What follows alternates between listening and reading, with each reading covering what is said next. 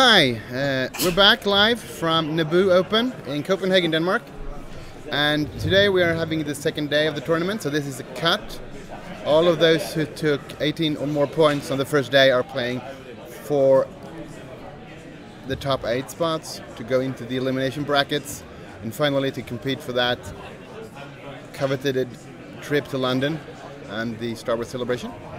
So today we have, in the first game, we have René on the left and Rolf on the right. René is flying Jake Farrell in his A-wing with the test pilot ability. He's got proton rockets, VI, auto thrusters and push, so he's kind of the standard Jake. He's got Chopper at Pilot School 4 in the Ghost, but it's not Ghost because he doesn't have the Ghost title.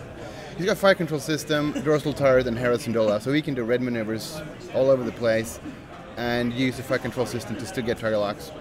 And then he's got a Gold Squadron pilot with a TLT. And on the right we have, as I said earlier, Rolf. He's flying Succus with 2 scouts. And we have Succus with VI, for fire control system, Mist Hunter and Tractor Bay. Just kind of becoming the one out of 2 standard versions of Succus. Then he's got 2 contracted scouts. They have plasma torps, extra ammo, the R4 aggro mech, so they can spend the focus to shoot the torps and get target locks. And you can still do this when you don't have to modify any eyes to get target locks for future rounds. And they've got Deadeye, of course, so they can shoot the torps with focus, and guidance chips for that extra hit. And Rolf is at 99 points, while René is at 100, which means Rolf decided to give initiative to René, so Jake moves before Succus. Because those proton rockets can really hurt the Mist Hunter if he gets them off at range 1.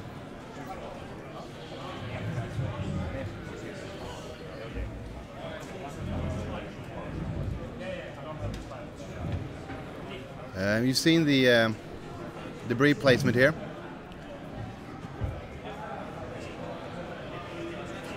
The round is just started here, so they're maybe 1 minute behind, but they're finished setting up here. For those of you who might know Rolf on the right, he's the guy selling and manufacturing the special anti-slip inserts that you can place underneath your base. We'll try to get an interview with him after the game and we'll ask him about those, because a lot of people like those. It makes your ships not slipping around as much. So dials are coming down here.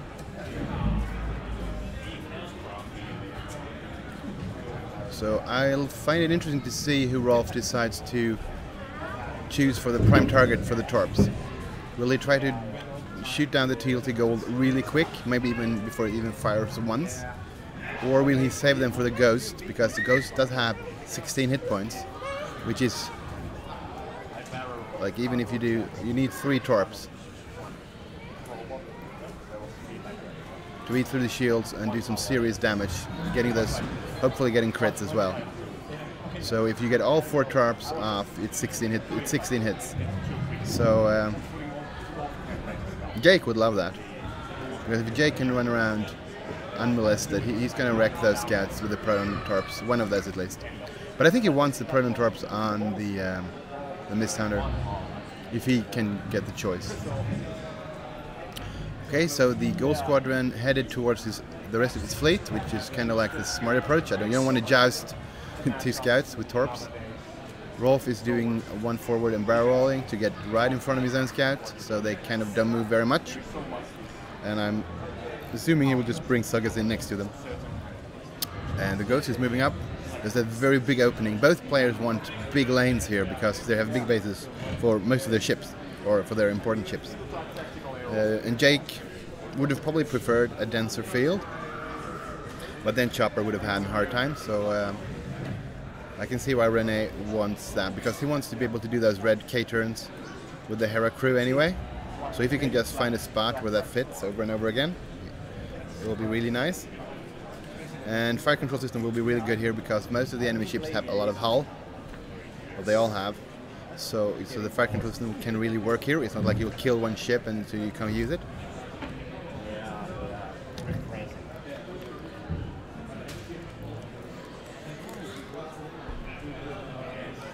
And yes, we did have the tube hard from Succus there to form up with the rest of his squad.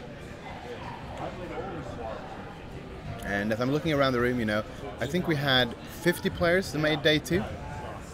One of those, I think, got ill, so I think we have 49 players, maybe 50. I'm not sure if he showed up or not. We also have a lot of non-players running around here because we're in the museum, a national museum in Copenhagen, and they have a lot of other Star Wars stuff at the same time. A lot of they have the 501st Nordic Garrison running around in full gear.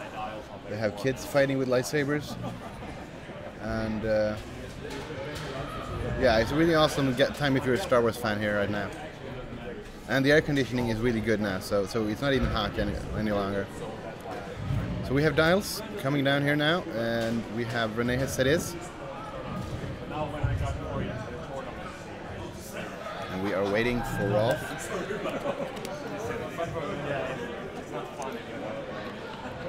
And it looks like he's set. We can see the R2s up above those jump masters. We have a 3 bank from the gold running to get close to his own friends there, using those big rocks and debris as cover here if the scouts are going to turn in. You want the scouts to come through the rocks to break up their approach vector, maybe needing to barrel roll and not be able to take the focus. But Rolf is just going straight up the board edge, going around.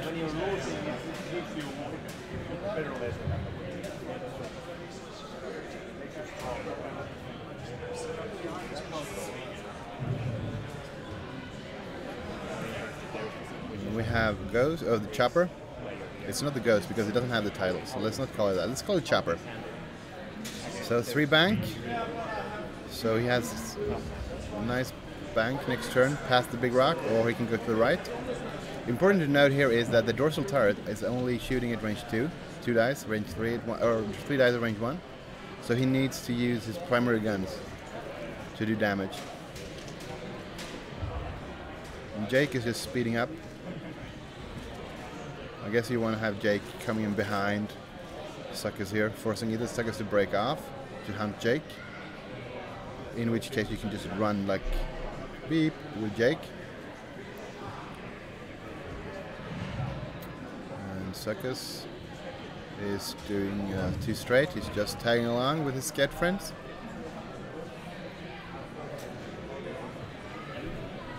And he tries to target lock, but there's no range.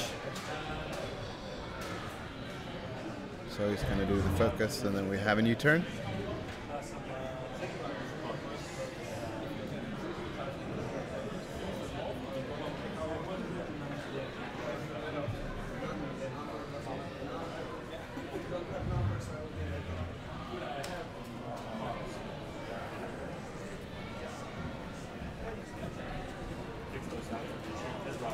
You guys just keep these for the...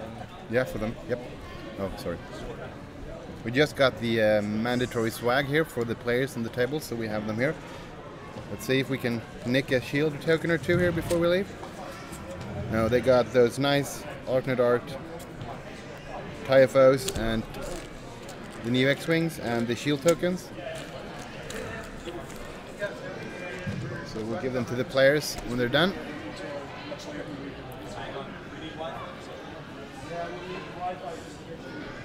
And we have the dials are almost set now.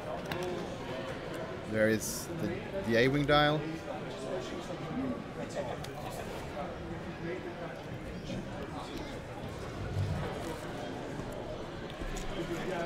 Ooh, these are the... Ooh, the plastic card is really nice.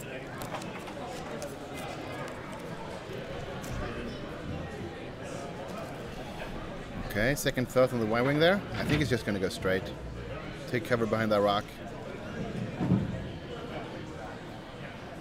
And just slow roll with... Oh, he's actually going behind his chopper. Well, he could just hard turn with chopper and then do a K next turn. Who will budge first here? Okay, so we have the lead scout turning into the center of the board there. There is a nice lane there for it to run through. The thing is, you want both of your boats side to side, shooting their torp at the same target, probably the Ghost. But that debris field, the Y-shaped one, is kind of annoying here, I guess, for Rolf. Are we thinking of the hard turn to the right from Chopper here, trying to lure them in? Actually, no, he's just going head on.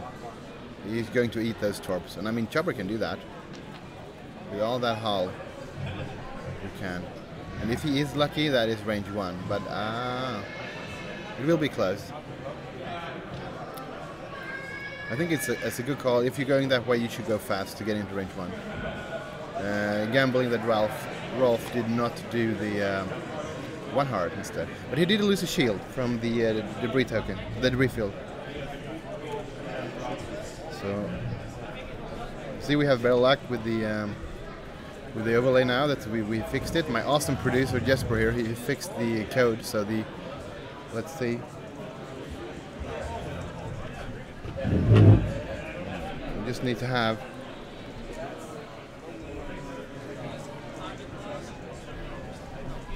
a good internet connection for the computer running the overlay.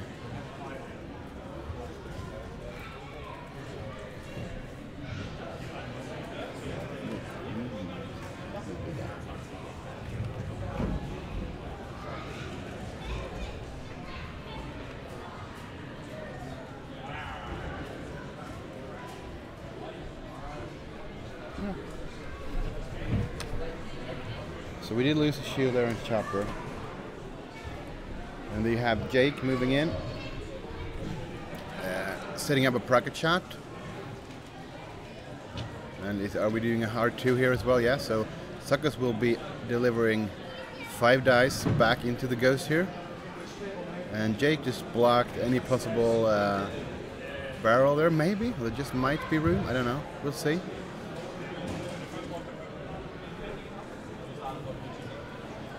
There might be room for a barrel to the left. But no, he's going to go all in on damage here. Expecting probably Rene to use the ghost on the same boat as Jake is delivering the proton rockets on. So it's going to be a one hell of a shooting here.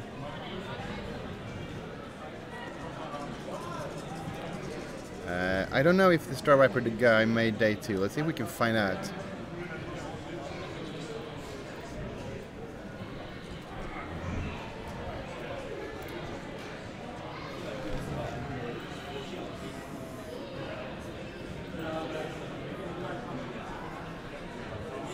So that's shields down on torpedo boat number 1.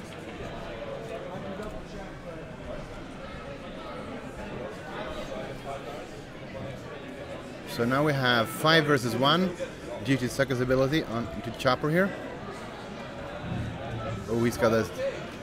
So 5 dice without the target lock or anything, and 1 evade. So 4 in the first exchange here. This is of course in Chopper's favor because he does have more hit points. But now the prockets are spent, and if he's going to shoot the torpedo boat here, I think, which means Suckers is going to be safe as well.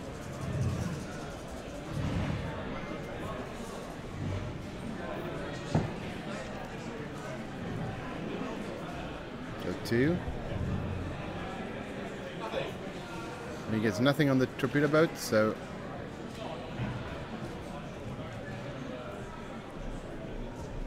I'm going to get Rolf's damage deck out here.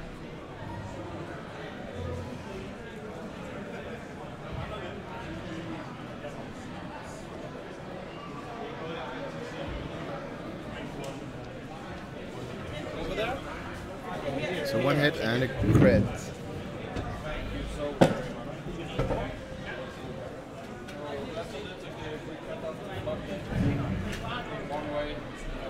So it was major explosion and nothing happened. So let's see, 3 hull left.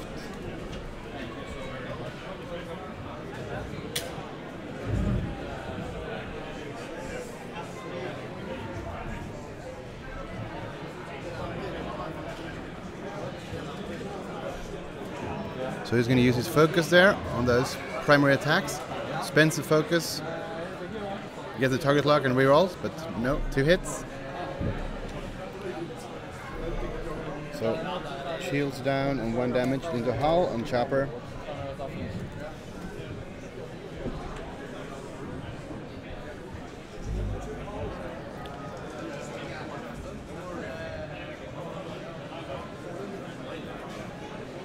So I guess we have the second torpedo boat shooting here.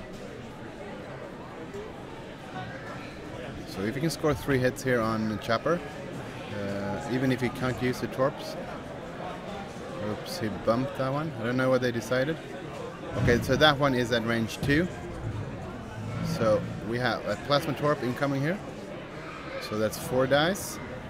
And he gets target locks from the agromech. Oh, looks like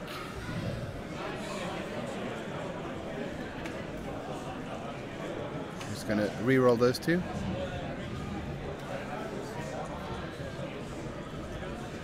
The 3 hits.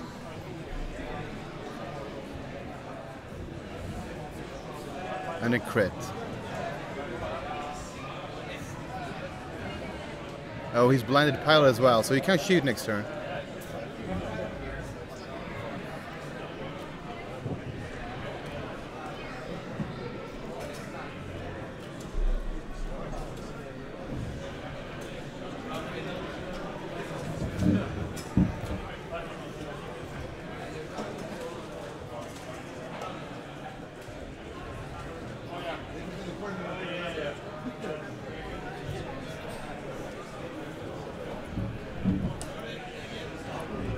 So we're just making sure they put the crit tokens down, because you guys in the stream will always pick stuff up and maybe the players forget. And the blended pilot one is a super important crit. So let's make sure we know. Okay, so planning here. I would bump my scout that is behind Suckus to prevent a K-turn. I don't think a 5. Yeah, maybe it should, because it's just range 1. Range 1 is 2.5. 3, 4.5. So there is a K-turn possible here. And I don't think you can block that, so you need to do a... I don't think there's any way the Rolf can block the K-turn then, if it's... Okay, so range 1, 2.5 plus 2, that's 4.5. So yeah, if there's room behind the U-boats, which I think there is, the chopper can K-turn here. And so I guess that even if he won't shoot, that's probably the best move to get back into the fight next turn.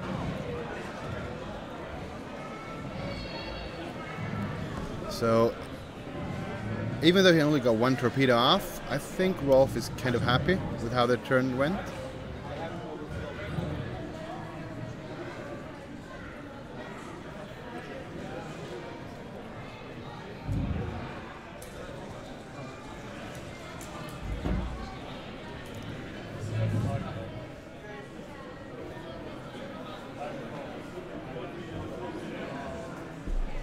Okay, so we have the rebel dials down, and we're waiting for the scum ones.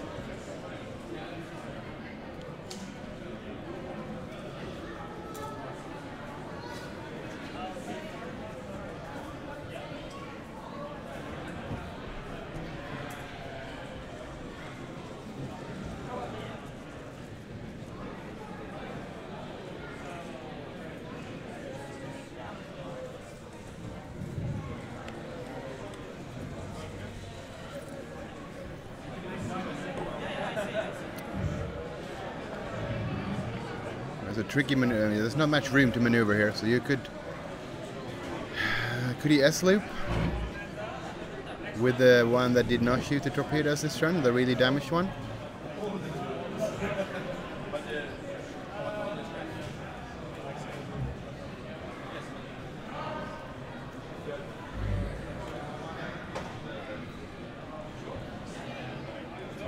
Yeah, I can see Rolf who's agonizing about this, because he's only thinking about the bumped one, or the one that is just behind Suckus. He didn't bump. If there is a 2S loop, if there's room for that, I should think that's the move. I don't think it can be blocked because Suckus is blocking the hard turn from Chopper. I think. It's tricky to see the base on the Ghost because it's so big. So if there is a 1 hard, then of course it's not a good option.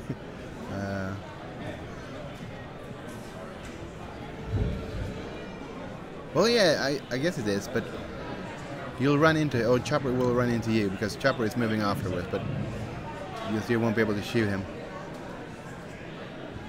So Renee is now rethinking the moves Jake is doing.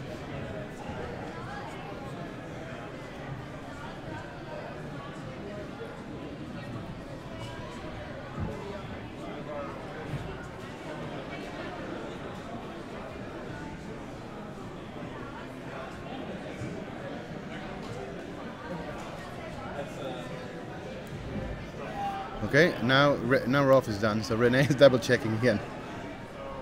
Okay, so we're gonna do the gold one first. It's getting a hard 2, I guess. Yeah, I'm trying to get into the fight here. Okay, X-Wing players for a hangar bay. Registration will begin now at the center table.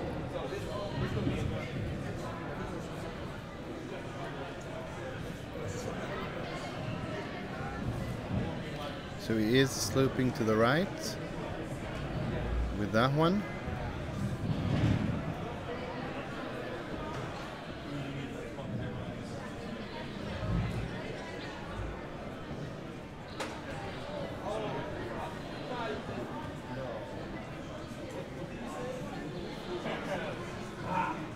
Oh, he didn't slope. He did the bank to get out of there.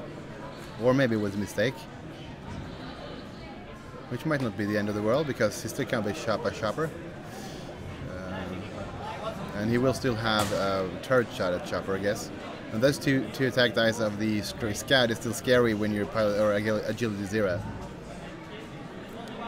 So here comes the other interesting move. He's doing a 1 hard.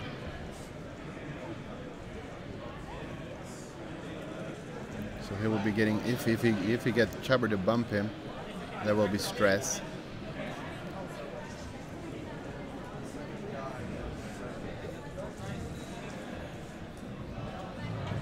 Yeah, we're all seeing that the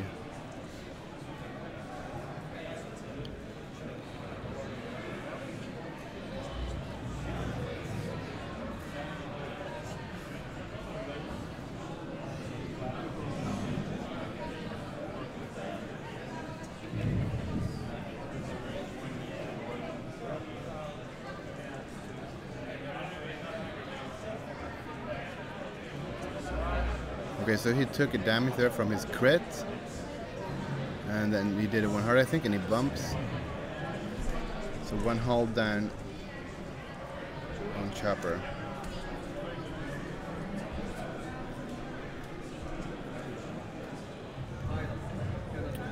Jake is going hard to the right, of course, which I guess is the best call.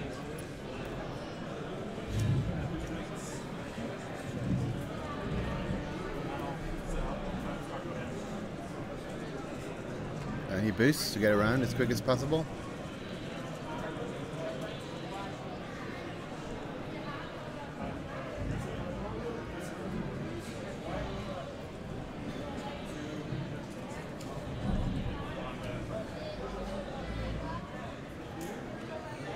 And then we're going to see what Suckers is doing here, because this will be fun. He could be hunting Jake, but no, he's running away,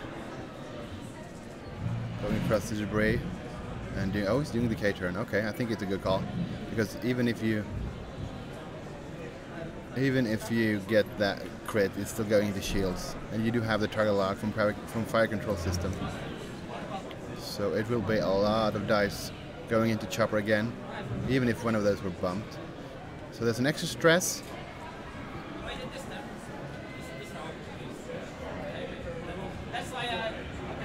So stress from K, stress from debris. And no damage.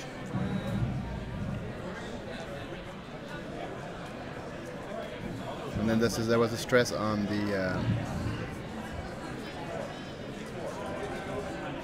So the thing is now, can they take the ghost of the board, the Chopper off the board here?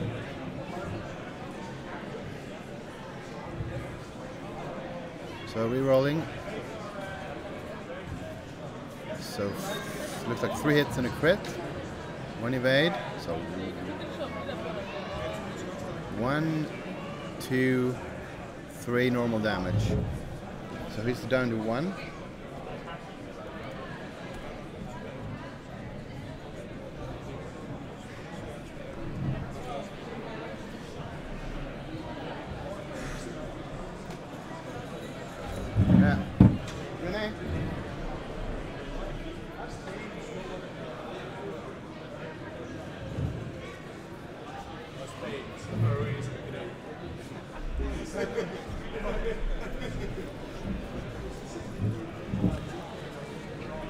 Okay, so he's shooting. It was stunt pilot, not blinded pilot. That's why he took the damage. So he takes shields off of suckers. A shield.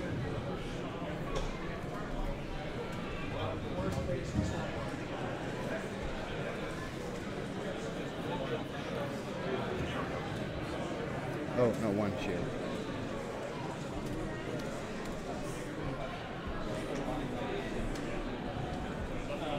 So 2 damage, 1 hit and a crit going into Chopper from the scout, which takes Chopper off the board.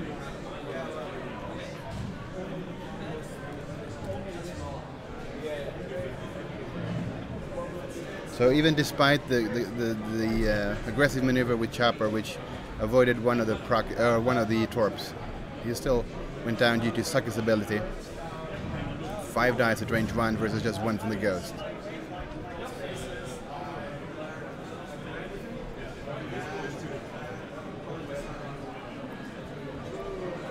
And then we have another one into Jake here. And the main thing here is that you will get the target lock because you will never hit him. So TLT into Suckers, I guess, because that 1 evade is gonna have a hard time. Ooh, just 1. He might actually. Yes, he did. Lucky Suckers there. And then we have 2, and that will mean 1 shield down. So Suckers is now at 2 shields left.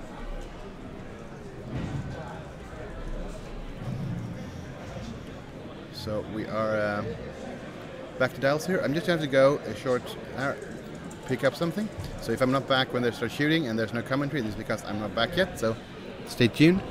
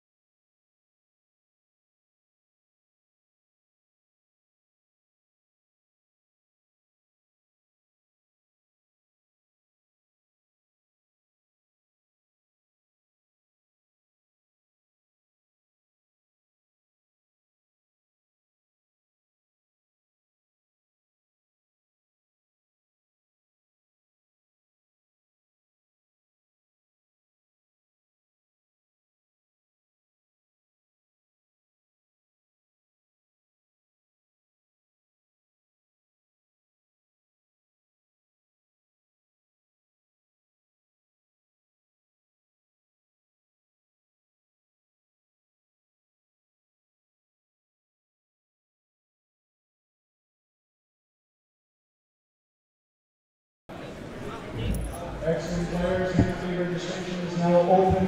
Please go see Henry. Okay, I'm back. Let's see, what did we miss? So the scouts moved a bit. As did the Y-Wing. And now Jake is coming in here. Could be gunning for Suckers there. And good thing here for Jake is like his 2 dice attack is still pretty good when you're shooting at Suckers, who's only got 1. And it looks like Suckers, who is double stressed, has to going to run over that debris again. I guess he could hard turn to the left, but I don't think if that's what you want to do here. You might want to just go head on with Jake here. Oh, he's decided to just go straight again. So he's going to lose 1 and gain 1 stress. And he's going to have a Jake at range 1. Or Jake is going to have a range 1 shot there.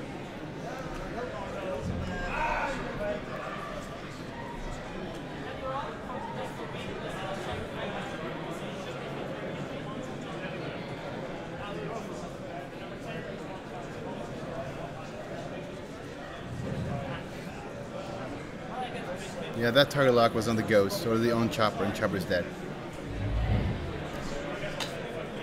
Yeah, the Y-Wing is going to get one of the torps here.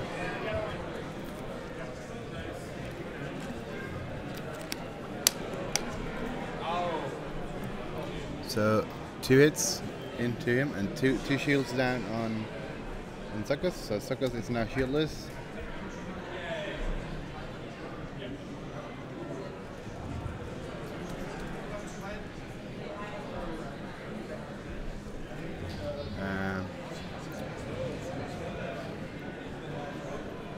Now the tricky thing here for Rolf is like he will probably have no trouble at all killing the Y-Wing, but if he spends all his torps and Suckers dies before Jake is almost impossible to kill with the 2 dice turrets, unless you get a block on him, and even then you will never kill him in just 1 shot. So even if he blanks out, so we'll see here. So this looks like.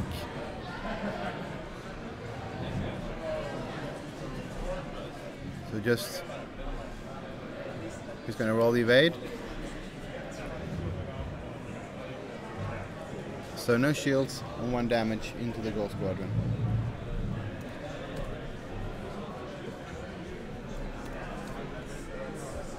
And then the turret from the other ship. Just rolling, hitting a crit.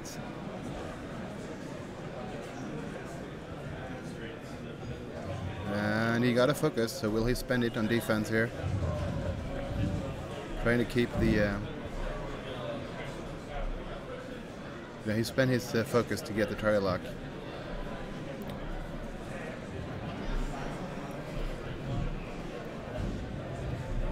So now, do you keep the focus for offense here?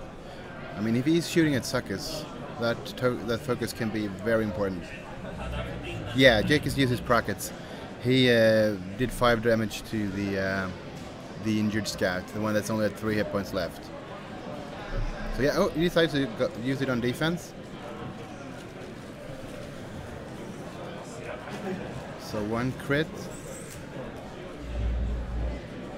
And it's now at 3 hit points left. And we have he's going to use the TLT on the damaged scout or on Suckers. Well, Suckers gets an extra die, but okay, he decides to go for the. So 2 hits and 1 damage into the damaged scout. Second TLT, just 1. So there the focus token would have been nice. And he does evade. No, he does not. It was a focus. So 1 hit point left.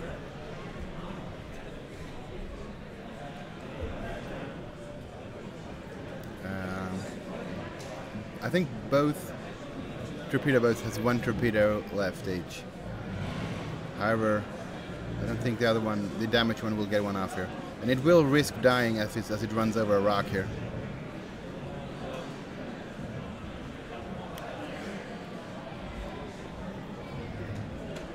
Yeah, take a Bobo 1. Rolf can't see you, but I'll tell him you said hi.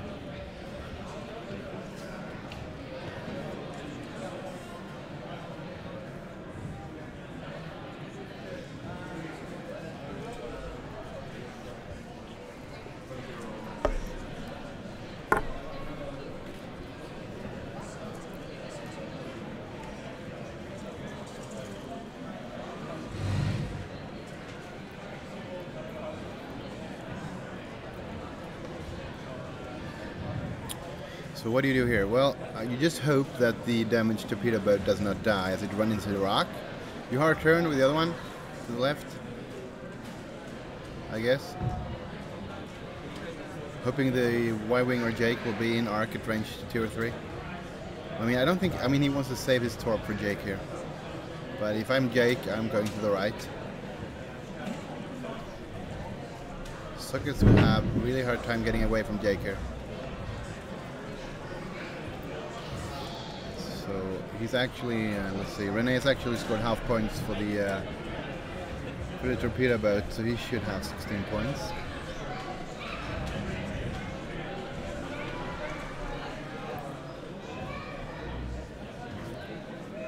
Okay, so we're just waiting for Sucker's dial here. And it's, I mean, he could do hard to the right, hoping to be, or a bank one. No, he won't be able to block Jake. Hard to the left to run away, but those are not green.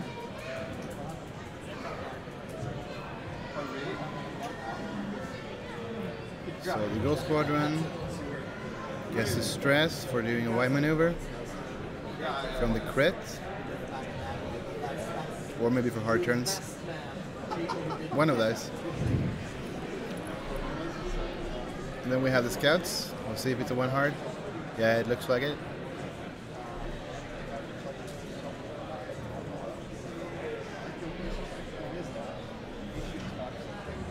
So I'm thinking that the two bank that he did with that boat when he intended to do the sloop actually paid off for him. Because that boat is in a good position both to finish off the Y-wing if needed. Or to set up, try to catch Jake later, which of course will be tricky. Yeah, it looks like he actually did not hit the rock nor the debris field there. So that was like, yeah, oh. That's a nice maneuver.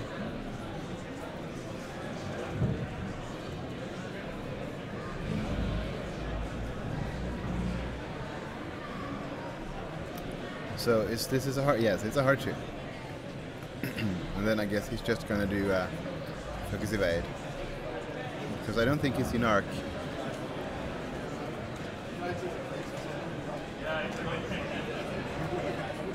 Well, yeah, maybe he is in arc.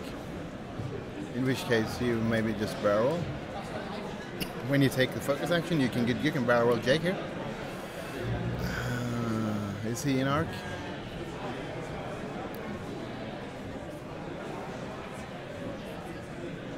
I think he is, yeah, he is barrel rolling. So if Suckers did a one forward here, he will bump, lose one of the stress tokens and not take a shot from Jake. So if Rolf did that, he should be really happy. But he needs to kill the Y-wing before it kills his damaged scout here. So will he, let's see, the Y-wing is a 3 hull, so yeah, I guess he's going to use his final torp on that boat to ensure that. Oh, he's doing a bank, so he's probably going to be an arc of Jake. That is not what you want to see if you're Rolf here.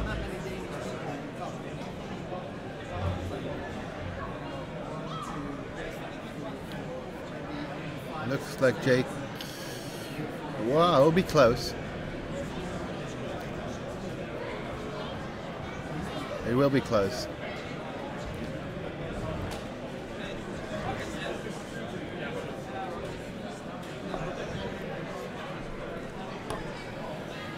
Yeah, Jake did not push. So this is the big question here. Is he in arc or not?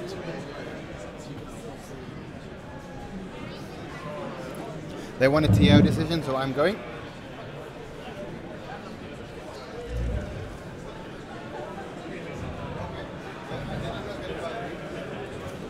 They agreed. Well, that he is in arc. So his 3 dice coming from Jake. So 3 hits, 1 evade. So 2 damage to Suckers. So Suckers is down to 2 hull points. So I'm thinking Suckers will not be in this game giving another shot here. Unless Jake wants him to for some ranged reason. So he's probably going to spend the torp. Make sure he can kill the... Yeah, he's spending the target lock because he already has a focus, which he can spend to get another target lock and then reroll again. So 4 onto 1. He needs to get 3 to go through. Looks like 2 hits. So he's gonna, I guess he's gonna spend the focus to gain the target lock. Yeah, and then he's gonna reroll.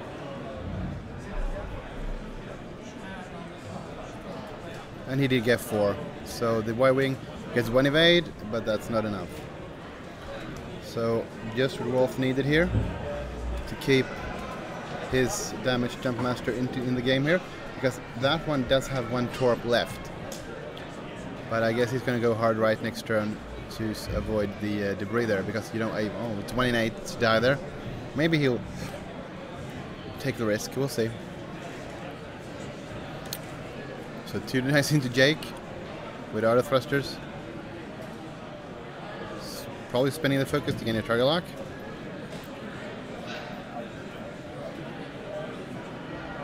Because if he just gets 2, there is a chance. But no. 2 in a blank with auto thrusters is 3. So you need a bump on Jake. Twice even here. The question is, of course, can Wolf keep his ships alive?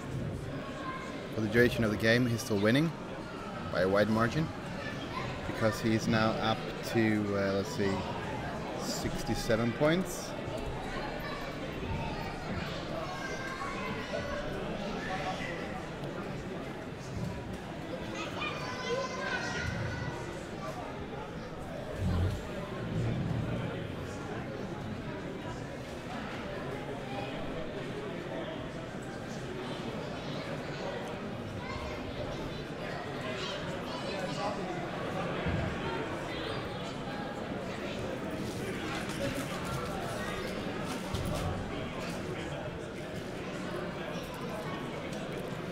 So we have the Rebel dials are down because it's just Jake now, but still, this is something Jake can pull off.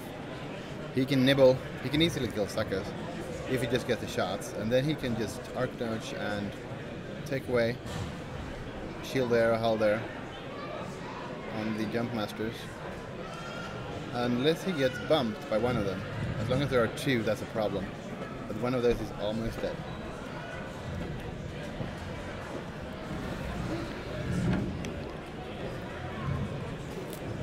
I mean,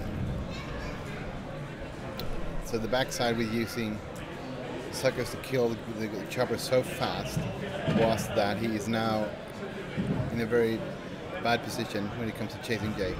If he had done a 1 straight last turn, so he would have bumped into the back of Jake, I think this was Wolf's game to lose. But now it's can go anyway. 30 minutes till the end of the round. 30 minutes until the end of the round. So we have 30 minutes left here. Vince Kingston, the awesome TO, is just shouting over the PA system.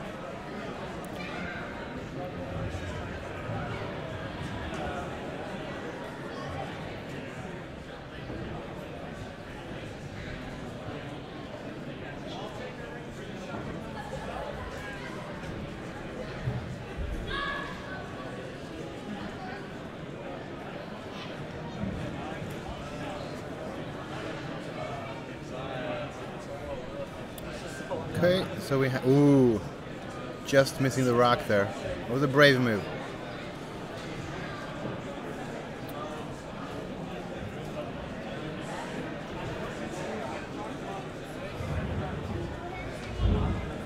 So there will probably be no shots from the Jumpmasters this turn because Jake is just not going to be in range.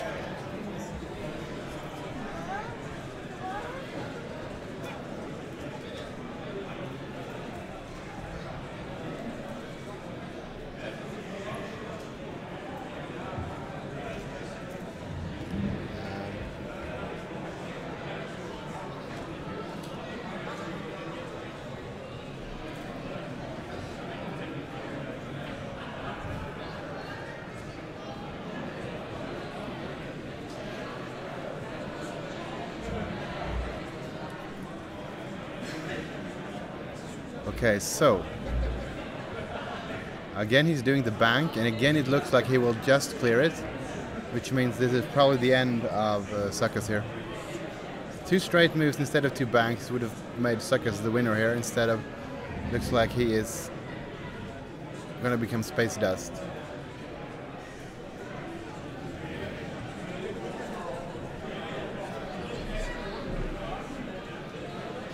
But did he clear the stress? Can he barrel roll away?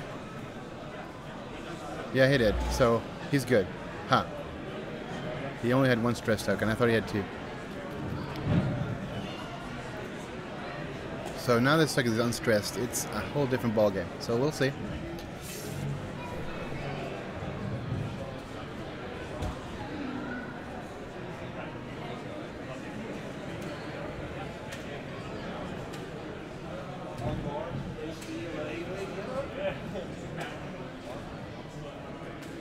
So it looks like a range 3 with a turret shot here. Get nothing.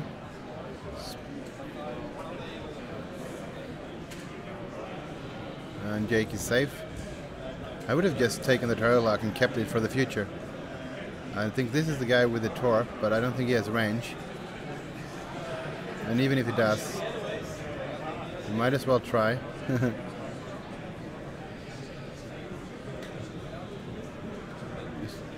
Keep the target lock. He's not. So he's safe. I wonder why he's not. Yeah, okay, yeah.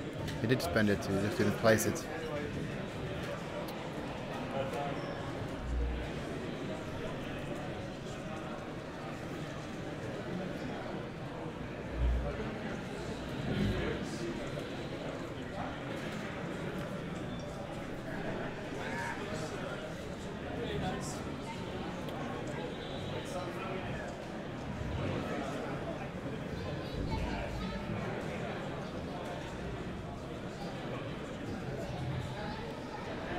Okay, so you're going to chase Jake with your jump masters. The really injured one is probably just going to run away again. Maybe a sleep to the right. And the other one is just going to go up straight. And we'll see. It's going to be interesting now with Suckers and Jake. Because Jake moves first, so Suckers can keep barrel rolling out of arc to stay alive here.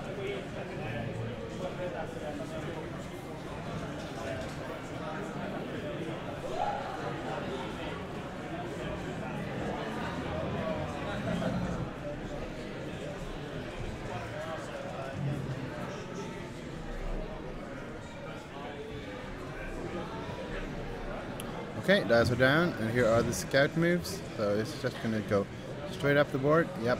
Oh, he's going to try a bank. Oh, looks awfully close to the debris. Maybe doesn't care. Still has 4 shields on that one. So he wants to try to catch Jake there. And he will be shooting an unmodified torp if he does. Well, with Gaden's chips, but because he will not be able to get any focus in any way there.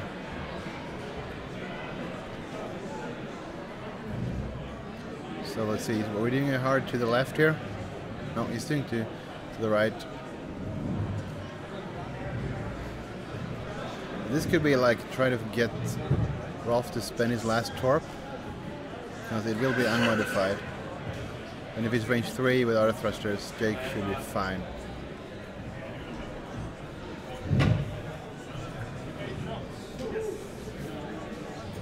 So Rene is thinking about the whatever he's going to do. He gave the focus to Jake now, so is he boosting or barrel rolling?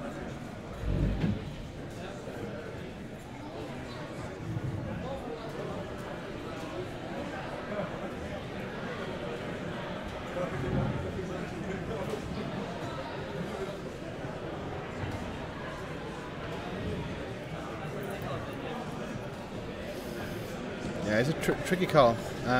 If you boost, he is maybe out of arc from the torpedo boat, which he might be worried about. Even though 4 dice, guidance chips, 3 dice, auto thrusters for Jake. If you take the evade as well instead. He decides to boost, and then you can push to evade as well. Because I don't think there's any way for Suckers to have arc on you unless he goes like does a K-turn here or something really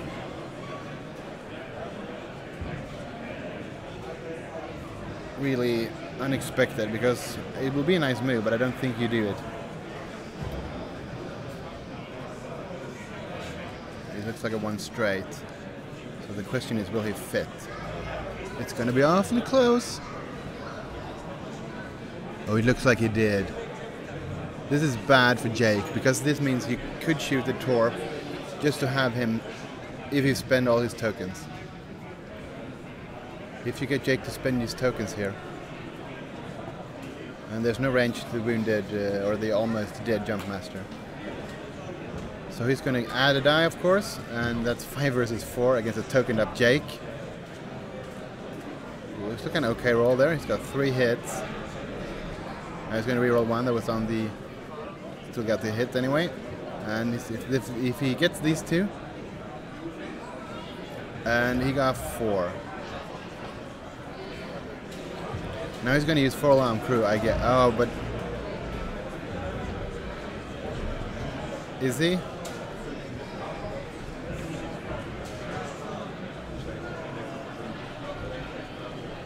Suckers will be in a really bad spot next turn. But he can still barrel roll, so I'm gonna reroll that. Okay, that's really bad for Jake. So that's 3, and he couldn't spend his evade. So I guess 4 alarm crew was a good call, and a crit. And I don't know, it might be. I don't know which damage. Let's see if we can figure it out.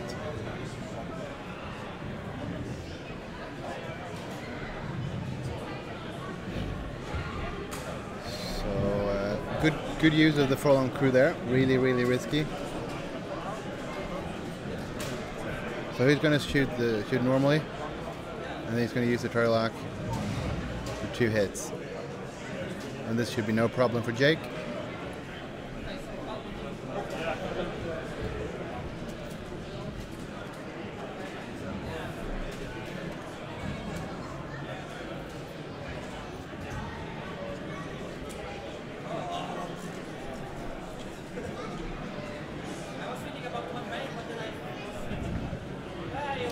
Okay, so that was a good round for Rolf. Really risky move with that full alarming the evade, because 1 straight and a barrel roll.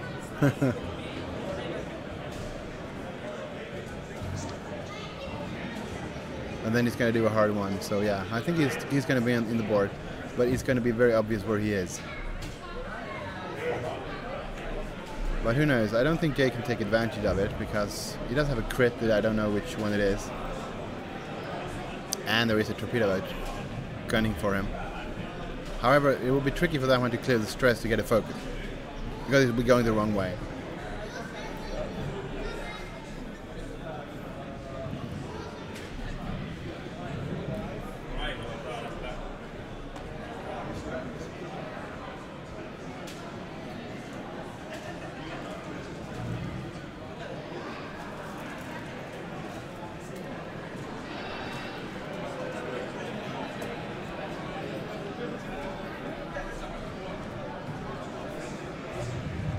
Yeah, I agree there, Lemon. It's really easy to be the armchair general here. Okay, there's the sloop.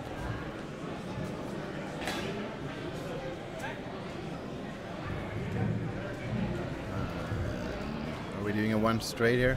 Clear the stress? No. It's just hard turning to the right. Let's clear the stress next turn. I mean, if he could get into the way of Jake. Is it a 5 forward? Yeah. Or a 4? 5? 5.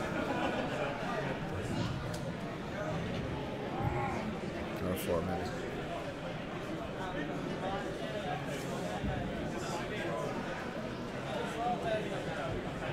And the boost into the... after he got the focus, so he's not pushing the limit, but I think he will.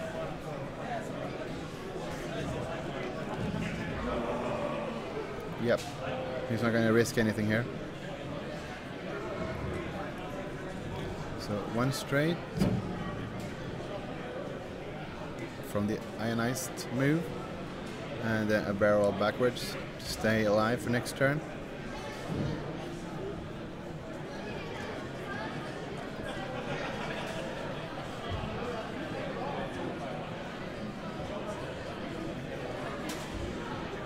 So there might be range 3 shots from the boat.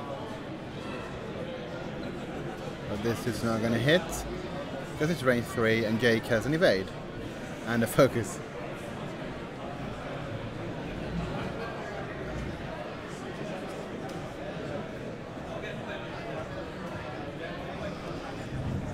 Okay, back to Dal. So we know that Sakas is going to do a hard one.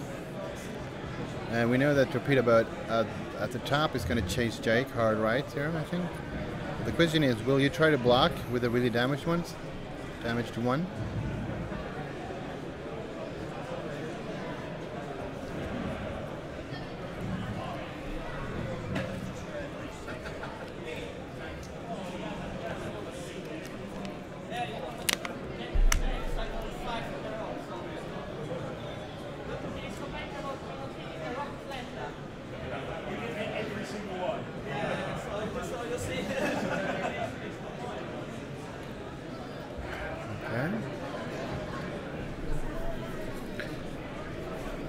And Jake is running to outside of the debris field there. I mean, he needs to kill the damaged submarine there, U-boat.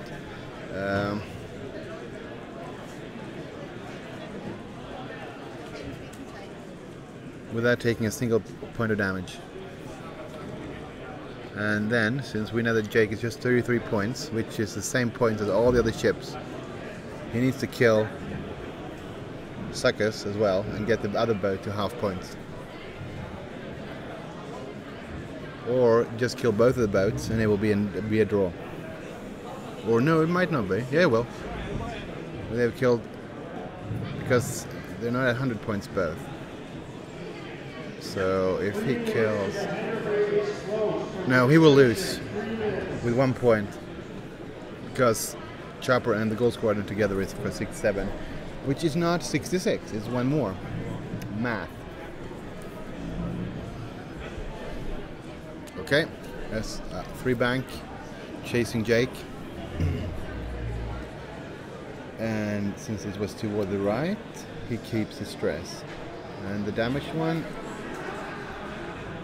he is now running away. Is he on the rock? No.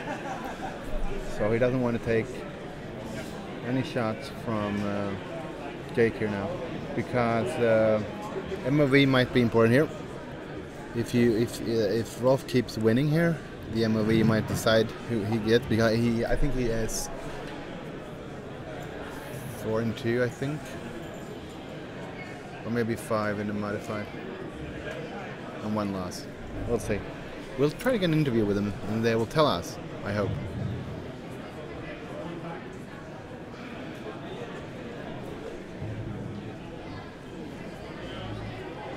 And Jake is using the debris token as cover.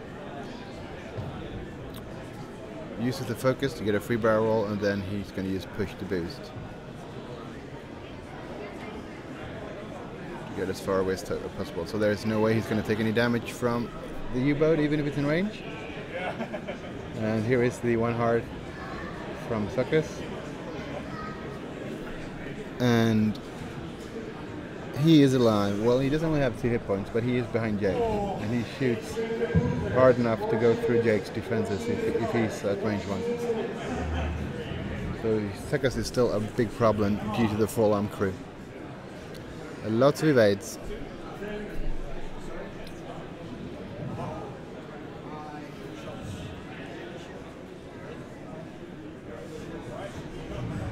Registration for the hangar bay is closed. The registration for the hangar bay is closed. So Jake is decided. Here we have the damaged one, who is too hard to the right maybe, or banking, just getting out of there, trying to stay away from Jake's pea shooter.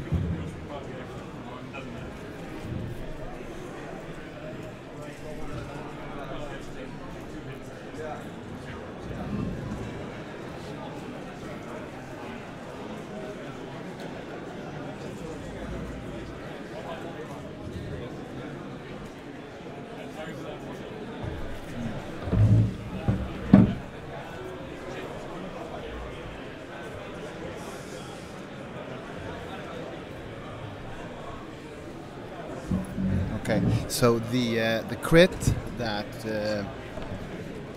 Jake took is major hull breach, so all future damage will be crits, but that does not matter because he's at 1 hit point.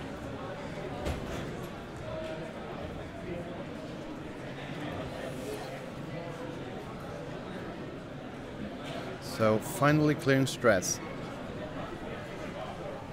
Now I guess he's going to do the... No, I'll take the focus. I would have taken the target lock for future turns because Jake is just hard 2ing out of there.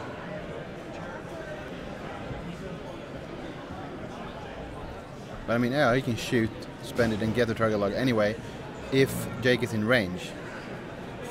Which he will be because he's boosting towards him or barrel rolling towards. And then push for boost. He's trying to kill the final jump master or the damaged jump master. And one banks again from Sekas here, cutting in above that debris field next to the jump master and the barrel roll. Close the gap as soon as possible. But he really needs to get into range 1 to kill Jake. Because at range 1 and following one of the tokens, odds are the one will squeak through.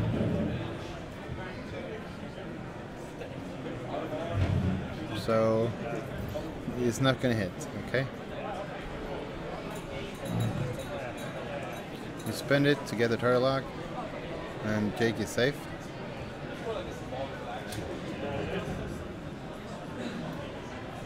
Yeah, the only reason he's shooting is to get the target lock. He's not going to hit, he knows that.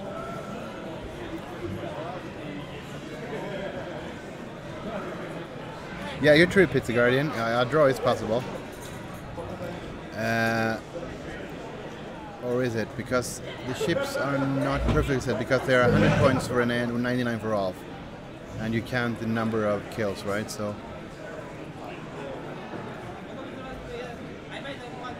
67 points is not possible to get, because all of Rolf's ships are 33.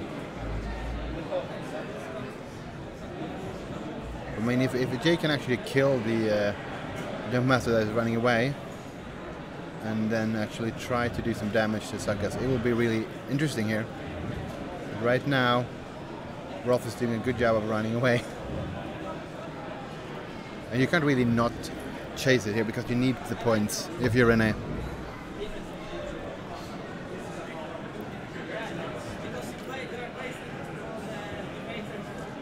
X-Wing round, 7 participants, 10 minutes until the end of the round. 10 minutes. He's trying to barrel, but it looks like there is no room, so he will focus. And the other one is, let's see, 3 bank. Yep.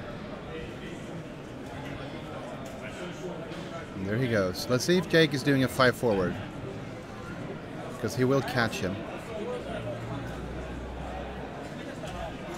Looks like it, yep. 5 forward, which is green, which makes the I-Wing an amazing ship to fly. Too bad it's only got 2 attacks. And then there's the boost from the focus token. So I'm assuming he's going to push for the... no, he's going to get a barrel roll to set up. And also get further away from Sekas here.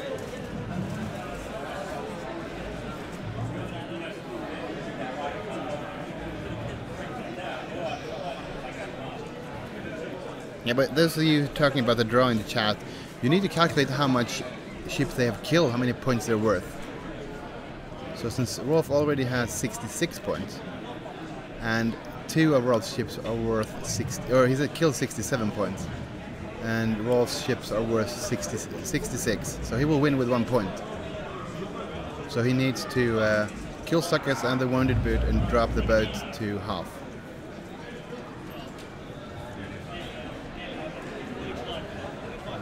He's going to use, well, just 1 hit there, but it's enough if he fails to, but he does have the focus token.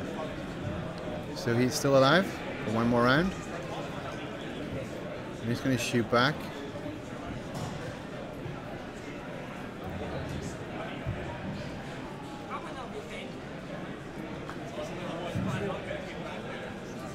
Sorry, 2 hits. Auto thrusters. So he's safe.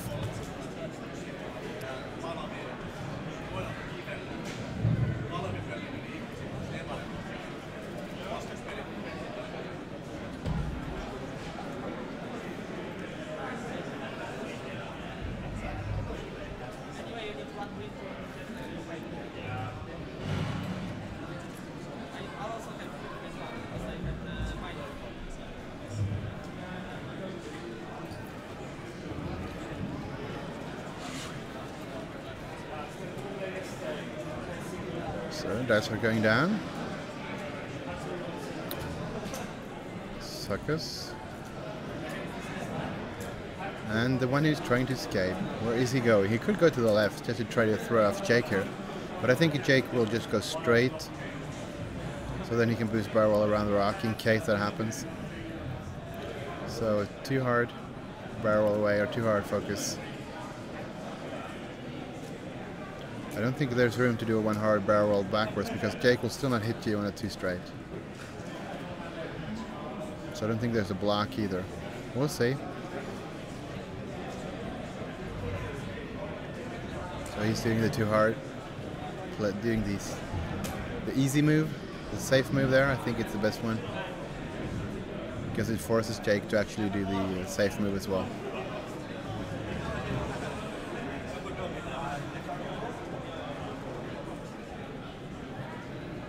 Focus for defense. So if Jake gets into range 1 now, I think we're going to see the end of that jump master. Here's the chasing one. He's going to bank 3. He'll be awfully close to that rock, but I think he's going to be safe. We'll see. Yeah. Nice move.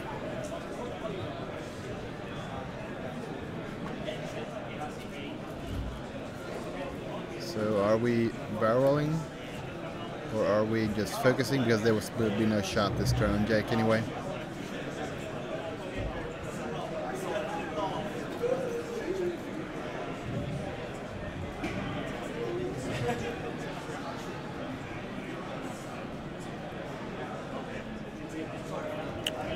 So you did a 2 bank, so maybe if you did one, maybe you could have barreled backwards from a 1 straight.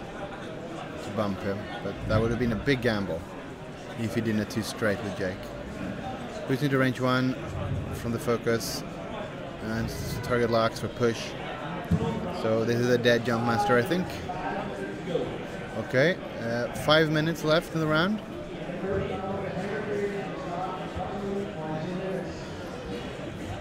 So there's a 2 hard and a barrel roll coming up here, which will give Suckers a shot. But it's going to be range 3 through a rock.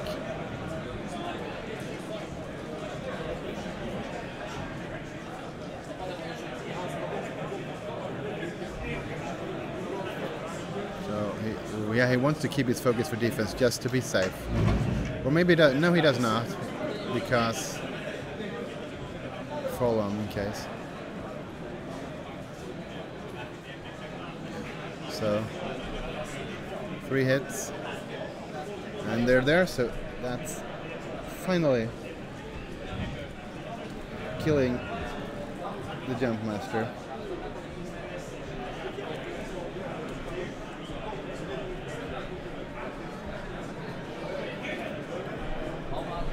So we're going to see if he's can shoot outside the rock or not, because they appear to be quite parallel.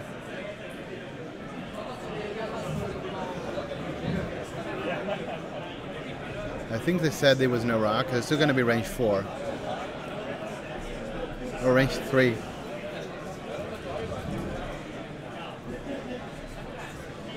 So he's rolling an extra die from his ability,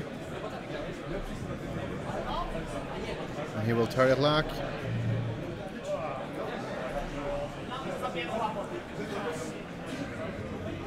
Auto thrusters for 3. So yeah, 1 creeps through. Good game, guys.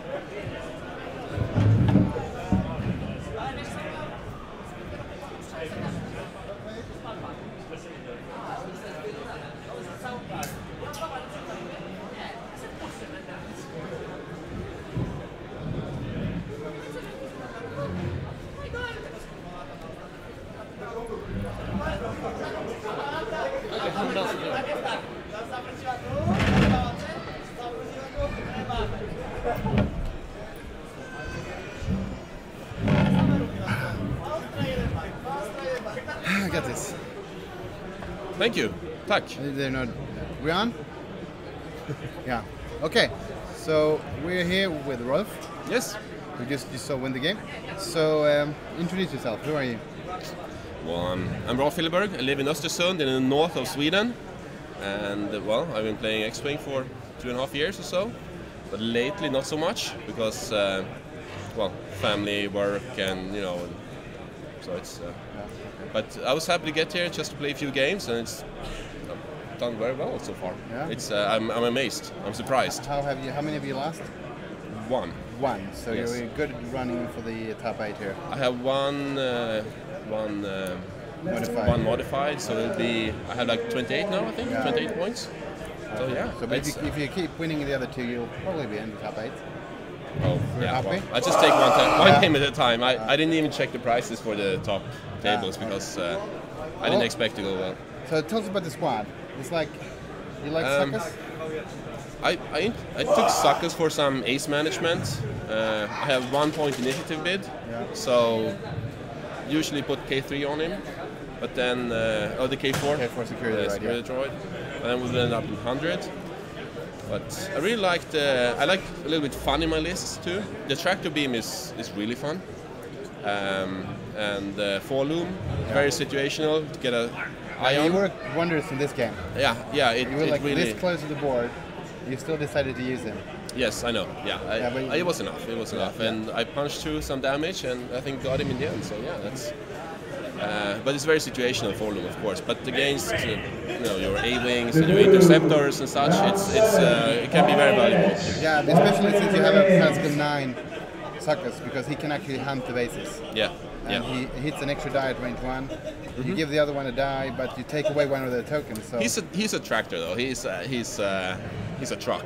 You know, he's not a great hunter, but still though, Jax and Inquisitor, they don't know where he is.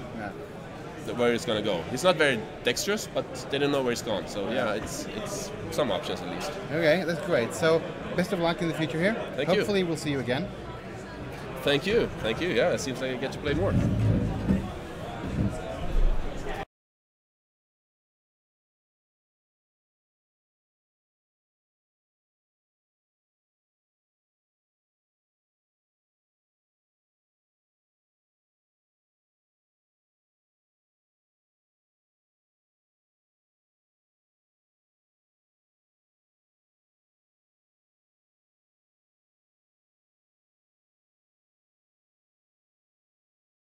Well, let's have the camera focus. There it is. Okay, so now they can see us. Okay, so I'm here with René. Yeah. Introduce yourself. Tell them who you are, how long you've played X-Wing. I'm René. I'm from Denmark, and I played X-Wing since Wave 3, I think. Since Wave 3. Yeah. So, is this the biggest tournament yet you've been to, or you've been to the biggest? this is a number of players. This is the biggest I've been to. Yeah. Okay, and you've been doing quite good with a chopper list so far. Yeah, I honestly didn't expect to get this far. I was hoping for 3 wins yesterday, but for some reason Jake rolled insane rolls yesterday. He rolled 2 crits on a U-boat, and it blanked out. So it was one of those games where it just went in my favor, and that's why I made the cut. That's really guys. So, I mean, now you lost this game, so you might have a hard time getting top 8. I also have a modified, so I don't think I'll make to top 8. Yeah, okay. But I'm hoping for top 32 at least. Yeah, and you get some nice loot. Yeah. So, anything else you want to? What do you have? The TLT Gold. What's his role in your squad? I mean, those 24 points. Could they be spent on something else? Yeah, I tried it with 2 C95s, 2 Salas for the pilot skill. It didn't really work out.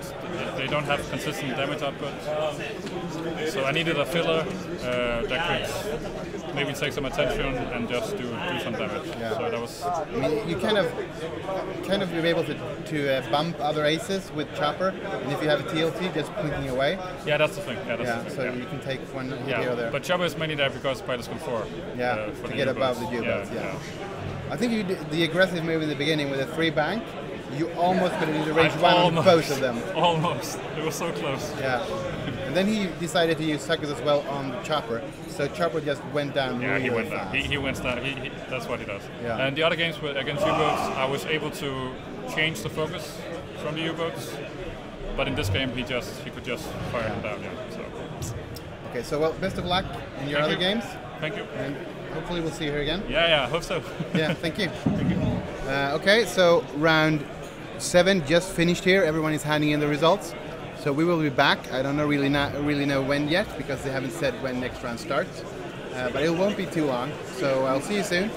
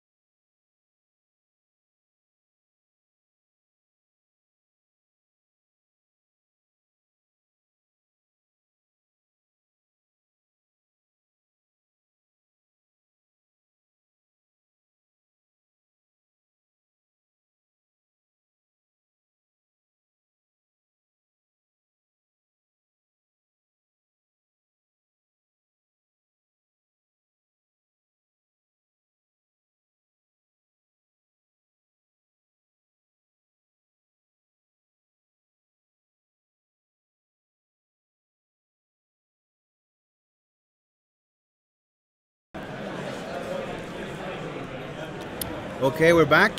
We are at round 8, second day at Naboo System Open, Copenhagen, Denmark.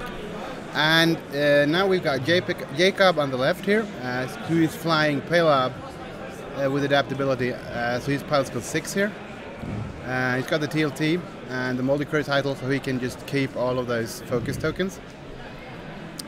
He's got a party bus, the Transition Slaver with Forlam, Dengar, and Sucker's crew, and a contracted scout with Deadeye, extra ammo, Proton Torps, Rec Spec, R4 aggro mag, and guidance chips, so it can hit really hard if it gets those torpedoes off.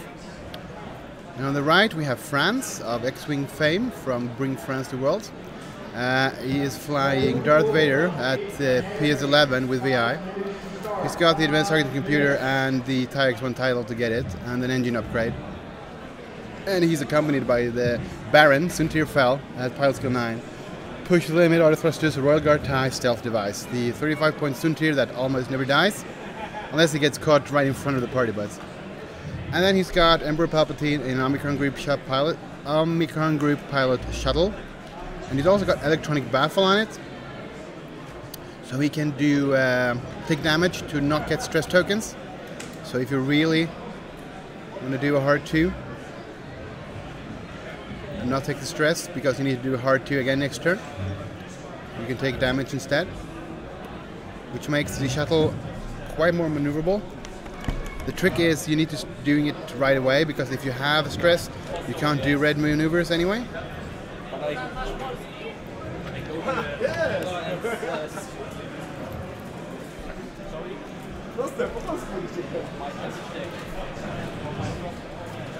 Oh, we've mixed up payloads. He's got 4 shields and 1 hull. Wampa would love that.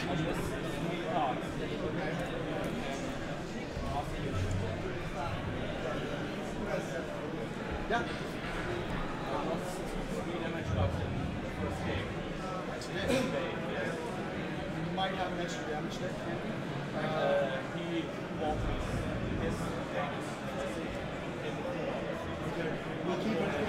If anybody turns in cards, we'll keep an eye out for what it is for the end of this round, so that we can find the cards.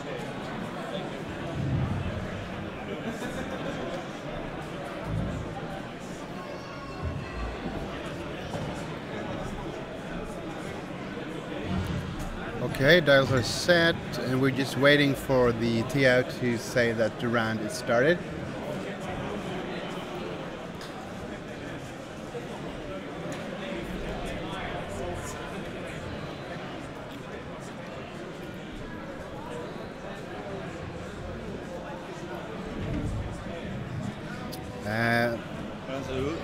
You're on, we're live here. Yeah. So we've Jacob here, who's looking at the stream. My first time on TV. Yeah. You're playing France, so he's famous. Everybody knows him. That's right. Yeah.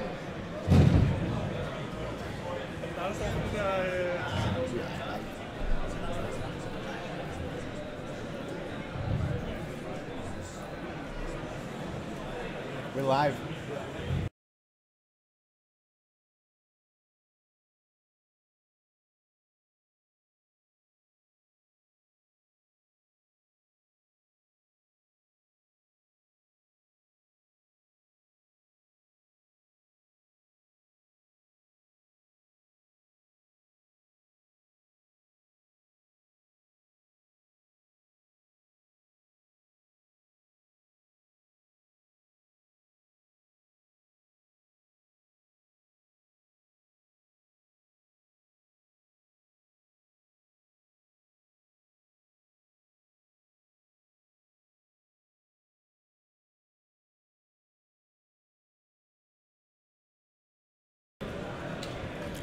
Okay, so it's less than a minute.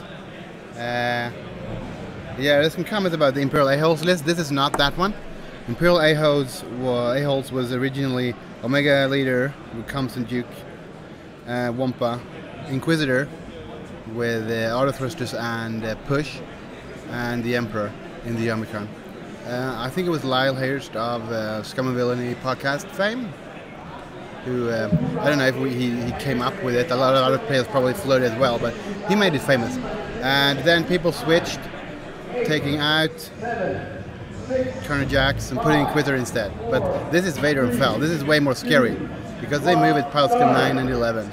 However, Jacob here has the tools by stealing tokens with Paylob, torping it, and then just shooting it with the party bus, because the party bus is going to be really nasty if he catches one of those aces. And as you can see, Franz is moving his shuttle very aggressively, straight towards the enemy. Most people would have run with the shuttle here, but I think he wants it to block the slaver, to make sure the slaver can't chase his aces. And if he loses Palpatine in that, I don't think he cares. He might even like to take out both torps from the scout into the shuttle just to make sure there are no torps, especially going for Vader, because Vader does not have the survivability that Fel does. Fel can tank a torp at range 3 with auto thrusters and all tokens. And if he has the Emperor's backup as well, he's just not gonna care if you're shooting torps at him. He's that maneuverable, or he can evade that most of the time. Green dice can always screw you over, but I mean 4 blanks can be 3 evades with auto thrusters, the token, and Palp. So if all 4 torp shots hits, he can take 1 and lose stealth, but he would still be alive. So if those torps are shot at the shuttle, I think he's happy. And he's just going straight forward here as fast as possible, because he wants to get way of the arc of the party bus. And he's doing the same thing with Vader here. I think this is the right call. I flew against the exact list that Jacob is flying in one of our local store championships in the final, and I was flying Vader, Jax, and the Inquisitor. And I just managed to squeak out a victory with 1 hit point Inquisitor left, because that party bus is just wrecking aces if it gets arc. So I mean, if the shuttle can block a hard turn to the left from the party bus next turn, which I think he can, if he does a 3 forward. I think that's what Franz wants.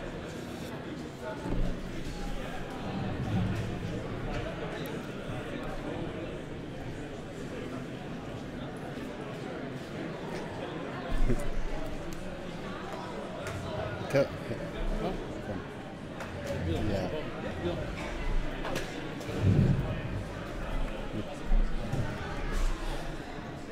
So we're back to dials, and I would bet that he's doing a 3 forward with the shuttle, trying to prevent the party bus to target his aces.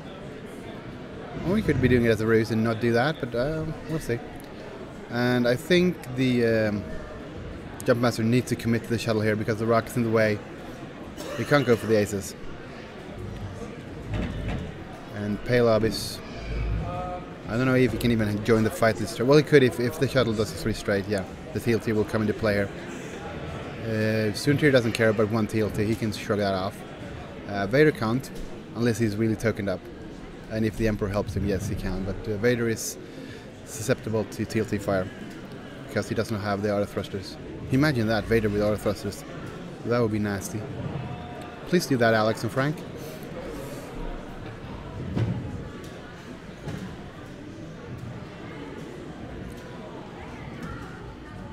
Okay, so dials are down for the scum.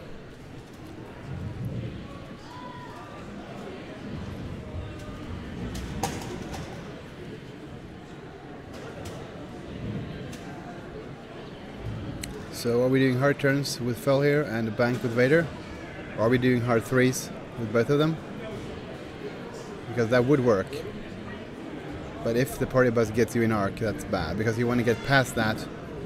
Yeah, here's the 3 straight. You want to get past the auxiliary arc as well. You have to remember that the shuttle, or no, the Trandoshan can shoot in 180 degrees. And all of the crew works in arc, because they work when you shoot. Oh, look at that. He did it 2 straight. Franz is really liking this. That Trandoshan will not have a shot at his aces for a few turns now. And he won't even have a shot at the shuttle now. So the shuttle might actually survive this. Range 1 shots from that guy, which means that the shuttle will even get a shoot back. So if he is gunning for either the scout or the or Palob here, he can probably, with he I mean Franz can probably have all of his guns shooting at the target, and I guess it's going to be the Jumpmaster, since Palob did that move. I like the Palob move. I do not like the Trandoshan move. And yes, here are the 3 hard turns. At least from Suntir. And now he just needs to barrel roll to get out of arc.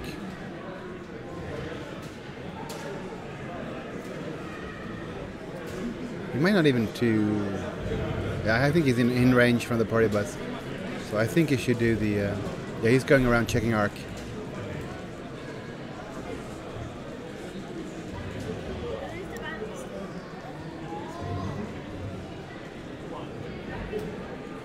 Yeah, the question in the chat is like, would you have full stop the Trando there? Maybe, or maybe just keep it in formation with the scouts, because then you would know you would have shots at the shuttle. I mean, because he's still rolling 3 dice at the shuttle, which is way better than none. But I think Jacob was expecting a stop from the shuttle, because I think he was committed on the shuttle with its party boat anyway. He wasn't thinking about Francis trying to make sure it does not shoot his aces.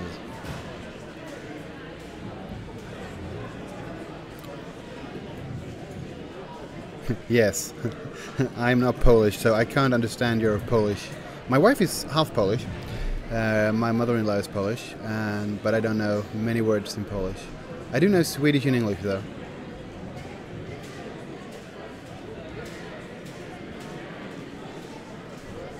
Which, of course, is why the reason I misspelled your Polish winner's name. Oh no, it was just a typo. It's Kush, I think, and something else probably. It's probably short for Kucharski or something like that.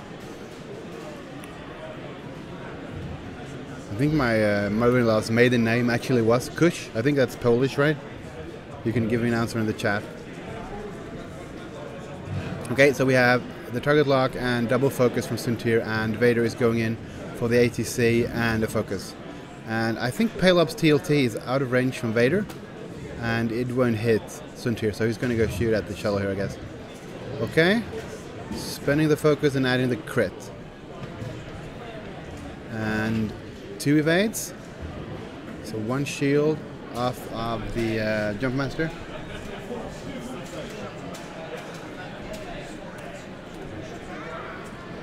And then we have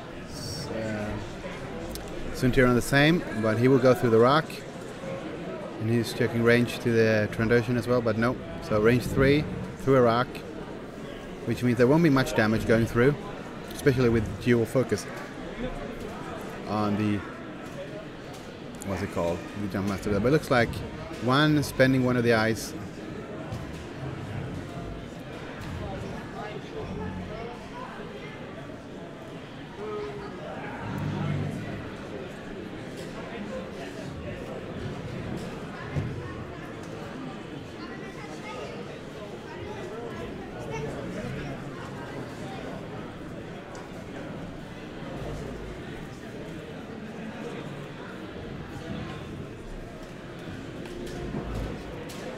Okay, so there are 2 hits and nothing, so 2 shields up.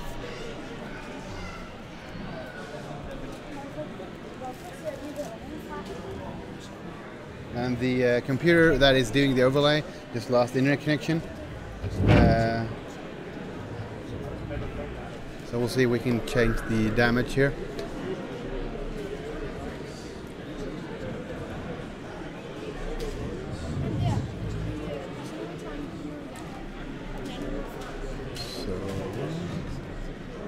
So we have shields down on the shuttle.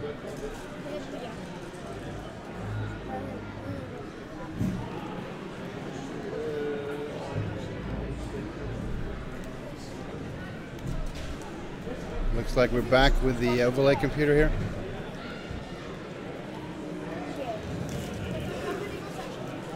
So it looks like we have shields down on both the shuttle and the Jump Master.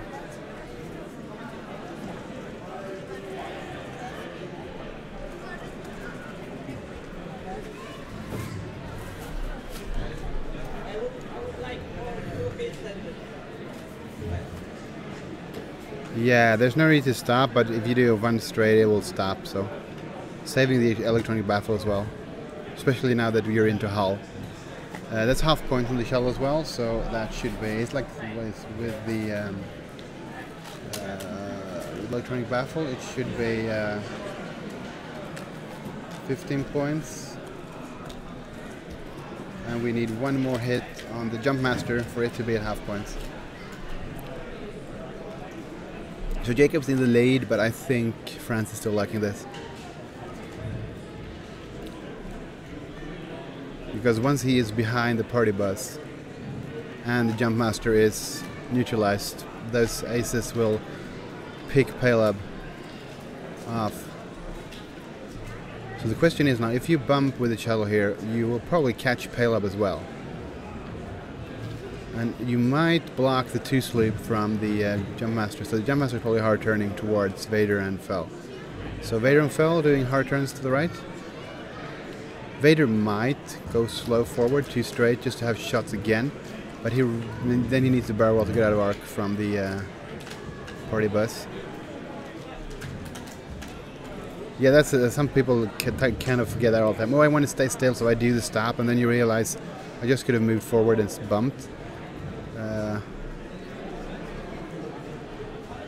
So I'm going to say that the cello does a 1 forward, Suntir goes to the right, and Vader is... you want to play aggressive here? Try to catch range 1 on the jump master. But you risk bumping, and if you bump and the Trando is there, you will be shot by the party bus. So no, you go to the right with Vader as well. And Palab is hard turning or bump banking to the left, or hard turning too. Jump master turning to the left, trying to get out of arc from the shuttle. Do not take any shot this turn, and try to finish off the shuttle with the help of Palab. And the bus is going 3 forward. You need to clear the... even if you... Oh yeah, you could stay and hope Vader goes forward. But no. You're not going to gamble with Vader like that. Not yet.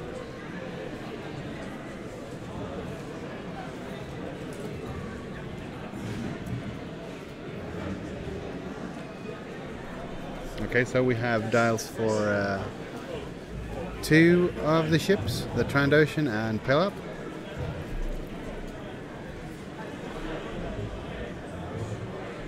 I really like commentating on the games where there are this kind of Imperial ships, because they are the ones I tend to fly. So I guess I'm slightly better at those than the other ones. I did win a Star Championship this year with Vader, Karner, and the Inquisitor. Yeah, I think I said that earlier. Yeah, against these exact scum list in the final.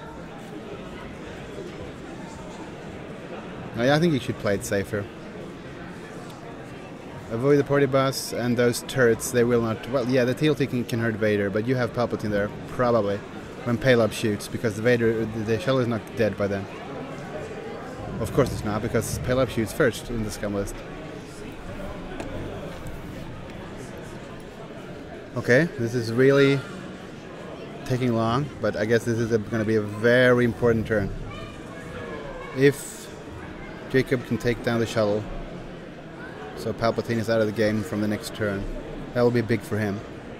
And if France can get any shots at all, that'll be really good for him. Besides, if the shuttle can kill, or not kill, but shoot at Palab. Because you want to play it safe, going to the right here with the aces, and then they will be safe, and then we'll come in behind the party bus. I could see a 2 straight from Vader, but that's a gamble.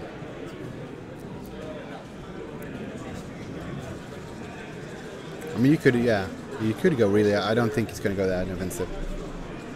So nothing, 1 straight, bumps. Oh, he decides to keep the... No, he did a 3-hour, but yeah. So he moves, or he does not move. Which means he will catch Vader if Vader goes forward and bumps. So... yeah, he did the hard 2. No, he did a bank. Ooh, I don't think that will fit.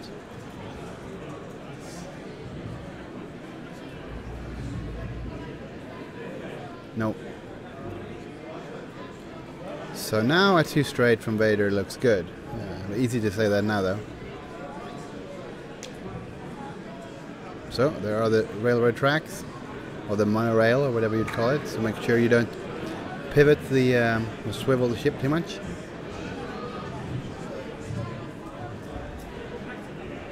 Yeah, well, there's a question in the chat about the new acrylic cluster mines from the regional kits. They have issued new ones. I know, we have them. We have a regional in Malmö, Sweden on July the 2nd. And we have already gotten the replacements, or well, the store. So they will be handing out the correct ones to the winners. And then there's Paylab's move. Yeah, one bank. And just keep... I know he's going to turtle lock to just make sure he... Well, he might be a range 1 there, yeah. It looks like range 1, because range 1 is 2.5 base length, yeah. So he'll be a primary hawk shot, 2 dice into the shuttle. And there is the safe move with Suntir to do your boost and then token up, to be able to turn around slightly faster. Let's see. Yeah, it looks like that's 1 bank. There will be no shots this turn.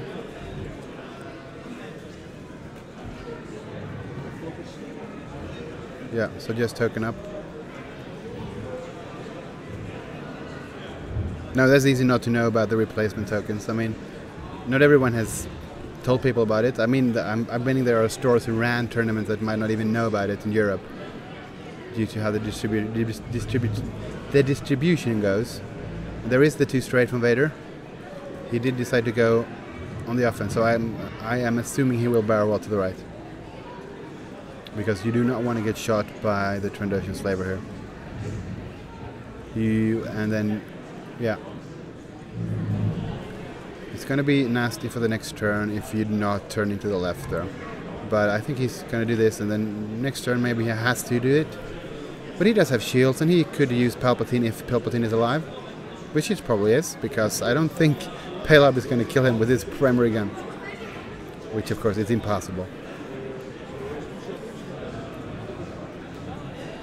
So Vader is shooting here at the Jumpmaster, I assume.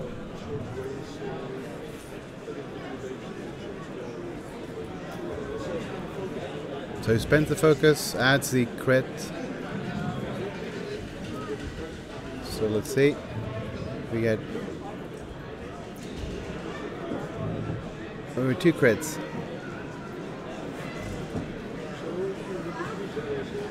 So he's got 3 hit points left. The scout.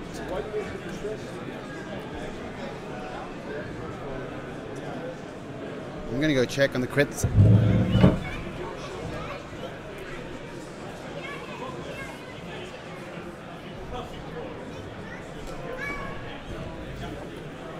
Yeah, he's got loose stabilizer, which means he's gonna get stressed on web moves, and he's got a console fire, so he needs to get rid of that, or he might take damage on a hit and crit at the beginning of the next combat phase, if he's alive, which he is.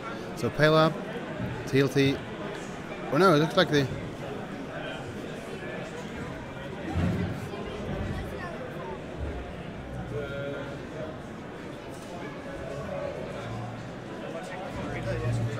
Are they shooting TLTs at range 1? Oh well, I'm sure they know. Maybe it's range 2.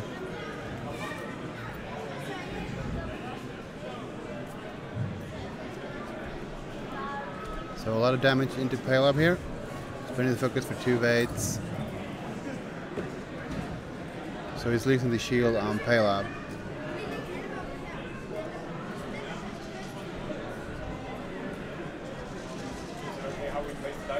Yeah, it works like.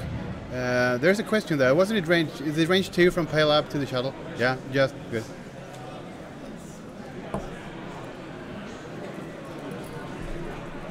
Okay, it was just range 2. Yeah, no torps shot by the.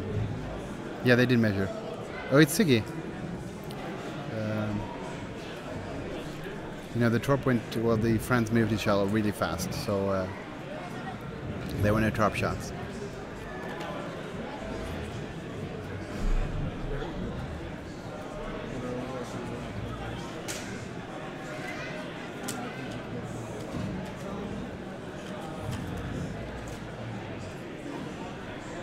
So we have the hard 2 from Suntir, his signature move, and we have another one straight from the shuttle, because, well, I think Jacob's gonna need to move the slaver and Paylob here, or he's just slooping the boat and going hard 2 to the left with Paylob, but Paylob's gonna die because Palpatine won't die from. Well, yeah, no, I think he'll save Palpatine to save the shuttle if he's gonna get shot at range 1 by the boat.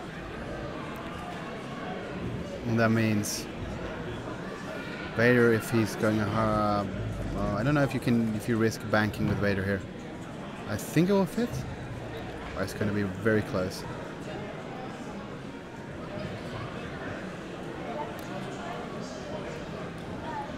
We'll see.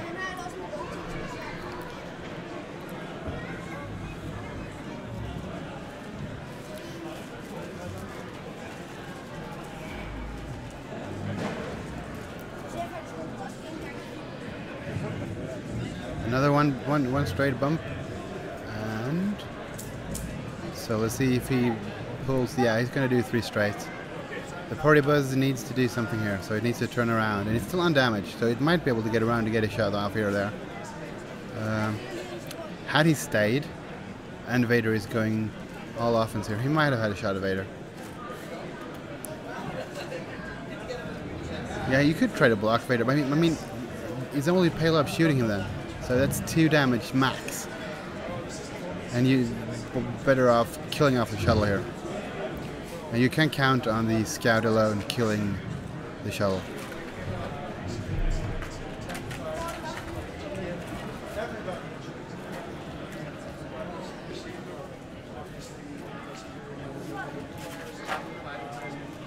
So he's doing a green move, so he does not get stress from the stabilizer there. And now I don't think he wants to do a barrel roll because it will put him on the rock unless he goes backwards. And if he goes backwards, he will be in arc of the shuttle. And so now he's going to flip the console fire as an action. And I guess he's just going to run into the shuttle with Paylob here. Because, well, he decides to go past it. It works just as well.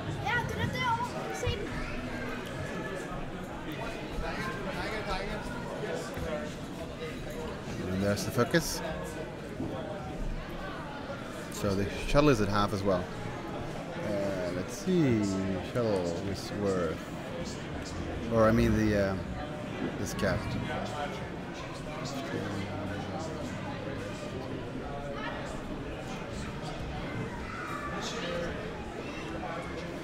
Okay, so here comes Suntir.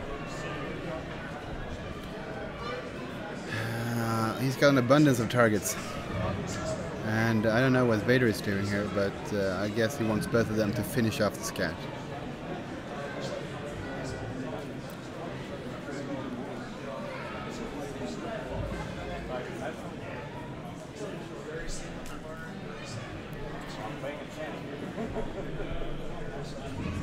So he's double focused there for both offense and defense for the TLT. And let's see what Vader did. Oh yeah. He decided to do a hard move, which means he will bump. So this is probably TLT into Vader here. But it will max take off the shields. So I don't think he is too worried. It's not good to be shot at, of course. And with the Emperor, he might only take 1 damage.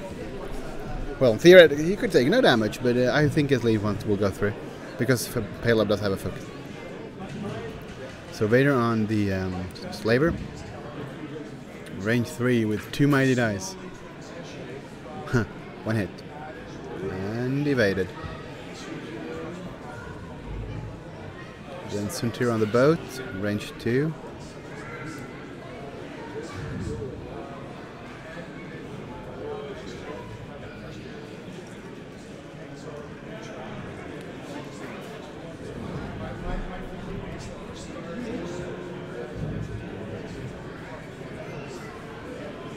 So 3 hits, 1 evade for 2 damage. So the scout is still alive.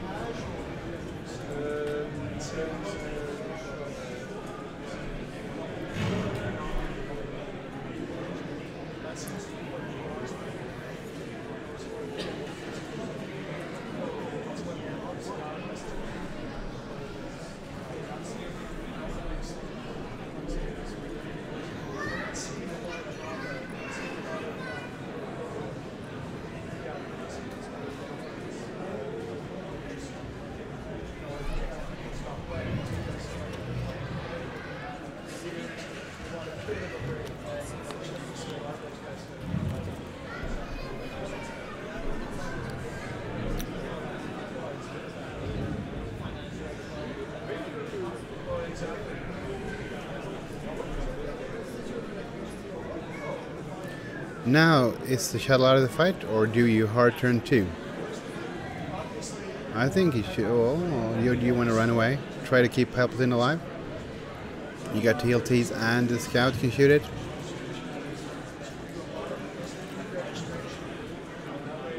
Did the scout shoot? Or is he thinking about targets? We only have the Imperial shots here, so I'm getting way ahead of myself.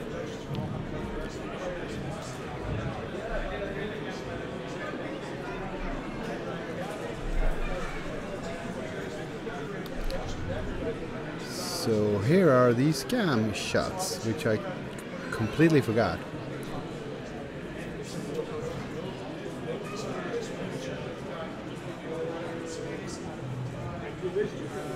So range 1 into the shuttle.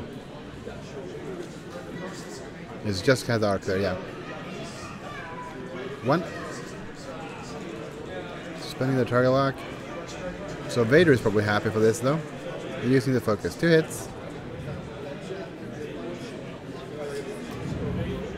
And he still has Vader, or the Emperor. So yeah, he's going to use Palpatine.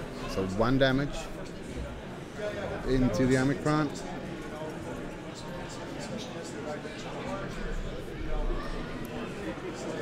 So range 1 from the scout.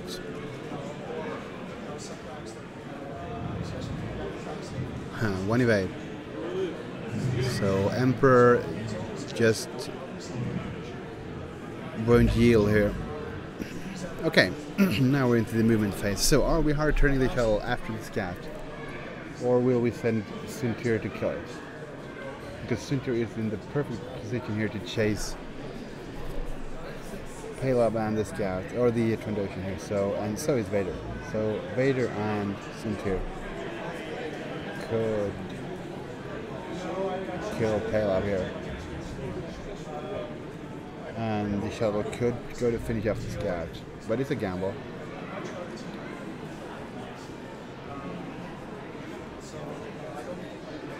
It's kind of like, if you want to be efficient and it works, it will be great. Or you could, I mean, you don't want to stall the shuttle. You want to move it so Suntir can jump over it. And you want to move it so it's not in the way for Vader. Will Caleb? No, Caleb can block.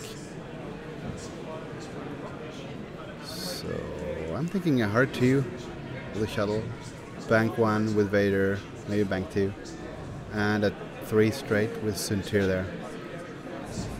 And just try to finish off Caleb and the scout at the same term if you're really greedy here. The Trandoshan's doing a 3 hard, or is he banking now and hard turning hard next turn? Thing is, if he does a hard turn now, he might have arc. And if he gets a good shot of a Vader, he could kill Vader in 2 turns. Caleb is just running behind it. I'm not envying Jacob's position here. Which is why I would have liked to have Caleb in front of the shuttle, or like bumping into it instead of running to the side of it. But well, he used him to try to shoot the shuttle, so if you do that, you can't shoot.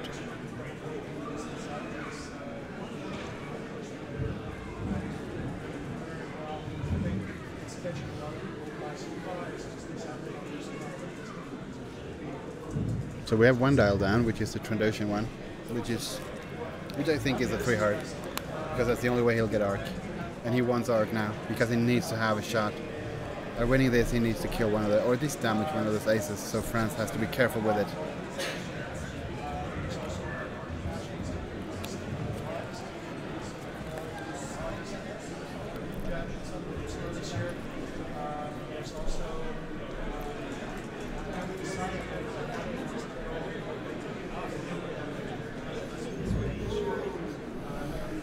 Okay, so we have 4 dials down, Paylob and Vader to go.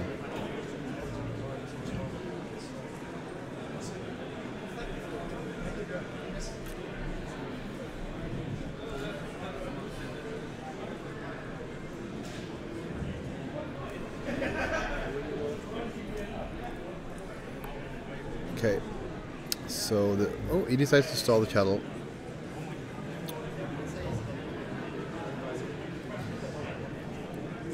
I guess he doesn't care if he gets killed this turn, because that means that Trando is, or the others aren't shooting his aces.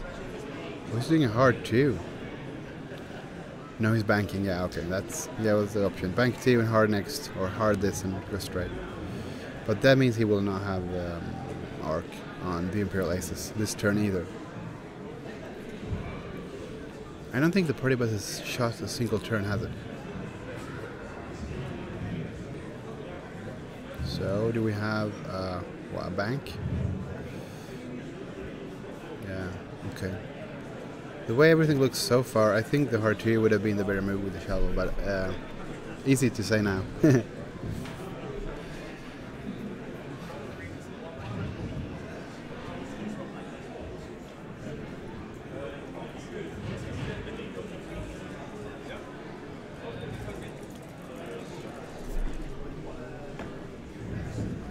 He's doing it 2 straight with Paylob, so he's going to have TLT range maybe on one of the aces, but this shuttle is safe from his shot. So it's only the scout that can kill the Emperor now, and if he is putting one of the aces going for... Yeah, he did it. Okay. He sends Suntir for the Jump Master. So it will be dead now.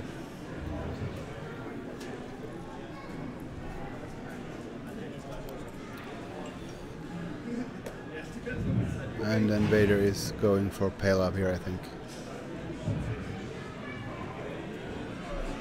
Because he does have the Tarlock.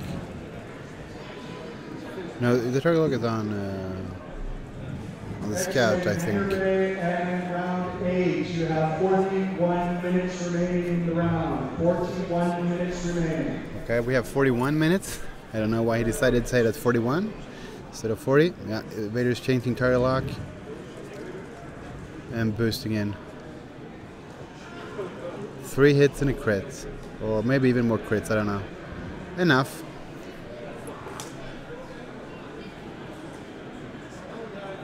So let's say 1 hit,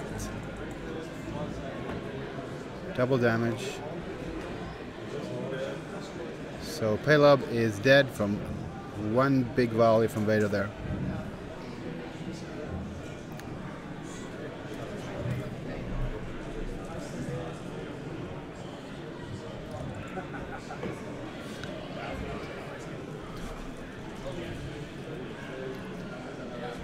Then we have damage from Suntir into the Scout, taking it off the board as well. And with the aces behind the party bus, this is France's game by now.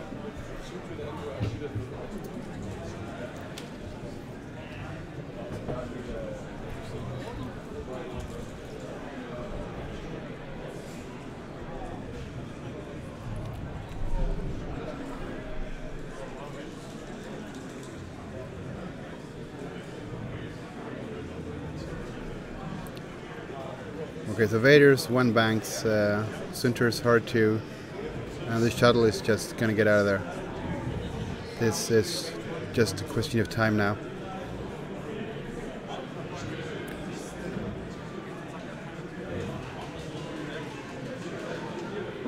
I don't know if you heard about the time, Piotr, because I just said it's 40 minutes, so if you didn't hear it, it's 40 minutes. If you heard it, it's, well, 39 by now.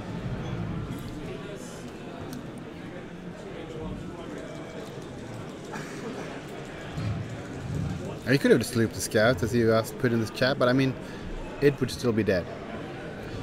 And the Emperor is just getting out of there, and here is the hard turn from the party bus, which is one round too soon, or too late, because last time he could have shot Vader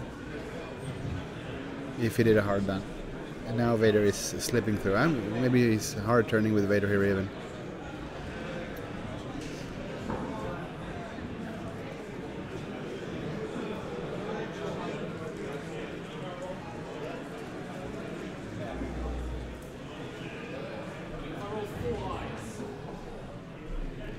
So here's the 2-bank with Centurion. So now is the question. You know, you will be shot by the party bus if you're there.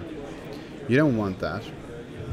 Because I think Franz wants the MOV here. He wants to try to get a 100-0 win, or 115, because shuttle is down to half points. So can he boost and barrel roll to get out of this? Okay, he can definitely barrel roll. But I think, yeah, because the Vader is blocking the boost, so he's going to token up instead and hope that rerolls and the Emperor will save him.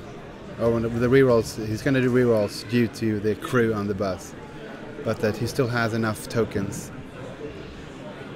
because he will be able to use all eyes as well here.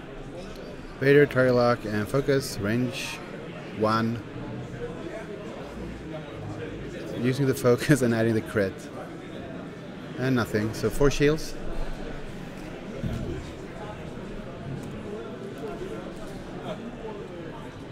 And then we have the shot from Suntir as well, just 1.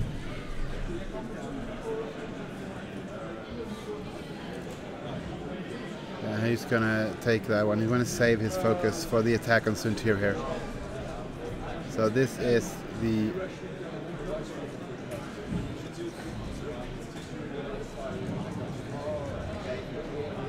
yeah. He was too eager to full-arm the evade there. He's going to roll the dice first.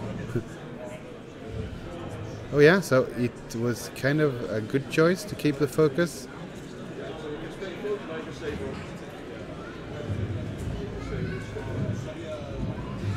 So he is full-arming the evade.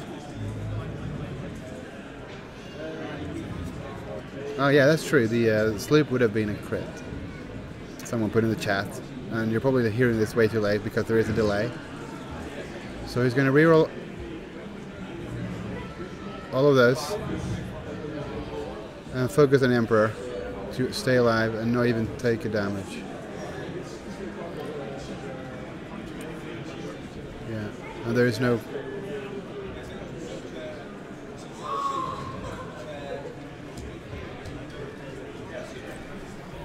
So tokened up Suntir with the Vader support, and Jacob is calling the game there. So good game, guys. I'm gonna see if I can get interviews from them. Okay.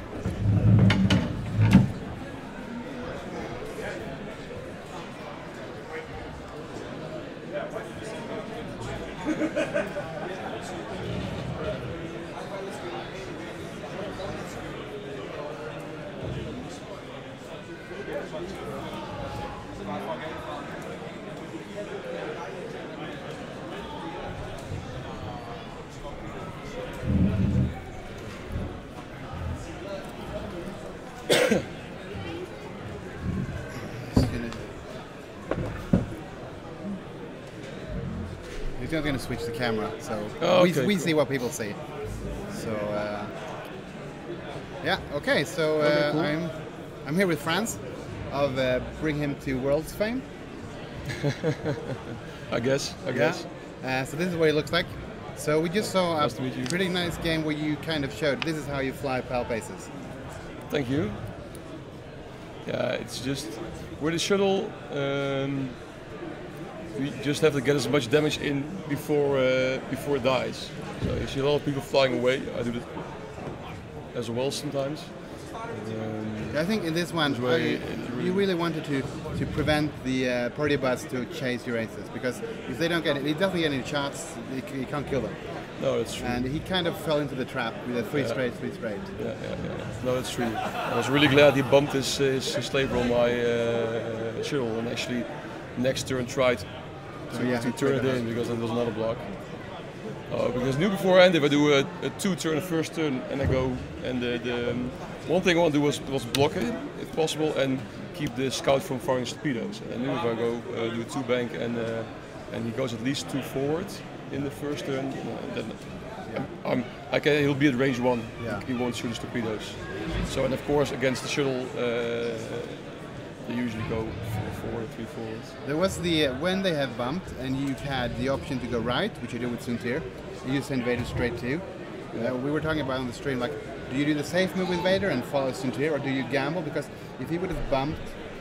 No, well, I was actually really doubting about going a 2-bank with Suntir, but I was not really sure if I made that. So I made a safe move with Suntir, and Vader, he could have turned his scout in, but I don't think I was going to bump him with 2 forward. And even a range 1 shot with focus evade and Palpatine Vader. And even if he takes some damage, it's still not that bad of a deal. Exactly. And then he decided to go 3 straight the next turn with a slaver, which meant Vader was safe. Yeah. Because had he bumped again, Vader would have been in a lot of trouble, because he's not as... He would have had shots on Vader, but still without tokens. Well, Dengar gets 2 rerolls. Of course, Dengar gets a reroll, and I can reroll my Vaders. It's basically, what do you call it? Calculated risk? Yeah, there's a chance you'll take some damage. But he wouldn't die in 1. No. But I expected him to go I actually expected him to go 3 forward in the turn before. So I was pretty sure, and I think he was pretty sure I'd stay there. 3 forward for him was the logical move to do. Baffle on the shuttle, which is new with this wave. You didn't use it this game. Have you had much use of it in the tournament all overall? I've used it several times. What's really nice is you can stay in the same spot for a long time, and you get your next shot. You can focus. And basically, what I always think is, if I can take damage, get a focus. There's a chance I just focus on the evade dice and I even out. But usually I use it to get a focus and then have a shot. Especially range 1 and you focus and you still have the Emperor left. Yeah. To do a little damage. And with Vader at PS11, you didn't really need the initiative bid.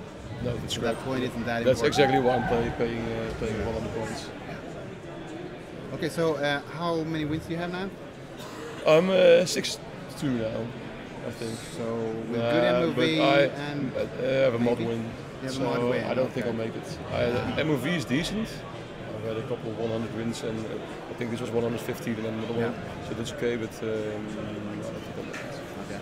Well, we'll see. Best of luck anyway. Yeah, thank you. Nice to see you in real life. Yeah, cool. Nice to meet you. Okay.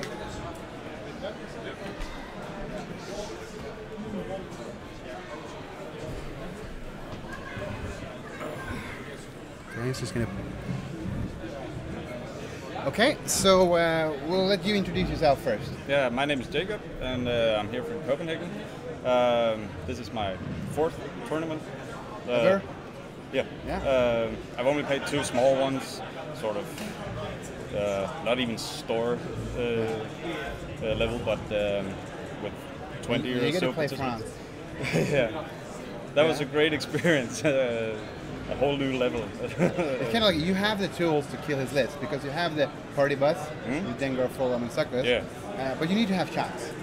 Yeah. And as long as he can stay away, Yeah, exactly. they can't do anything. I totally misread his plan. Yeah, I Completely. Because I thought my plan was to take out the shuttle as fast as possible, because as long as he has Suntir with auto thrusters, stealth device, and Palpatine, then it's really difficult to get damage in on him, especially in the late game if I've used my torpedoes or something like that. But I got too close, so he was able to get in range 1, and then we bumped, and it went all to hell. Yeah, the 2-3 moves with the shuttle were like, either he runs the first turn, or he goes really fast. Yeah, exactly. And you kind of went 1 too fast, so you had no options in the second turn, because you knew, even if you do have 1 straight. Yeah, I should have just moved 4 forward with my slaver, and then just stayed there. the next round, and maybe just one forward with the scout, and then one more, and then I could crack a torpedo in his head. So what's your record now? You have one. I have 5 wins and 3 losses. Okay. So you're probably out of the top 8. Yeah, probably. But there's still some nice places to play for. I am happy to be here at day 2. Good. So this is your home turf as well. I mean, nice to have a big tournament where you live. Yeah. Most people have traveled very far, so yeah. Yeah, exactly. Okay. So I'm still in the. I'm not a rookie anymore, but in the low end of practice. Tell us about why you picked the list you did, because it's kind of the really ace killer new version with all of those scum. Yeah, actually, I played 2 scouts with Palop earlier at a previous tournament. Did quite well. The only game I lost was to 3 jump masters, so it's just to see how it went. It's a dice roll off. Yeah, more or less. And I found it to be a bit boring actually to fly. So I thought 3 different ships, 3 different pilot skills. It'll be more challenging. I'll learn more, I think. Plus, I saw it work really well in a store tournament. In Malmö? No. In Denmark? Yeah, in Denmark. Yeah, I won a store champion in Denmark, I think, because they saw it played in Malmö. When they played me, I played the Aces in the final against it. Okay. And I won with a 1 hit point, Inquisitor left. All right. And then someone in Copenhagen took it and won their one. So yeah, it's a really nice list. If you can take 1 shot from the Slayer, no more with an ace, because it's only Sunter who can tank it. Yeah. Everyone else dies. Yeah, exactly. But I played 1 other Palp list and an ace list, and won against both of them. Yeah. So. Yeah, maybe it was France. Yeah, he was just a better player than me. There's nothing left to say about that. I can't blame the dice. I can't blame. It's just myself, and he was a better player than me. So thank you very much. Yeah. Best of luck in the 2 remaining games. Just 1. Just 1. Yeah. Yeah, just 1. The 9th game. Yeah. So thanks. Yes, thank you. I hope to make it to top 32. Yeah, get some nice tokens. Okay, so we will be back with round 9, and soon. I don't really know exactly when. We will, as soon as we know, we will put it up, so you know what time it starts. Okay, so thank you for now, and I'll see you back in a few minutes. Okay.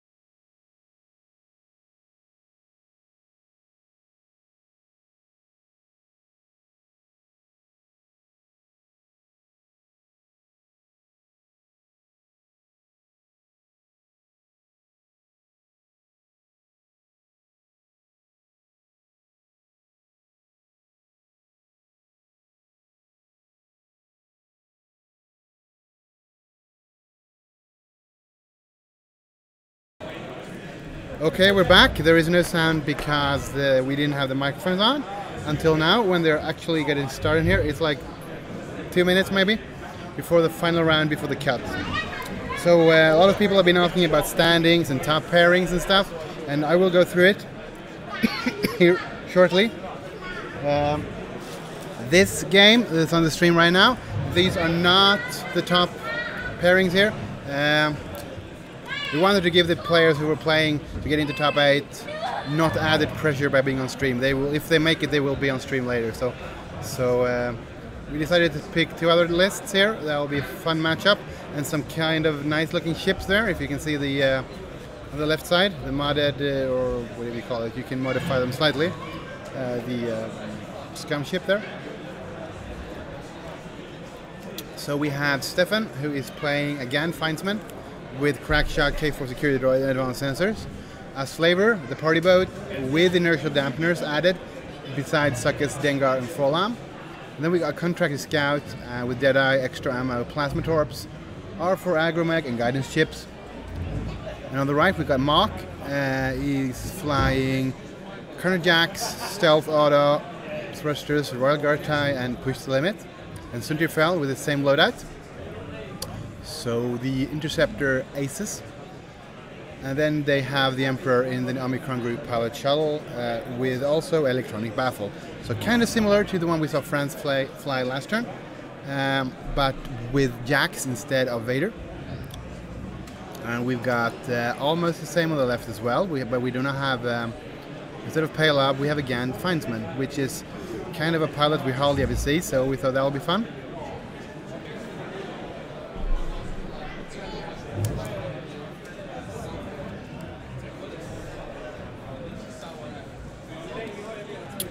So again, these 2 players are not playing for the top 8 spots. Those players have enough pressure anyway, and they will be on video probably in top 8. A lot of them will at least. Let's see. Okay, we're going to go through the pairings here. For the no, we're not, because we haven't gotten yet. We do have the finals. They're starting now. Final round of the Open begins. Final, second round of the Hangar Bay. You may start now. Okay, so game is on. I'm going to go through the list of the people who are at 28 points. There are 18 people who I still think are in the running here, depending on who wins and how their MOV. So at the top spot we got Sasha Glitch. I think he is from Poland. 35 points. Second spot is Jesper Hills, UK national champion of the 186 podcast. 35 points as well, flew in his dual IGs. Third spot, James Dowdle, also the 186 podcast, 33 points, flying Imperial A-holes with the Inquisitor. We've seen these on the stream, or his one.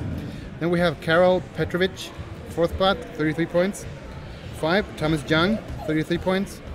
Number 6, Oliver Packnell, 30 points. Number 7, Van Langelaan, I think he's Dutch, 30 points. And then we got Vincent van der Steen, and I think he's also Dutch, 30 points. 9 is Casper Scharling, 30 points. 10 is Tony Coronen, 30 points. 11 is Simon Carlson, 30 points. 12 is Rick Porcius, 30 points. 13 is Marco Tamerlin, 30 points. Number 14 is Mike Dennis, also one of the 186ers and on the podcast, 30 points. 15th is Michael Wikström, 30 points. 16 is Klaas Lucas, 28. 17 is Franz Bongers, Franz, who we saw in the previous stream here, 28 points. And 18 is Rolf Hilleberg, also 28 points, who we also saw on a stream here not so long ago today. So all of these people are potentially top 8 players. The ones that are on 28 points, I don't think have that much of a chance, but maybe if all the other games go their way. So we are getting the top pairings as well here, so you can see who, or not see, but you can hear me tell you who's playing who, I think. So we have, let's see, we've got on table 1, James Dowdle playing Sasha Glitch. On table 2, we have Thomas Jung playing Jesper Hills. On table 3, we have Van Langelaan playing Karol Petrovich. And on table number 4 we have Oliver Parknell playing Simon Carlson.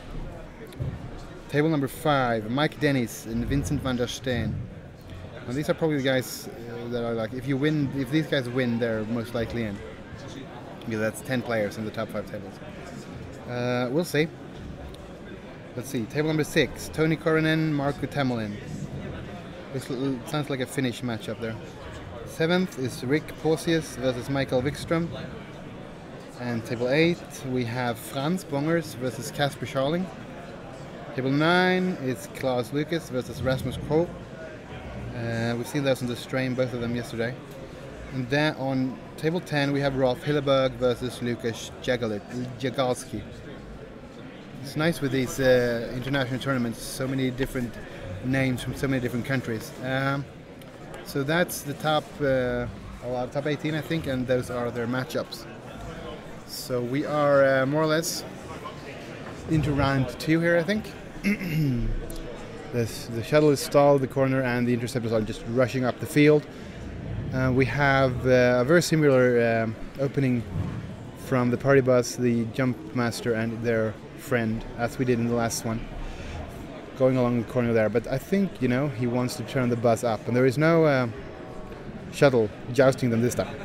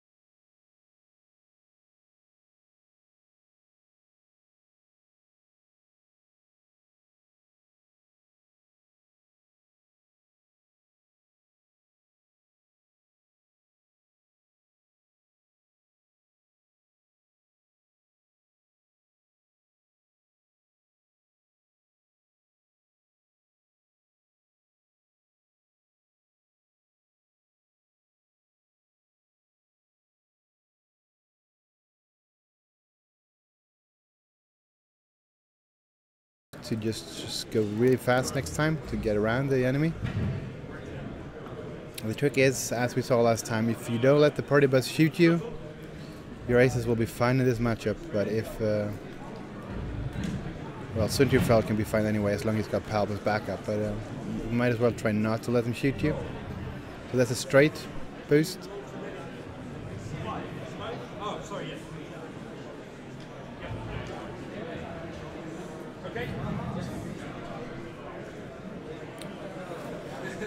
And then we have the same maneuver from Felt, 2 straight.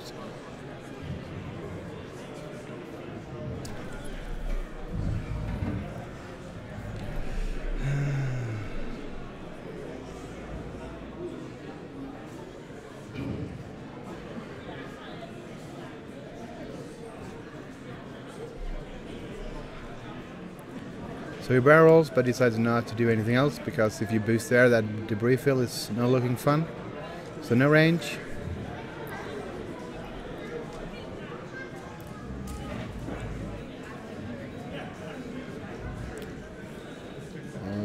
Okay, so we have about 110 people watching. Spread the link, put it on FFG forums, Reddit, Facebook groups that you're in. I mean, next game is top 8, so we're going to see the really good players play the the medalists, more or less. We have let's see, we have a Decimator Phantom playing here, which is not really a medalist. It's a good list, but that's playing to maybe make a cut. But there's a lot of aces and a lot of jump masters, as there always is.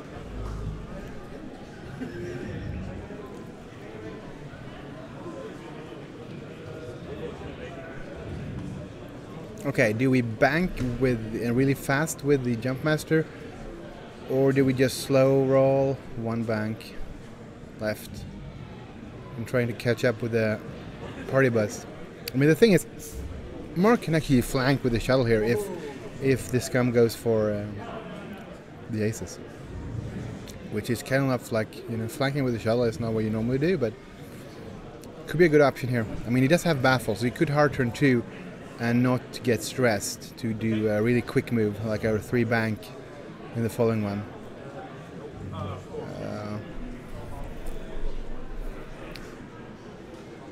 Well, the interceptors are going to hard turn for sure. I don't think they're going to go straight. Maybe. Jacks could go straight, but I don't think he will.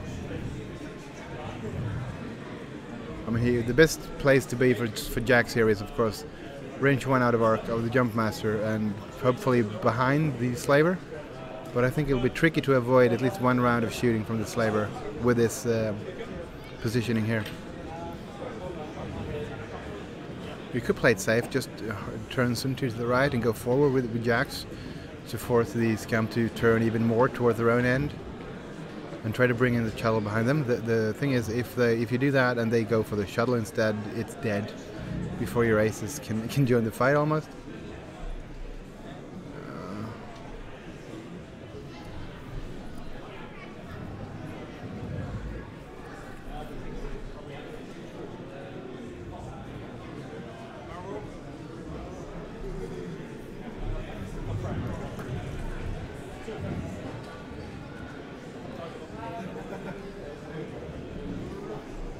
So we're just down to the last dial here on Cyntier, and there it is.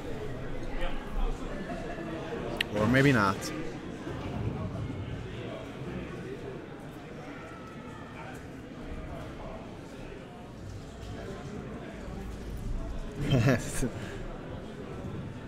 Okay, he's going to make Stefan reconsider his moves due to that.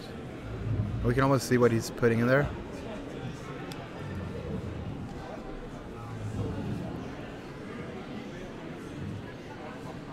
There is the bank, the really fast bank.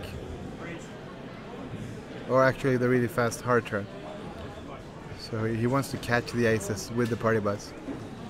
I think that's a good move. There is really no way to run unless you go to the right, to the top of the screen here for the interceptors. And he's banking in here.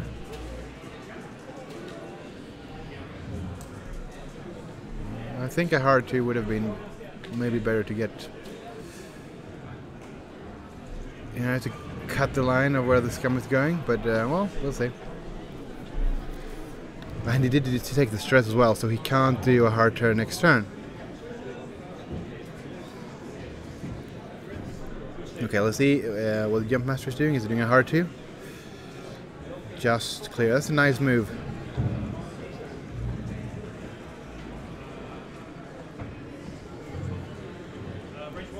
So now if the intercepts are hard turning in, they will be out of arc of the torpedoes, but they will be taking a shot from the slaver, well, one of them. Jacks probably. And the Gand is just following suit behind, hard 2ing as well there.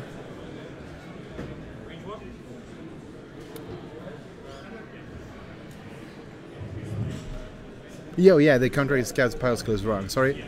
Thank you for that in chat.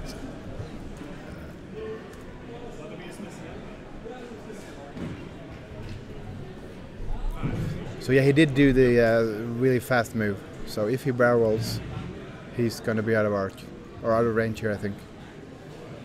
So I guess since the scum did that, what they did, I think that's the, well, it's the safe move.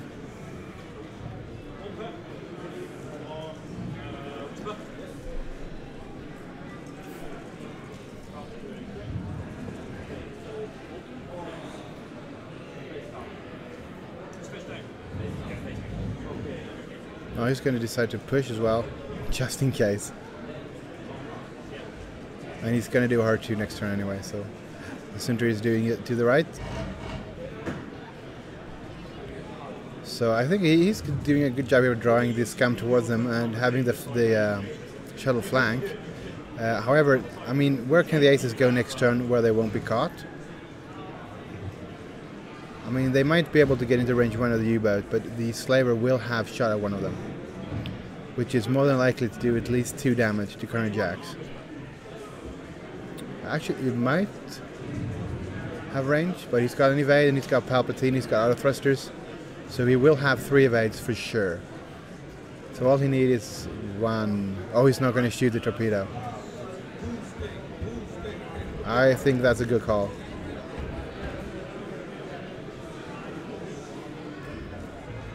Because, well, you could get 1 through and take away the stealth device, but nah.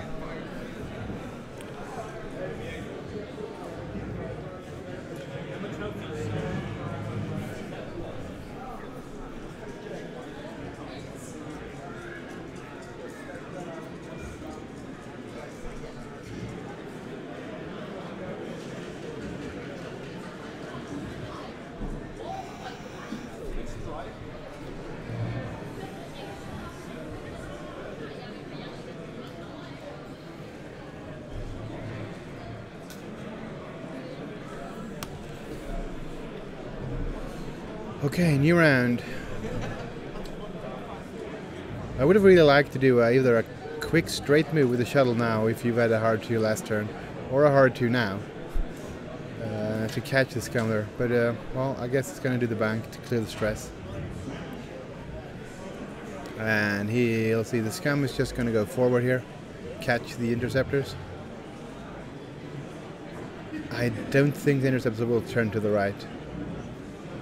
Well, maybe they should. Maybe that's the best move here. The thing is, Stefan might have to go slow, anticipating left turns from the interceptors, and if they do slow and they hard turn, they will be out of range. And that will give the shuttle time to get its flanking maneuvers completed.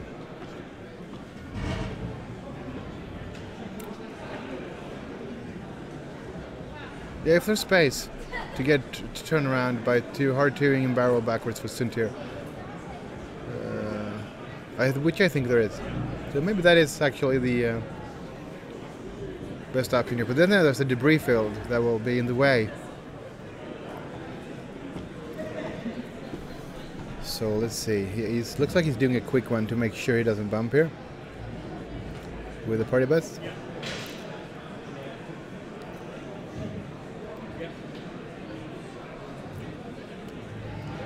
I think maybe if you actually did bump to cover more area in case that the aces go the other way, and you can hard turn and cover more of the map next turn. But yeah, there's nothing wrong with that move, because if they do hard turn, it's to the left. It's in a very good position.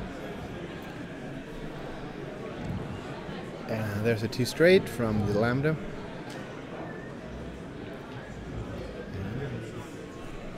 So it looks like he's setting up for actually chasing them from the behind. Well, I mean, the Lambda can chase the Houndstooth, the slaver. Let's see, checking for target lock.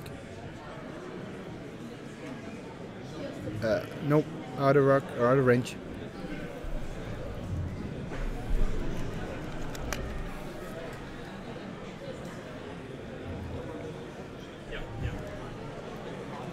Okay, let's see what the scout did. And also, always going to fall forward here. Yeah, why not?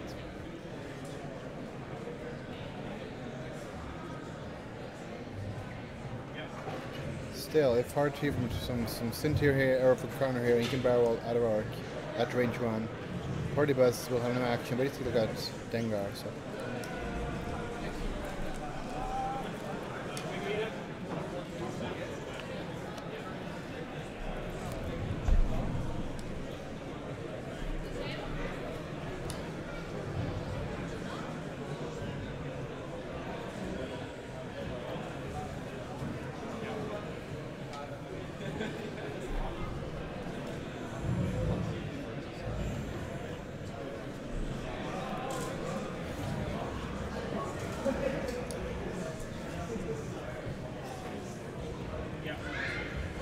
Okay, he decides to do the barrel. I'm trying to set up a block on Suntir maybe.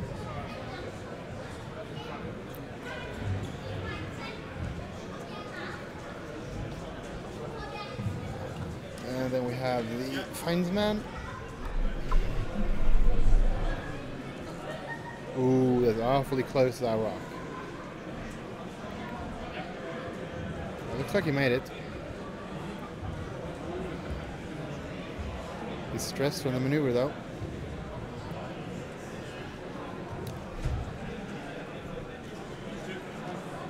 So let's see what Jax did. He did go towards the enemy here. Okay.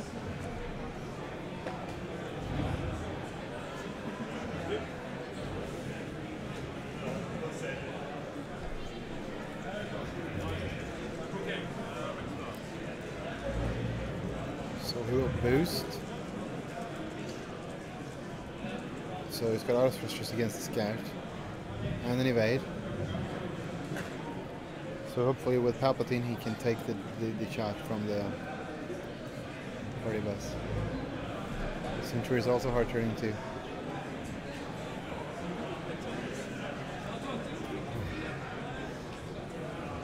So he could barrel roll to the left there. Looks like he's just going to turtle up.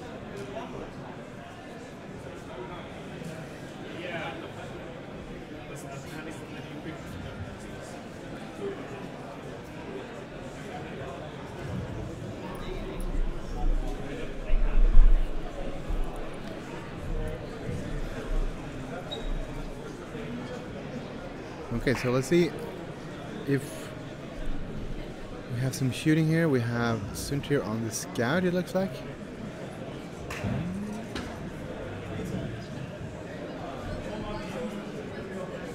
So, spinning a focus for 2 hits.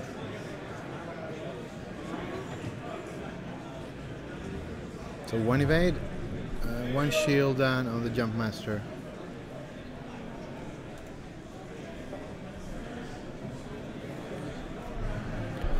So then we'll see if Jax has arc. I think he does, and I heard like they think so too.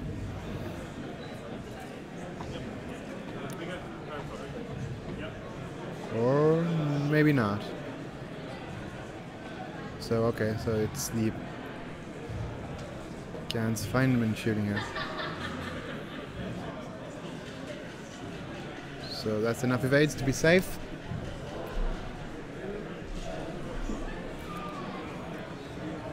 So then we have the jump master, thinking shooting at corner Jax just to maybe strip a token if you're lucky. I won't have auto thrusters. Well, you're not going to hit Suntir, so why not?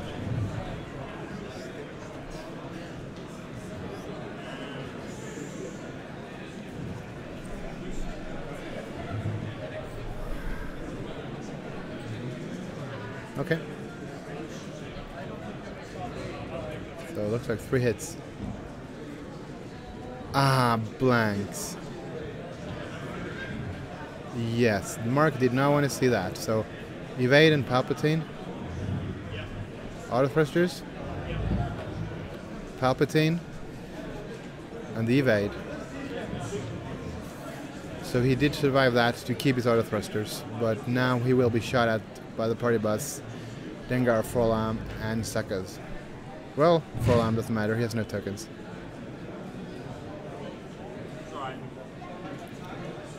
Is he range 1 from...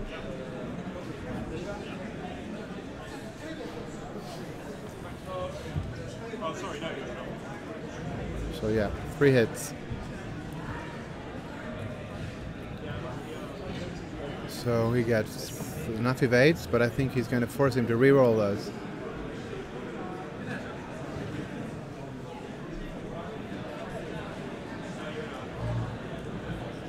And looks like 1. So I think he took 2 damage. Lost the stealth device. Yes, 2 damage, 2 Corner Jacks. Well, he's alive at least. But now he is past the party bus next turn.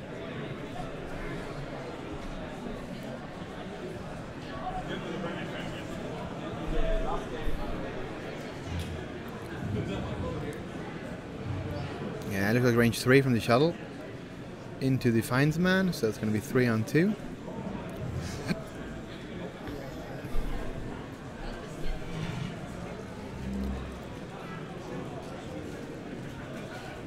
Okay, looks like 3 hits.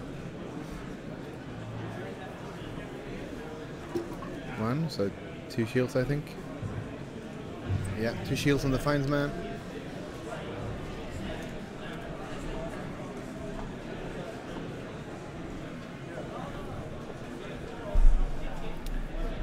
Okay, I think both players thought that was like kind of okay. I mean, you don't want to get shot at, but it's kind of like you can't prevent it forever.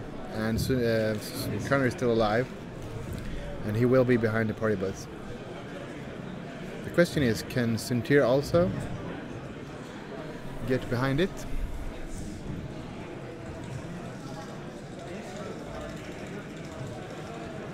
Well, you could do a 5 straight, but if that will risk bumping into it.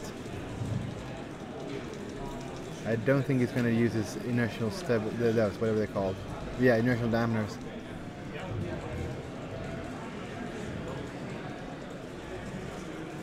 Yeah, there's a question why he boosted forward instead of like into the Hound's Tooth so that he could use his focus. I don't know. Maybe to make sure he had an easier way to get out of there next turn.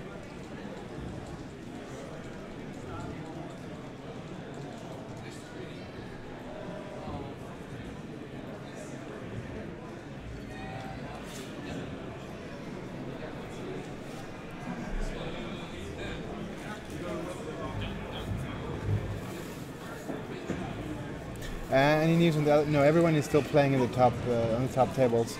The one closest to me is we've got an Imperial A-holes versus a Decimator Whisper, and I think it's just Inquisitor left, but I think the Decimator is extremely damaged. So I still think it's anyone's game. I can also see. No, I can't because they're in the way.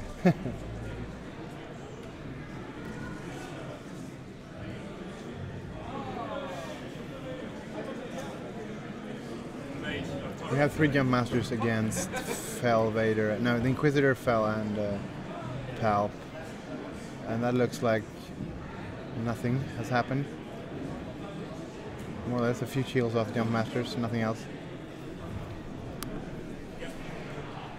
What else can I see? I can see 5 A-wings versus Rebel Swarm, 3 Zs and 2 X-wings, I think, 'cause that's kind of fun.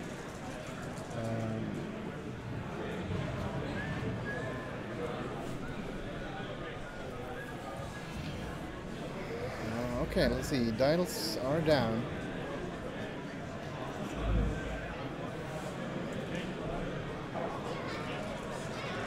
Oh, he does. He just decided to use the stabilizers. So now he has another stress. So we will never get rid of these, I think.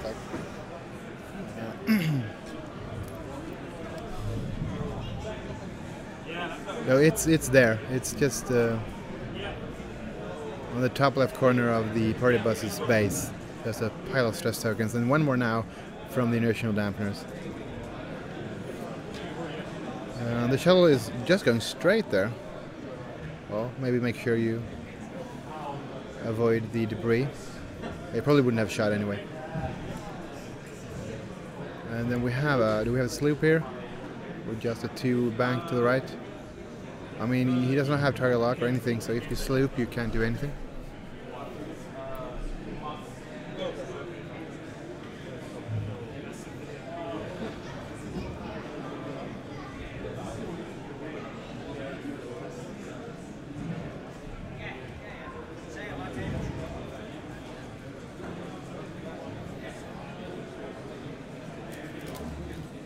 That was this loop with the stress. Setting up to chase the interceptors there, and then what finds man is he banking to the left there, trying to catch Connor? No, he's just gonna bump, it looks like.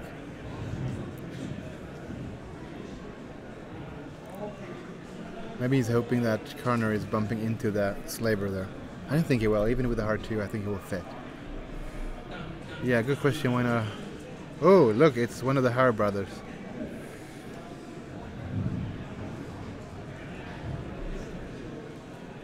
I guess you know how to play almost this list. It's not the Inquisitor though.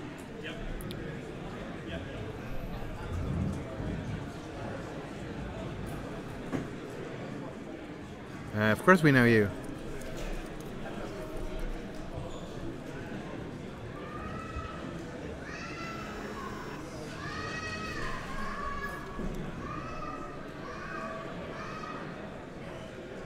You're one of those who have all the dice, don't you? From all the different ones. I don't have all of those. I've never been to Worlds. I just have the regional ones.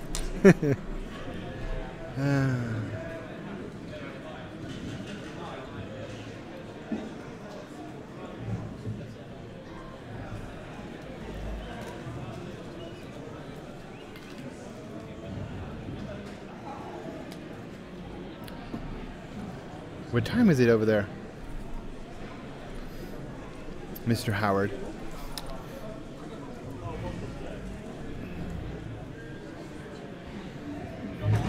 Yeah, I agree. The shields are good. I really hate this if you do. I mean, that's why I fly Vader and the Inquisitor alongside Jackson in my triple aces, because instead of Fel. Because the Desi Vader will wreck them. When I have shields on 2, I can wreck them enough so that when they use Vader, the Desi is gone. And I only lose Connor.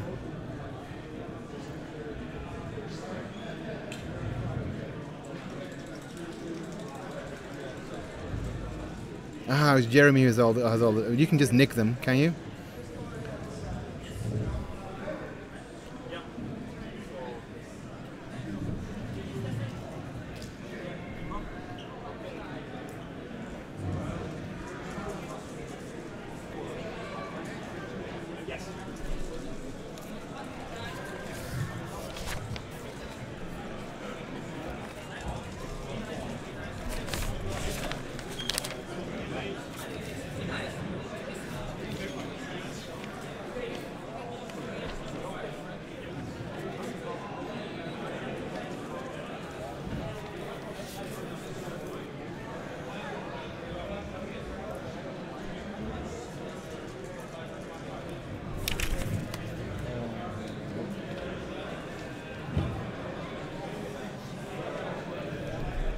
Okay, so he's barrel rolling Suntir into the jaws of death.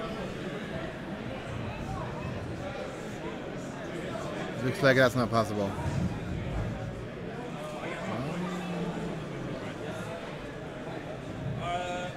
I think Stephanie's going to say it doesn't work.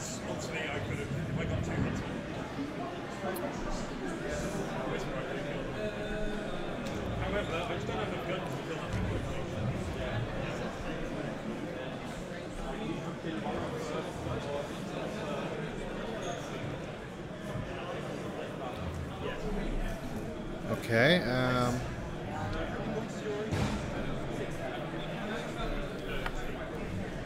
He's boosting the other way. At least he's going to get away from the... Well, maybe not. That's a bad spot.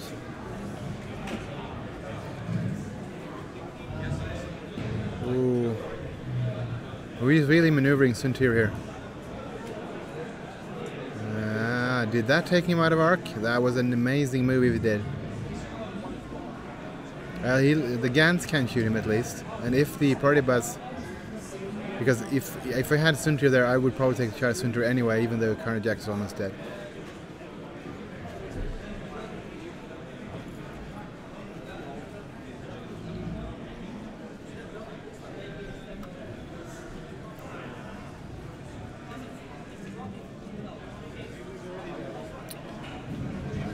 So Connor Jack's range 1.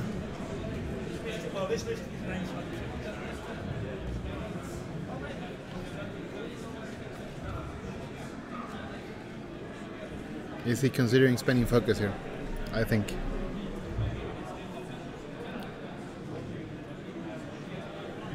Thank you, Nick. I appreciate you like the stream. Funny story here. So let's see, he's going to take all the shields and 1 damage to the party bus.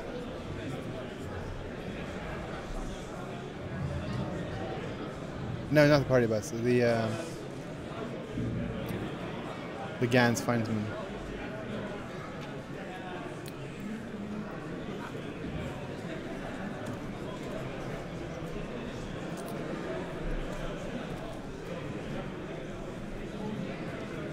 So at least Connor Jack is doing some serious damage here before he might die. Yeah, funny story. We had a hiccup with the internet when we started here yesterday because the guys running the show, they ordered internet connection, and the AV guys at the museum, they just said, yeah, just plug it in, it'll work. But it didn't. So we are doing this from an iPhone with 4G, provided by the amazing TO Vince Kingston. So big thanks to him.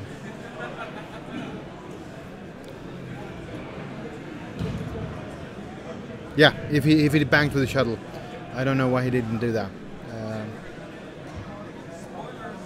I mean, he could even go over the debris and use baffle to still have a focus or a target lock.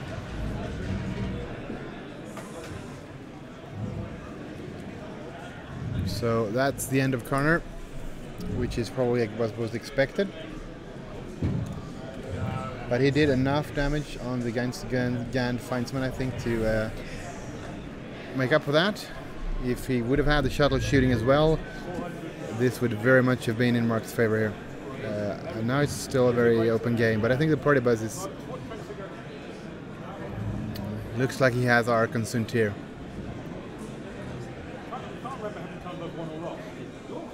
But it's range 2. But that also means it's in Arc, so it's no auto thrusters. Yeah, he's got a good data plan.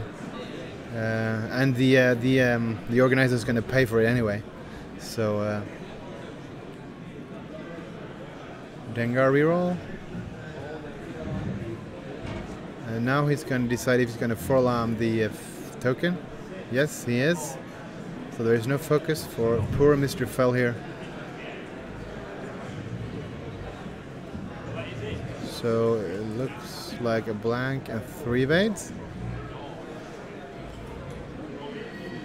So now he's going to make him reroll all of those, probably. Suntir, we're not enough tokens. Oh.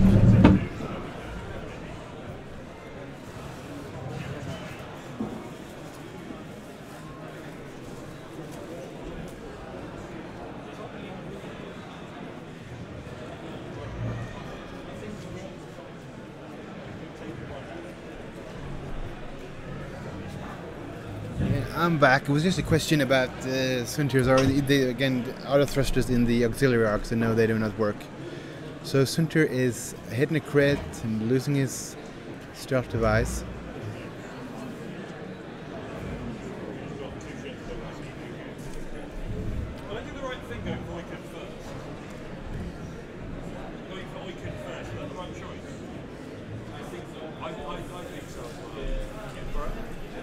Okay, so the game just swung in favor of Stefan. I'm going to check the crit on Suntir. Let's hope it's not a make hard turns red.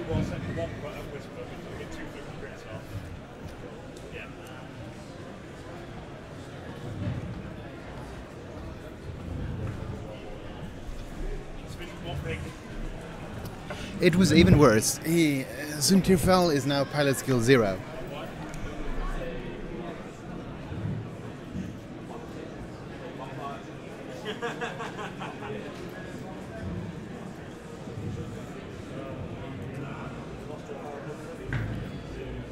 Okay, so we got a pilot skill 0, Suntir Fell, who's just going to run for his life the rest of this game.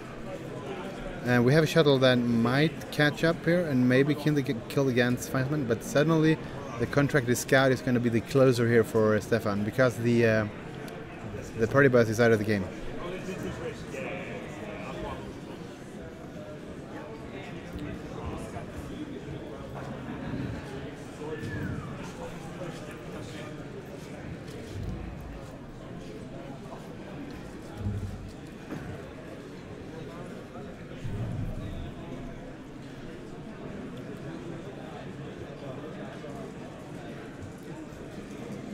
Okay, so he is still moving him first.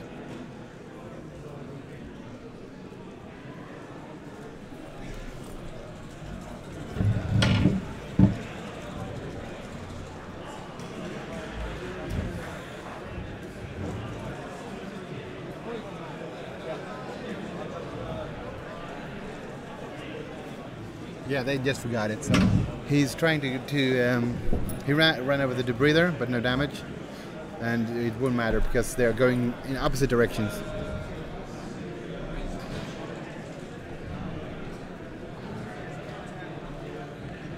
And then there's a boost.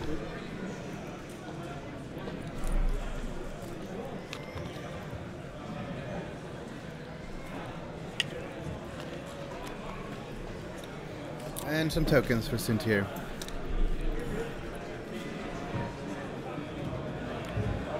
Yeah.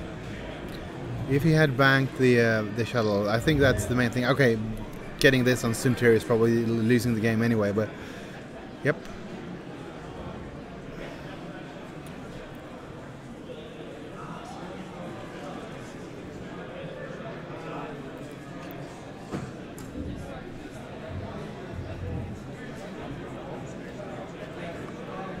Who's going to use Baffle here so he can get a focus. So one shield down on the Omicron and some points here. He's got 34. Okay, the overlay should be updated with point scoring as well. And one shield down. Oh, only one shield left. It's 4 shields on the shuttle.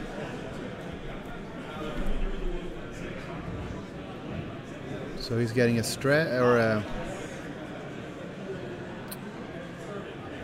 advanced sensoring a focus.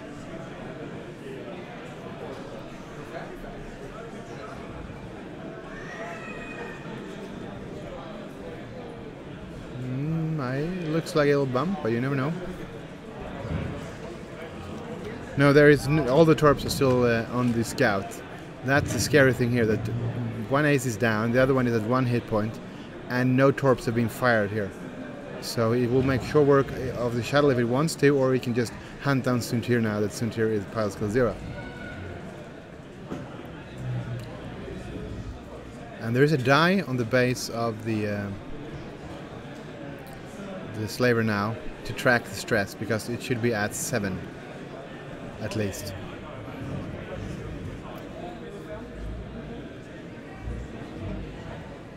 Yeah, I know he wants sensor jammer on the shuttle.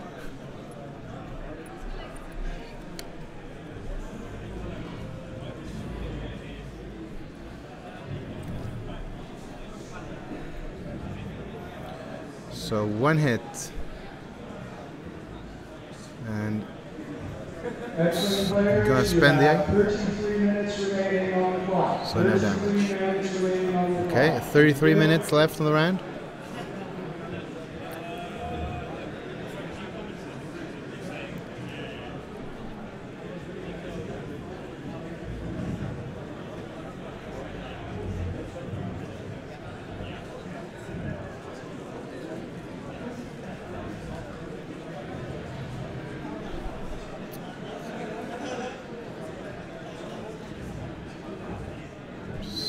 He is spinning the target lock, and now he no longer has the focus, so just 1.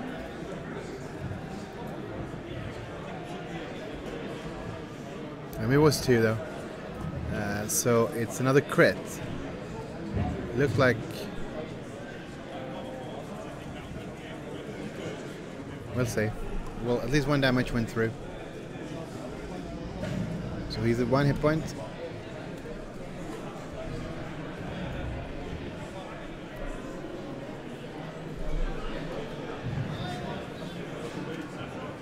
Yeah, the Desi Whisperer defeated the Imperial A-Holes. I think the Decimator was almost dead, but only half points for it, I think. Oh, I know. I have to check later.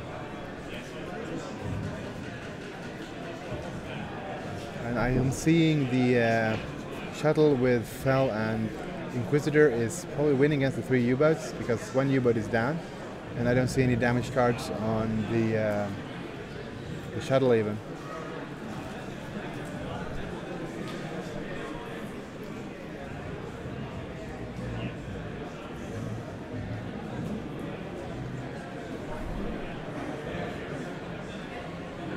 Okay, dials are almost done here. We have, I don't know what you can do here is mark. You can't risk an engagement with Suntir because everyone is going to shoot before you. And they know we are. You have no stealth device. And when you die, it's game over here.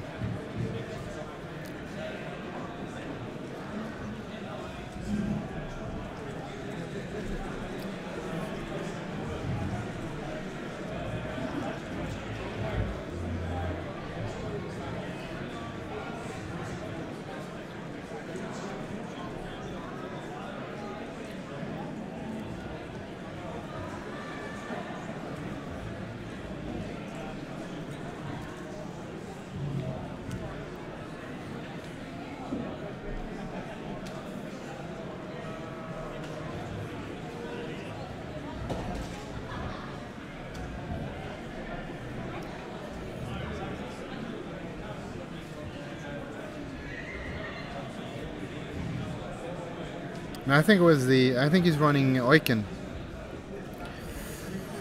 in the Deathly Whisper build there.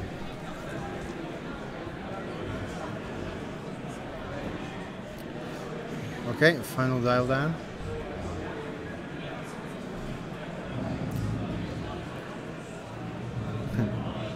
How does Deathly Whisper go against U-boats? I guess it depends on how well you can fly the Decimator to get into range 1 and bump, which you want to do with Oiken. So you don't eat all the torps at once, because and you have to. I think you don't want them to shoot torps at Whisper. I think you want them to attack the Decimator. Still, not with all of them at once, because then it will go down quick. But one shot from range 1 from the Decimator and 4 dice from Whisper can really hurt a Jump Master. So.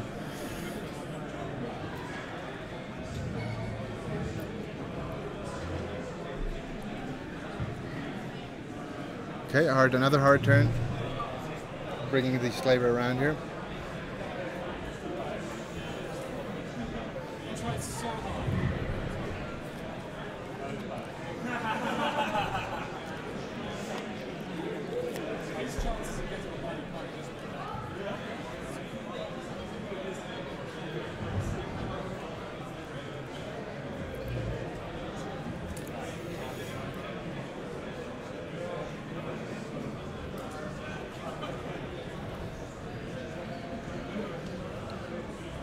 I wonder if he'll gonna place the U-boat so he can actually shoot a torp at Suntir here. And I don't know if you want to do that through the rocker. Well, if it's range 2, maybe, because there are no auto thrusters. Let's say he's gonna do a green one left bank, I assume. Yeah, that's what it is.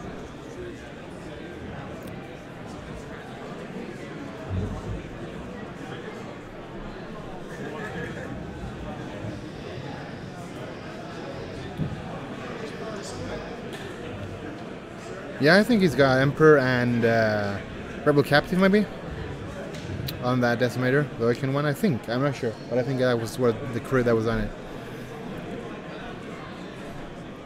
So let's see, he's gonna barrel. He's gonna try to get behind Suntir. That's kind of funny. We have a Jump Master breathing down Suntir's neck here. Just making sure he doesn't take any shots from Suntir. And the Finds Man.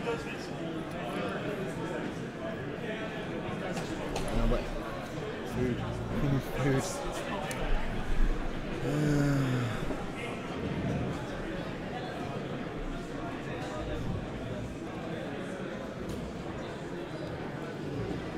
Okay, so that's the 4K.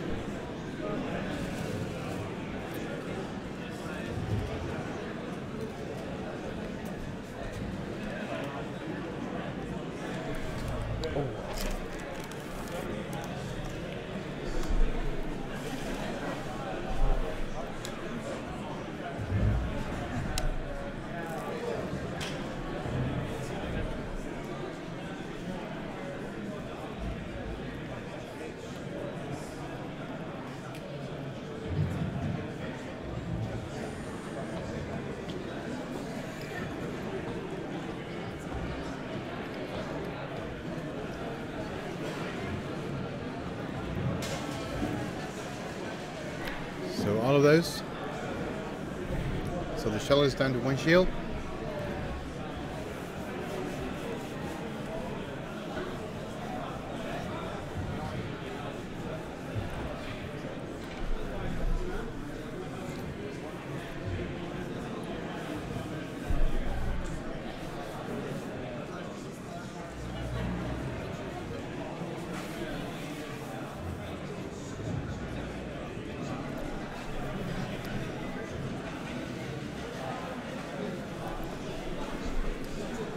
Okay, so I think it's the scout's turn to shoot.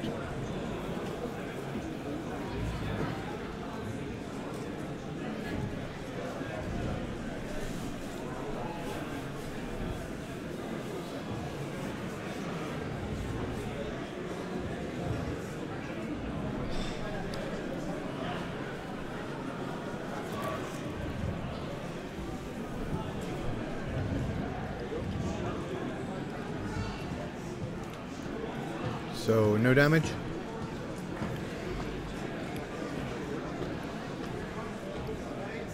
Now we have the slaver shooting into. I was going to check for interior. I don't think so. So it's going to have a range 1 on the shuttle.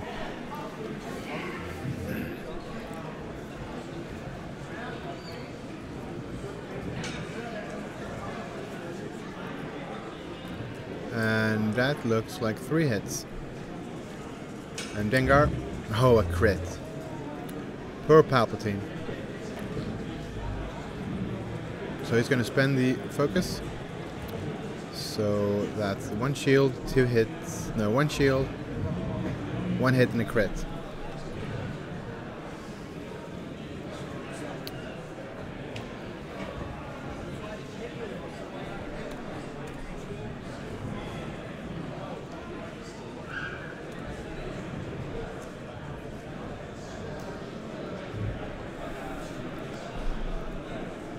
Which gave him a stress.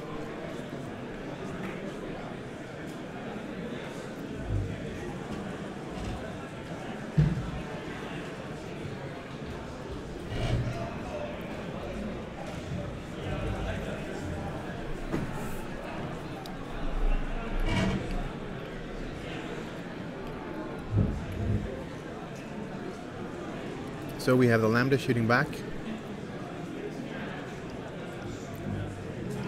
He's going to use Palpatine. So hitting a crit. So looks like both went through. I was shooting at the Gan Finesman. So he's dead now. Or she. Yeah, I don't think you know what gender they are inside those spacesuits they have to breathe, the methane or whatever it is they're breathing.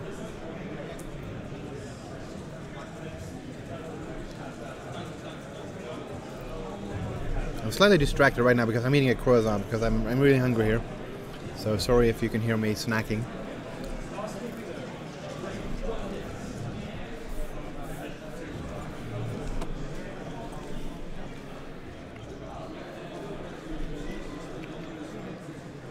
Yeah, if the shuttle had banked in the beginning there, the Gan Finesman would have been dead ages ago.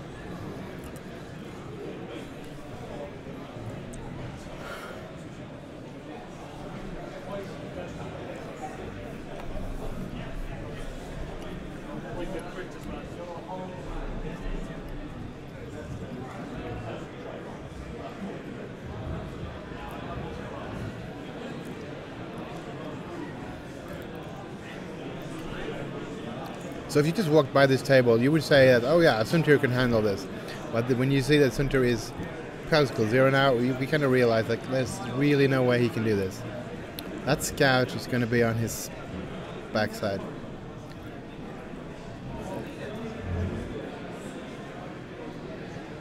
Well, he can run for the rest of the game and maybe stay alive. He can serve MOV. I don't really know how big chances these guys have to get top 32 to get the nice prizes.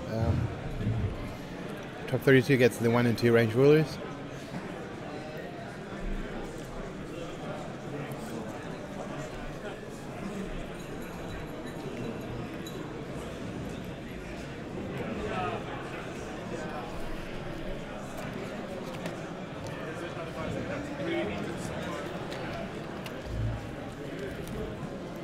Oh, the party bus is definitely going to finish off Suntir now. Oh, Rain Rules are top 16. Yeah, I thought that's... No, I think they are the divided ones, 1 or 2. I think top 16 are...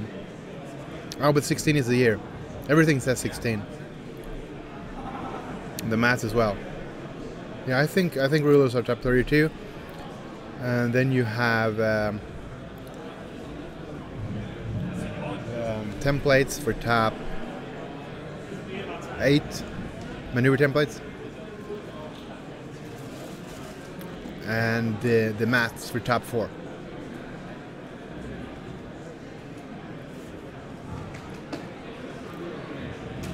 The shuttle is maneuvering around the party bus, but it doesn't matter because it's going to kill Suntir.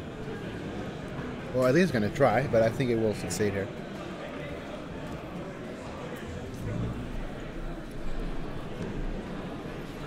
X-Wing players, this is your 20-minute warning, 20 minutes until the end of the round. Okay, so we have 20 minutes left. Just so that everybody is aware, there will be a draw for sets of custom-made ships done by our friend Downey at the end of the hangar bay. You must be on site to win, and it will be a random draw based on the full participant listing. So if you wish a shot at the custom-made ships, you must remain on site until the end of the hangar bay.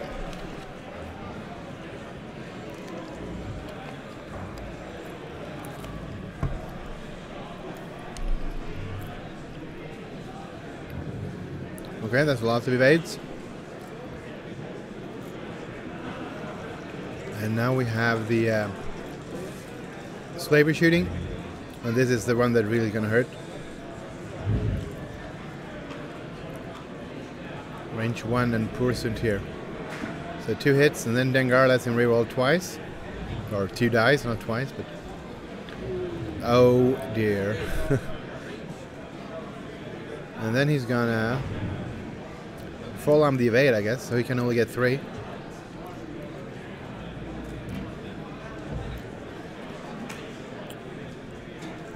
Oh yeah, okay, we have score here, so sorry, the fines me 33 points.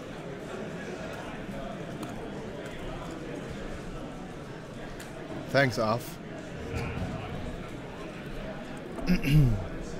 So Zuni gets 2 evades, spins a token, and uses Palpatine.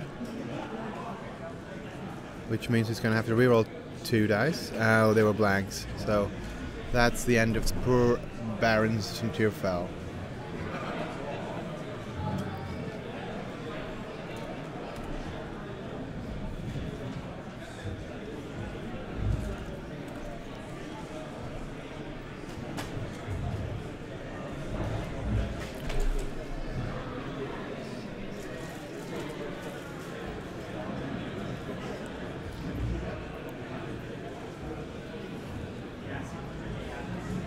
But the thing is, Palpatine you're not going to force him to reroll the blank. Palpatine can reroll the blank, and it won't be rerolled anyway.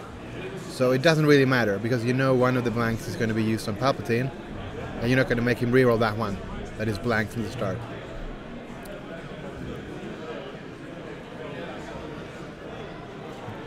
Because you're going to use suckers before mark modified dice. Because the one who rolls the dice always modifies them last.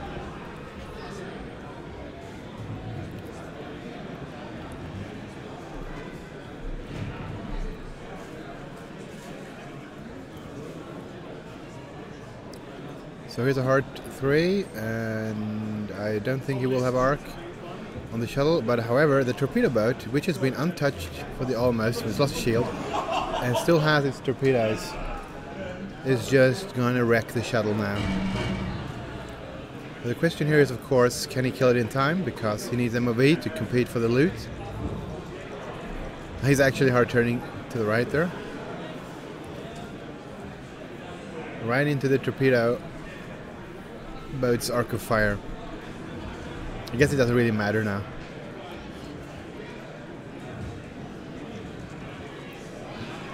So there's a 3 bank.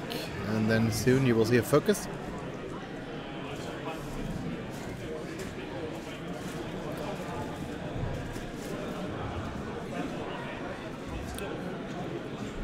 Yeah, exactly. He should have forearmed the evade.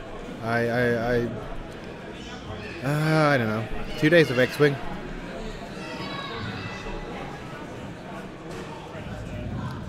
Okay, that's 3.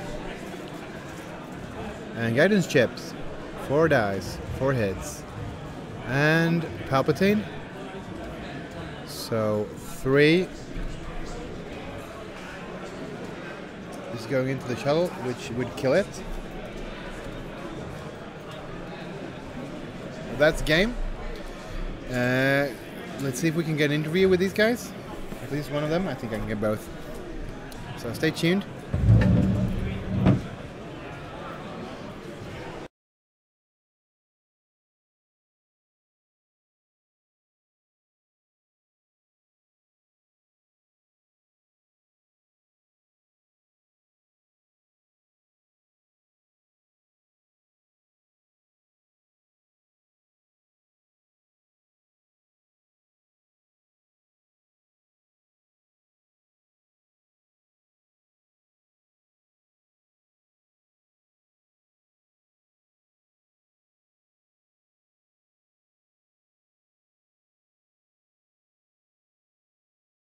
Okay, so this is Stefan.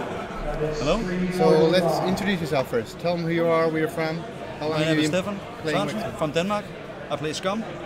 How long have you played I've been X-Wing? playing for a bit over 3 years. So that's the thing, yeah. So this is your first tournament this big? No, I've been, as Naboo, as with Yeah. more than 200 people. 150, I don't know. Yeah, 150. Well, yeah, something. I've been to some with 160. 60, 80 people. Yeah. But this is the biggest. But you've been the best doing. event. You've done pretty well. Yeah, I think so. You're I like- haven't. I've had. I haven't been playing for a year until this summer. So I'm glad to be back and actually come to round 2. Yeah, that's really nice. That's great. So you probably have a shot at some of the nice prizes here. Top 32 should be in reach, maybe. I hope so. Yeah. So tell us about your squad. It's a popular version here. That It's- party buzz is really wrecking aces. It is, and I thought there would be a lot of aces. There is. Aces and jump masters. Yeah. I admit, I have 2 battles with jump masters today, and they really kicked my ass. They did. But I have a starfighter, the Garn's Feindman, with advanced sensors, K4 droid, and crack shot. And then I have an ordinary jump master with Deadeye, plasma torpedoes, extra ammunition, agromech. And then the party was also the slaver. Tell us about the Findsman, because no one hardly ever flies that ship unless it's suckers. Most people would put like Paylob in his place. But you want the Gans Findsman, so tell us why. Yeah, I went on the internet one day and saw a guy have made a mod of this, and then I was at work. I don't know if my boss is this, but then I fell in love with it, and I sat for 1 hour just looking, and I called my girlfriend and said, tonight I have to do this, so cancel all our agreements. Okay. So I started flying suckers with this new guy, but he got kicked every time because he was 38 or perhaps 40 points. So I thought about getting down and just this little guy instead to crawl.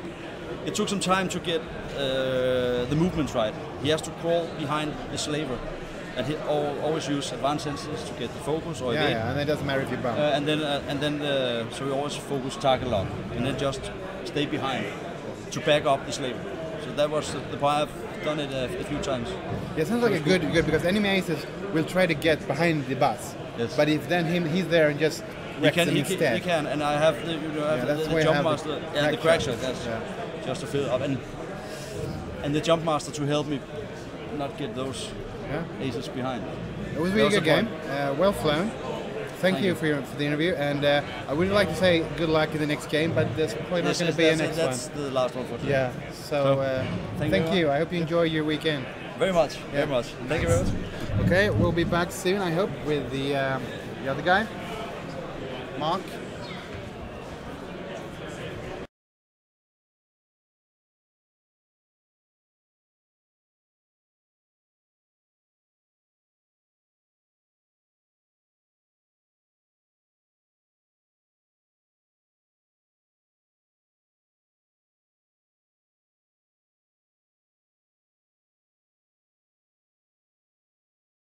Okay, so I'm here with Mark, Yep.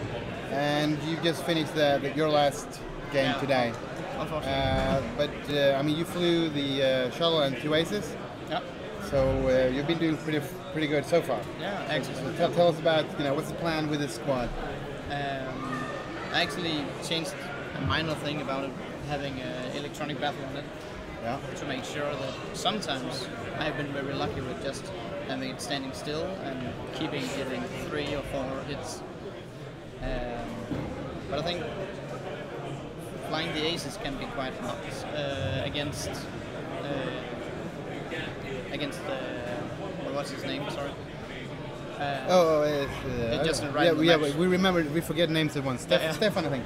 Yeah, Yeah. exactly. Then you had the Trandoshan's flavor bus that kills aces. Kills aces a lot, and I had hoped to just pass him by, but it looked like Yeah, the Sunterfell was like almost passed. Yeah. But he did catch you. And I was considering making a 3 move, but actually thought he would just bump into. Yeah, into the back of the jump master, which was in hand. Yeah, to have a wider field of fire. So I felt that if I bumped into him and he would turn his jump master around as I predicted, I would just be naked and yeah.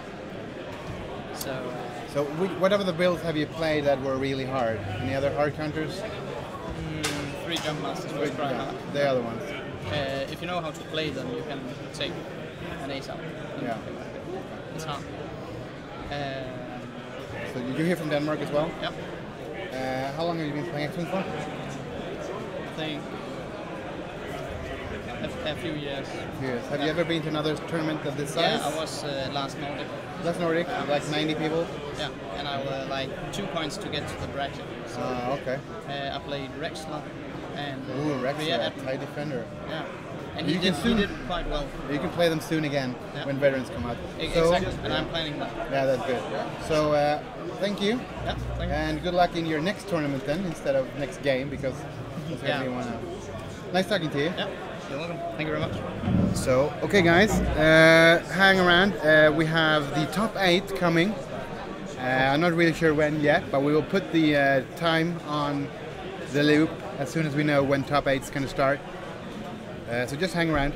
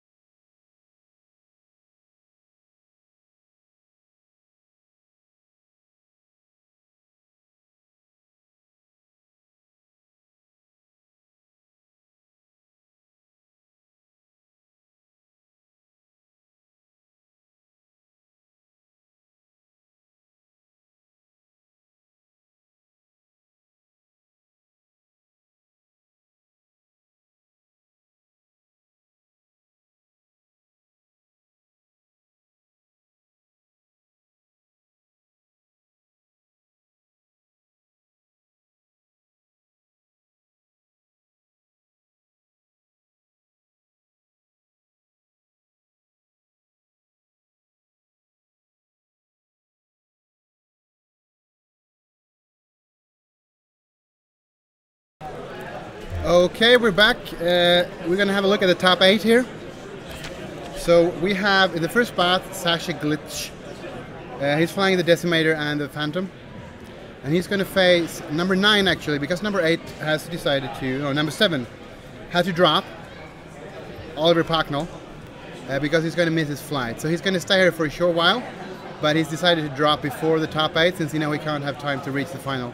So we're gonna try to get him to help me commentate on this instead. So France, who we had on the stream, flying Pal Paces, will be facing Sasha's Vader and Desi and Fana. Then number 2 is Jesper Hills, and he's flying Robots, and he's going to play his fellow 186 Squadron member James Dowdle. That'll be a fun game. That's Imperial A-Holes with the Inquisitor on James' behalf. Then on the third spot we got Karal Petrovic. I'm not really sure where he flies, so we're gonna have to wait and see there. I don't have all the lists in front of me. And he is facing off with Mike Dennis, who is in 6th spot, of course. Mike is also one of the 186ers from the podcast as well, and he is flying Pal Bases, Suntir Inquisitor Vader, I think. And then we have Tony Coronan versus Rick Porcius, which are number 4 and 5. So this is going to be a fun top 8 here. And let's see how far France can go after getting into the banana peel after Ollie dropped. So I'm going to be signing off now, and I'll soon be back as the top 8 games start. Thank you.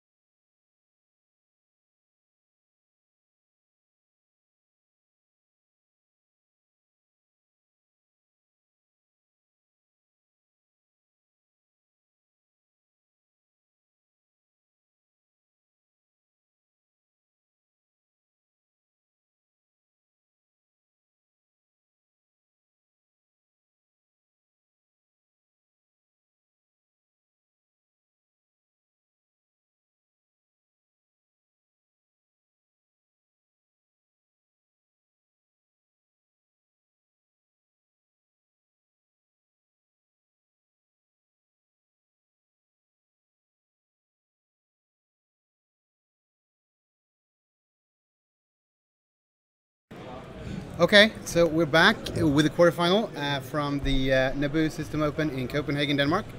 And on the feature table now, we're going to see Jesper Hills and James Dowdle from the 186 Squadron. And the only reason they're playing is because there was one player who dropped, so they have to switch the order a bit. That player was Oliver Pocknell, who made the cut with 5 A-Wings. And he's actually helping me do the commentating here because he's going to run to his flight later. Yeah, I've got a 9 o'clock flight. There's no chance of me being being able to make the final because it starts too late. So if I was playing and I knocked someone out, that would be unfair in my mind. So I thought, you know what, drop out, let everyone else fight it out. Okay, they're counting down to start now. So let's look at the lists here. On the right, we have James, who we saw previously. He's playing the Imperial A-Hulls, but he's got the Inquisitor instead of Jax. So he's got push auto thrusters and Type V1 title on the Inquisitor, which is the normal loadout for him. He's got Omega Leader with Duke and Comms Relay. He's got Wampa and the Palpatine Shuttle. Then we have the IGs of Jesper, who he's quite skilled at flying. He's been flying these a while. I get a lot of abuse for still flying the same list, but Jesper has been doing it just as long. And he's very, very good with these. I mean, the thing that amazes me is how he gets them to stop so often. They don't need inertial dampeners. They just suddenly, one moves and it blocks the other, and then they manage to stay still next turn. It's very annoying. But then again, I mean, James's 3 aces here, that's what IGs don't want to see. So this could be a very good game. I think the advanced sensor version of the IGs is really good in the current meta. I mean, a lot of people flew them with Crackshot and Glitter Stem before, but with the Torpedo Scouts, making sure you always have actions for defense. Yeah, I think in the previous meta where you had Big Ship, Little Ship, or like Stress Hog, for example, Crackshot, Glitter Stem meant that you could reliably wipe out something quickly, and then you're winning, right? Whereas now, as you say, with all the torpedo boats, with advanced sensors, you boost, get your evade token, take a focus as well, 3 straight, crash straight into range 1. You're fully tokened up, you're taking basically no damage and maybe have auto thrusters. And as well as that, because you're a big ship, the torpedo boats, they can't turn round, they can't do their sloops. And you loop behind them or just stay still, and they're in serious trouble. And I think Jesper's been doing that a few times today and yesterday. Yeah, I mean, a lot of people, certainly in the UK, we've had to move to counter the Jump Masters because there's a lot of them over there. It's Impaces and Jump Masters. So I've gone to the Air-Wing Swarm because it kills Jump Masters dead and it's got a pretty good chance against the Aces because of Crackshot. And Jesper's gone straight back to these because they are really good in the present meta. And yeah, James as well, because he's got 4 ships there. They're all really, really tough and they put out a lot of damage. So as they plan here, tell us how you did. You know, how many games did you win? I won 7 in total. My last game was a modified win, which was it was Rebel Swarm versus Rebel Swarm, 2 X's and 4 Z's versus the 5 A-Wings. So that was a tense game. But yeah, I had a pretty good run all day. I had a few 100-0 wins, which was nice. Helped me to sneak into the count on a modified win. And my first game as well was fantastic. It was against a tiny Mind Link list, and I lost by 1 point. It was a very, very good game. Didn't help that I flew my A-Wing off the board. No, that tends to never help. Yeah, warm up. Yeah, that's true. I mean, it did work because you won almost all of the other ones. So, who are you going to go for here if you're Jesper? Do you target Palpatine, or are you targeting Wampa? Because Wampa's kind of nasty. You can use auto thrusters, you can use your evade tokens if you get the crit. It's tough. Honestly, I don't think Jesper has a clear first target. I think that's the strength of the Imperial A-Hulls list, is that there isn't anyone that you want to kill first. You want to kill all of them first. Yeah. I think honestly leaving a Mega Leader till the end game is a bad decision. Yeah. But trying to kill a Mega Leader without Palpatine is also tough. I think what Jesper has to do is he has to take advantage of James's positioning. He needs to catch something out, and if that's Palpatine, good enough. If it's Omega Leader, fantastic. If he can take Omega off without taking much damage, then I think he's in a really strong position. Honestly, I think the best ship to leave till the end game here is probably Wampa or the Inquisitor, which is weird because normally you don't want them around. Yeah. But I can say Wampa, but the Inquisitor is also an amazing closer as he kills is. auto thrusters. He is. Which However, you rely on if you're an IG. However, if you can keep both alive till the end game, I feel like with 2 against 1, he won't be able to do enough damage. So No, that's true. yeah, I think Palpatine needs to die quickly, as does Omega Leader. Well, he has split them up, so he could easily go for the shuttle with one. And if the other one can hard turn next turn. I feel like he got a really good jump on the shuttle here, because he should have a range 3 shot there. That will help get some extra damage in. And with the other one threatening, yeah, the shuttle loves to block. Putting both your IGs together is probably a bad decision. Splitting them up like this means that they can block the aces, and the shuttle and Wampa can't block them very well. Yeah, James and Jesper were saying that they've played this matchup 3 times pretty much already this weekend. So yeah, they've already played, I think, yesterday. They didn't want to play again, but yeah. Here we are. Sorry guys, my fault. Yeah, your fault. Well, I would have been playing Jesper, so that would have been a horrible game for me. I think advanced census IGs. Yeah, A-Wings don't like them. I mean, I 100-0'd one in my second game. It was very unfortunate. Ronan got very unlucky there. The crack shots did their job. He is going for Wampa first, or he's considering it anyway. Checking if there's an asteroid in the way. Yeah, he's going to do Wampa. He's going for Wampa. If he can take Wampa off, then he can... he's tokenless as well there. Yeah, he can leave Palpatine for later. If Wampa is the threat with Palpatine, if he kills Wampa quickly, then... there we go. Oh, there's 2 blanks. Spencer's evade. Oh, Palps that one. Direct hit. Dead Wampa. Oh, that's really bad. That is... that's bad for James. That's very bad for James. Always take an evade token.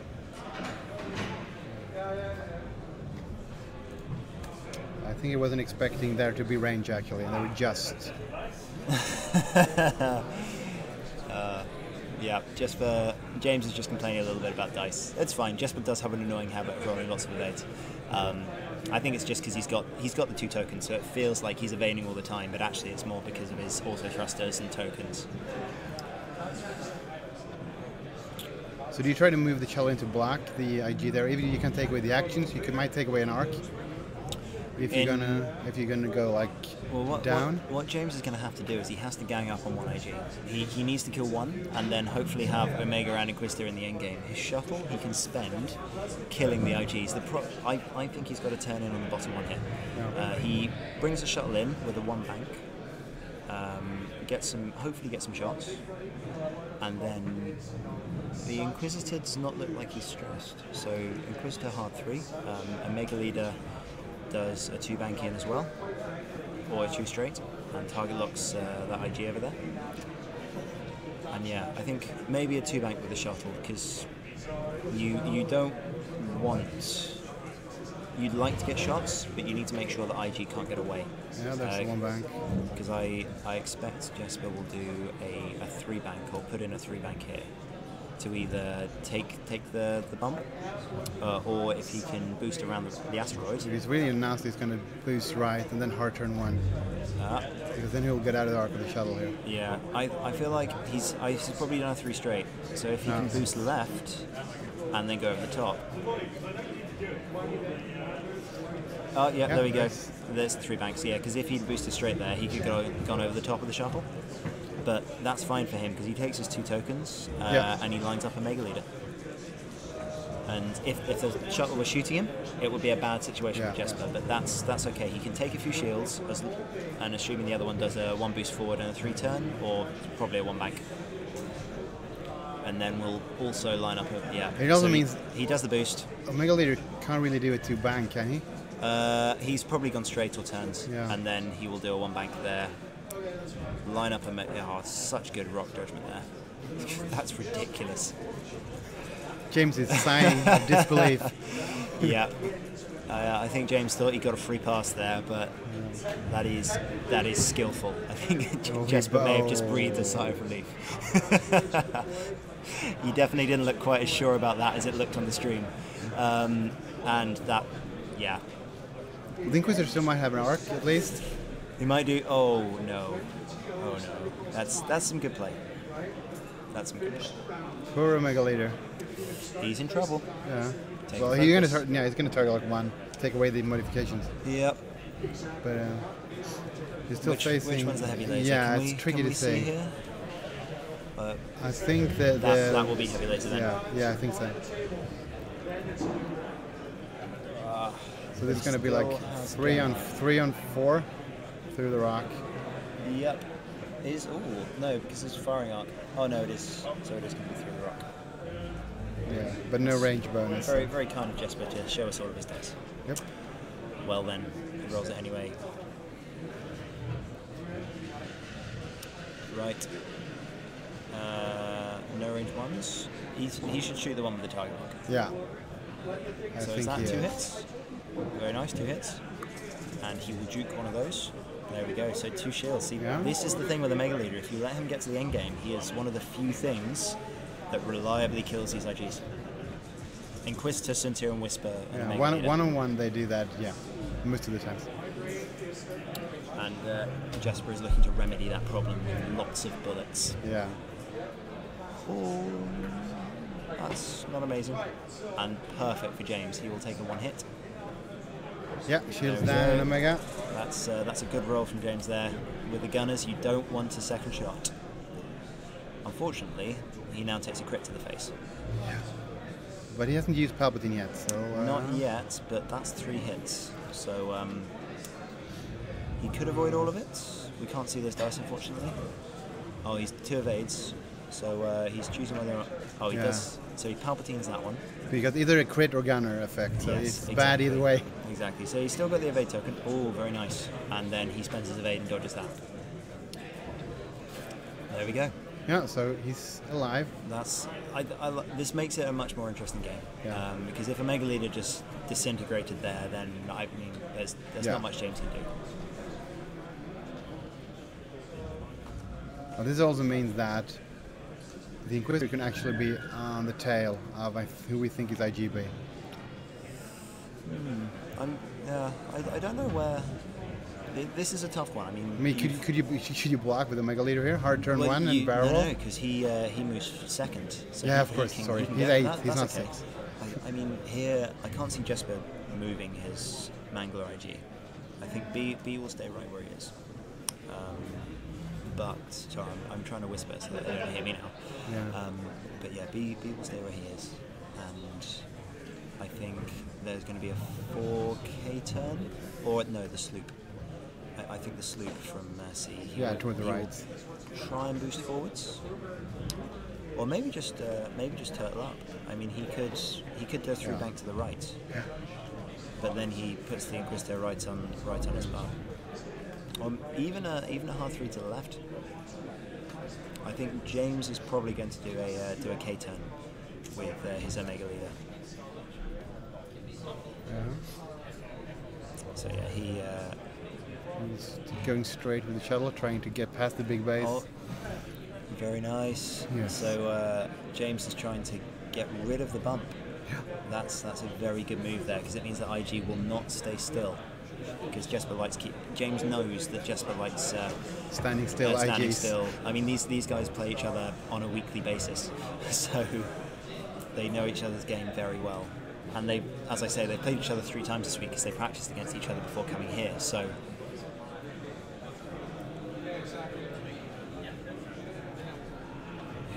So just we're thinking about the advanced sensor here. It's going to target lock. He takes the target lock. So. And a focus, so he's not done a K-10. So he stressed himself out, does a 1 bank. And that's an asteroid. Yeah, maybe, but he might end up blocking a Mega Leader. And if the other IG sloops, he's going to have range 1 on. That's enough. No, he's on it. He can't be that lucky twice. No. Or that good. Wow. No, I think he had to take the hit there. He was hoping the shuttle would still be there. Yeah, I think so. Does take a hit. There One we go. shield from IGB, we think. Yep.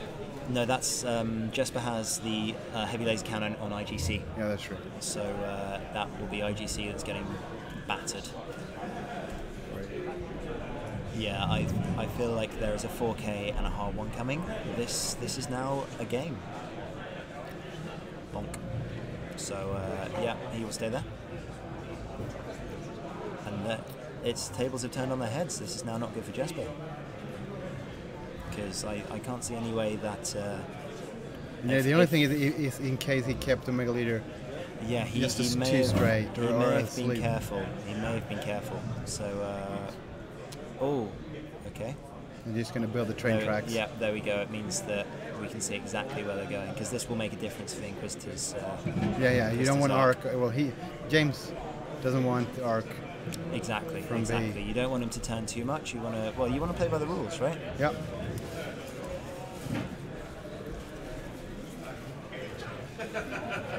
Okay, now we get to see if James, there he goes, if he has guessed correctly.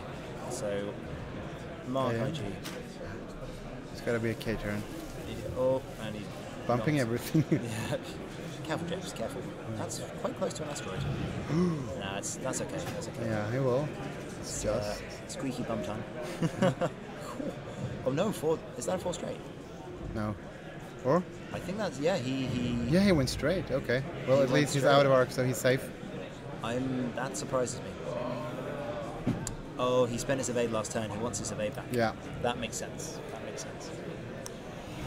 Still. So maybe I'm just an aggressive player. Well, you have to move in close with your A-wings, right? Yeah, I mean, get 3 attack dice and bumps. Exactly. You have to go straight forwards. And the amount we were talking about this earlier. A lot of people have started going slow at the beginning, because I mean, I think the top tier of players a while back started stalling for time at the start of the game to see where our opponents are going. You want to know what their plans are before you reveal yours. And now everyone has started doing it. So now you do if you the go opposite. fast at the start, then you keep catching by surprise, catching out position. So with the A-wings, a 5 straight and a boost is a really good opener. If anyone's interested, have a listen to Andrew Patterson on the 186th podcast talk about swarms. That was a very, very interesting episode. Just plug in the podcast there. That's okay. It also was very well because he did go and win everything. He did go and win everything. He that was watching him play all day at Yavin, because I didn't do well at Yavin. Palp, I think. Yeah. There 3 hits, 2 hits and a crit from the use of Palp. Yeah. Spending the focus for no damage. No damage. And does... no, there's no more shots. No more shots. He is out of arc. Well, sorry, I got distracted. It's okay. I think they would have checked. I think they checked that one beforehand, and they do have a better angle on that one than we do up here. So I assume they know that. Do you know? No, he is checking it. There he goes. So he spent both tokens to survive. Yeah. Take no damage. Did you find any other A-wing players today? Did anyone else play there or yesterday? I don't think anyone else took the A-wing swarm. No? I'm not sure. Don't quote me on that, because I was focusing on my games. I didn't get much opportunity to walk around. I didn't see any. There were 2 or 3 A-wing swarms, not including me. Give him a shout out. Tell him to shout out. Where is Tom? You almost got sworn at by Christopher. Shush. I do love you, Tom, but not now. Later. You can hold me closely. That's on the internet. Congratulations, Oliver Pocknell. Oh, I hope he's happy. Is James, or is Jesper just going to run away, or is he going to sleep? He needs to kill these things. He either needs to kill Palpatine. I think his target is still Omega Leader. But Omega Leader is also bugging out. Yes. So, I mean, what do you do from here? You can 4K the one, and you can 3 sleep the other one, and try to catch the Inquisitor with both arcs. Yeah. James is yelling at Palpatine. He is yelling at Palpatine. He got out of trouble, but at the cost of being nowhere for the next 5 or 6 turns. And honestly, I doubt he will ever get arc on these IGs again. Yeah, I can see a pair of K turns here, because the Inquisitor has got to go fairly forwards. Yeah, because he's stressed and he can't really bank. I mean, maybe 4K1.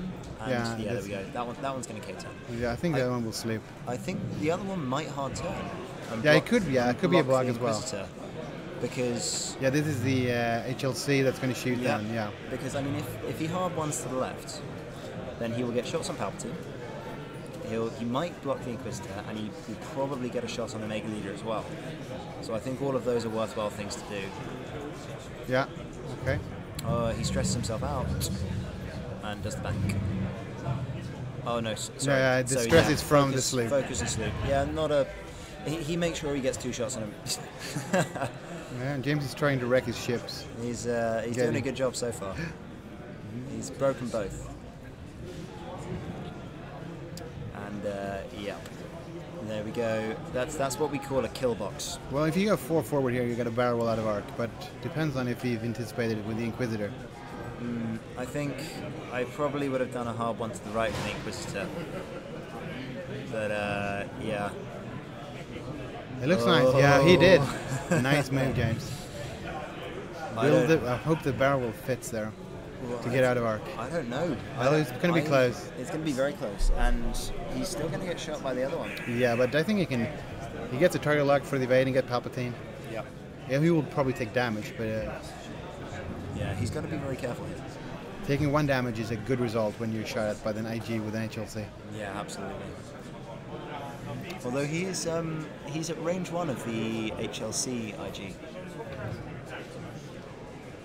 Oh no, sorry. No, he's at range 1 of the Mangler guy. The Mangler guy, which is that's the worst possible position to be because Jesper gets gunner on both. Yeah.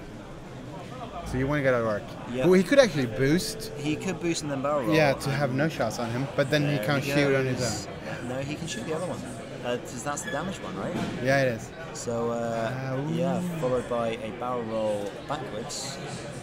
The thing is, he guarantees getting blocked next turn. So I think he may decide to turtle up here because he's at range 1 of the laser. If he's dodged the Mangler, yeah, he should be good here. Take an evade token. You don't get gunned. He has Palpatine on the board, and then he can take a target lock and evade.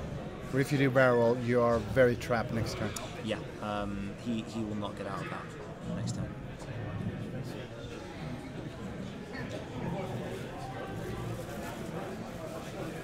So he is deliberating here.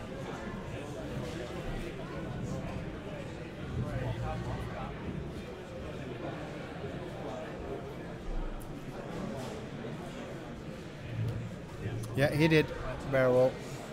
There we go. I suppose take the guaranteed evade, right? That's tight. Yes. That's tight.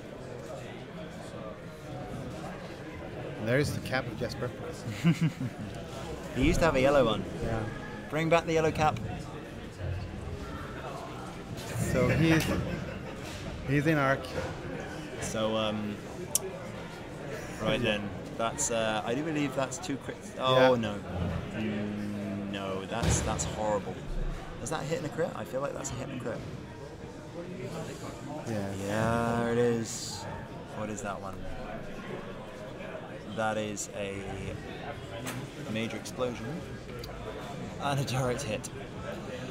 Oh dear. So that was a total of 4 damage in 1 shot from the Inquisitor. Yeah. Well, we did say earlier that the Inquisitor is really good at killing robots, but normally by taking away the air thrusters. So let's see. That means IGC. IGC is now on 1 health. Okay, shuttle takes 2 damage. Cool, this is, yeah. Losing 1 pound, but now he's getting back into it here. 1 shield of the shuttle?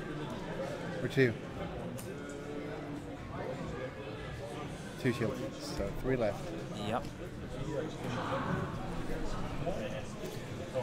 Well, do we have a timer on this round? Because there isn't one on the big screen. No. Ooh, they didn't put it there either. So I guess they're just going to shout it out. I may just ask Vince to. I'm just going to wander off and ask do that. Vince Artio to put it on the big screen.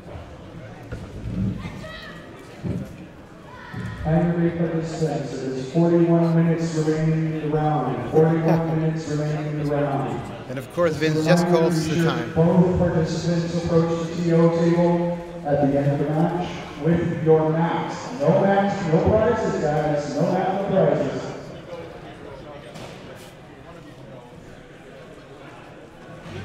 Well, yeah, the IGs are. I'm reading the chat here, and yeah. Let's see. Yeah, we're gonna have points here. Half an IG is down, so that's 26 points, and it's 14 for Jesper for Wampa so far. So unfortunately, we don't have control of the big screen anymore. But it is 40 minutes now to go. Oh.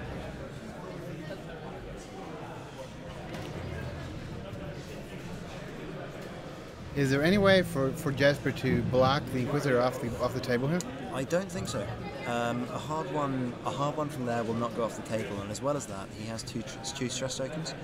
Honestly, I think no, he kind of won hard because he needs to get rid of stress. The best option for that IG is to get out of trouble as quickly as humanly possible, or robotically possible. Well, yeah, he is a famous and terrifying bounty hunter from the farthest reaches of space, and happens to be a robot. So, yeah. Can you tell that I don't do roleplay? So Palpatine just literally goes along, and yeah. Well, yeah, he did. He's going for it. He is doing the one hard. That's. Can he? Oh no, that's fine. He can fit the one back next time. Yeah, I think that's. That's a good move. That is a good move. The question, he can't capitalize on it. That's the only issue. But the only it's if he's off the board, but I don't think so. He won't be off, but he shouldn't. He should be pivoting, and maybe it's worth a try, right? Yeah, I mean, well, I think the only issue here is that he's taking shots on the other one now from. I think that's okay because. Yeah, I don't think there will be any shots on the IGs this turn. Yeah, he's probably gonna be off the front. It will be close. It will be. Oh, that's a big deal. Sorry, I've just realised that because IG will probably just bump the Inquisitor to stay there next turn. Yeah. And that means, well, he might not. The issue being that if the Inquisitor decides to cater, he could get around him. Yeah. Yeah. This is going to be an interesting series of turns. As you would expect from two world-class players. Shameless plug. So the question is, where is the back left corner of the Inquisitor? But I think he's going to be on the mat here. Yeah.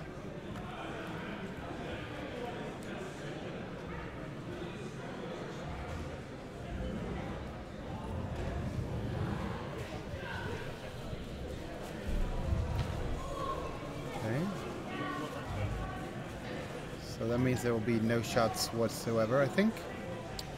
Nope. It looks as if the Inquisitor is off, as in not off the board. board. The question is who's got initiative. I don't know, and I don't think it matters. It's not going to be a draw. It's just Andrew Patterson who draws in the top 8 cuts. I'm just going to do a quick maths moment. I'm going to add up some of the possible totals we can get and see if there is any possibility of a draw. I don't think there is. But at the moment, IGC with the Mangler is IGC has the heavy laser, and he's the damaged one. So that is 51 points for the heavy laser cannon. So that's 25 is half. No, he's 50. He's 52. Oh, he's 52. Okay, so 26 points half health. Yeah, 1462. I don't think there's any way of James's ships dying that could end him on the same amount of points as the IGs. I will just confirm that, however.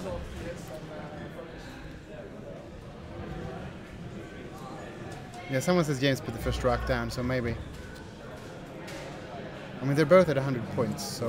I think James gets to choose. It would make sense for James to choose the initiative because this is a knockout round. Yeah. And if somehow they had a 0-0 draw. Yeah, we did have a 0-0 draw in the we had it in the Swiss. Yeah, in the Swiss. So it was, and both players played each other out of the top cut due to it, but they had no kills, no half points. I heard that at the end of the game there was a Palpatine shuttle on one shield left, and there was 3 shots on that, 3 hits onto that shuttle, and through a debris field he rolled 3 natural evades.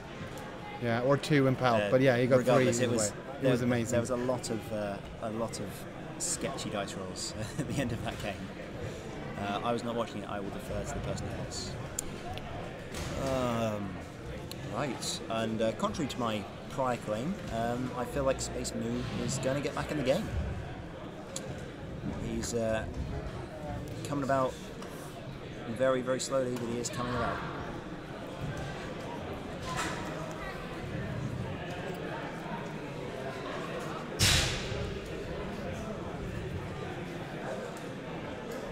Okay, so we could actually have a tie, they say here. IGC and Omega Leader, if IGC is half down. That would be 26 points left, and they should be at 100 from the beginning. So, potentially. James wasn't on 100 to start, though. It will be 26. Isn't he? It'll be 26 yeah, points. Is he 100 to start? Oh no, I can't do maths. Yes, he is. They're both. Yeah, because one both 14. And Jesper is 99. Jesper is 100 because the tractor beam that he's recently included. So yeah, thank you for doing the maths for me. Apparently, I'm slow. Of course it's Tom. Well done, Tom. You get a cookie. Not my love.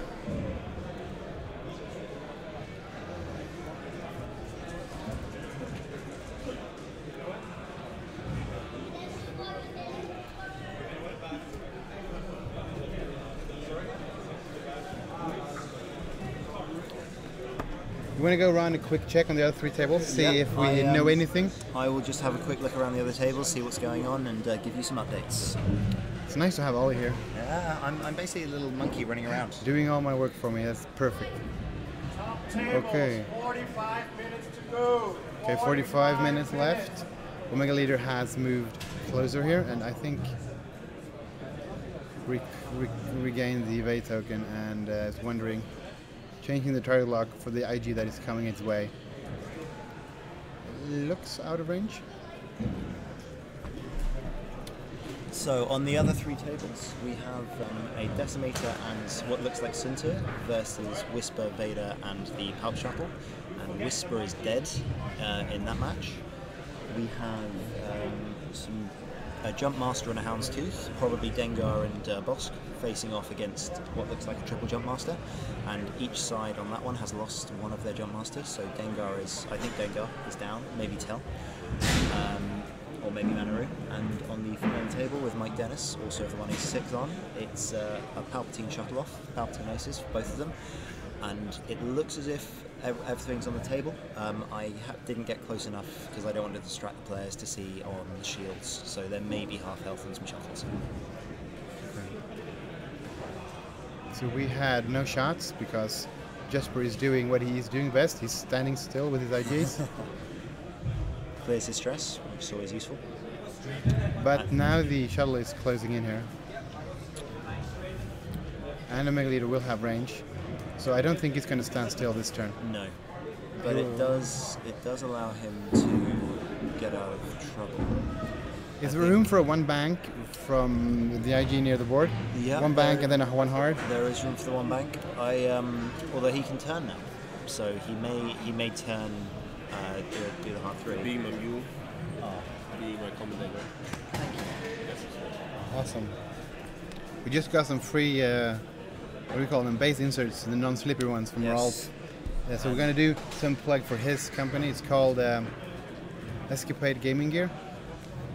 They are doing nice stuff. They are, and I've been using them since I came over for the Nordic Nationals last year, and quite honestly, they are fantastic. Oh, by the way, tell me how you did in that game, or that tournament. In the Nordic Nationals, I may have won. I apologise to any Nordic players listening, because I came over and I stole your tournament.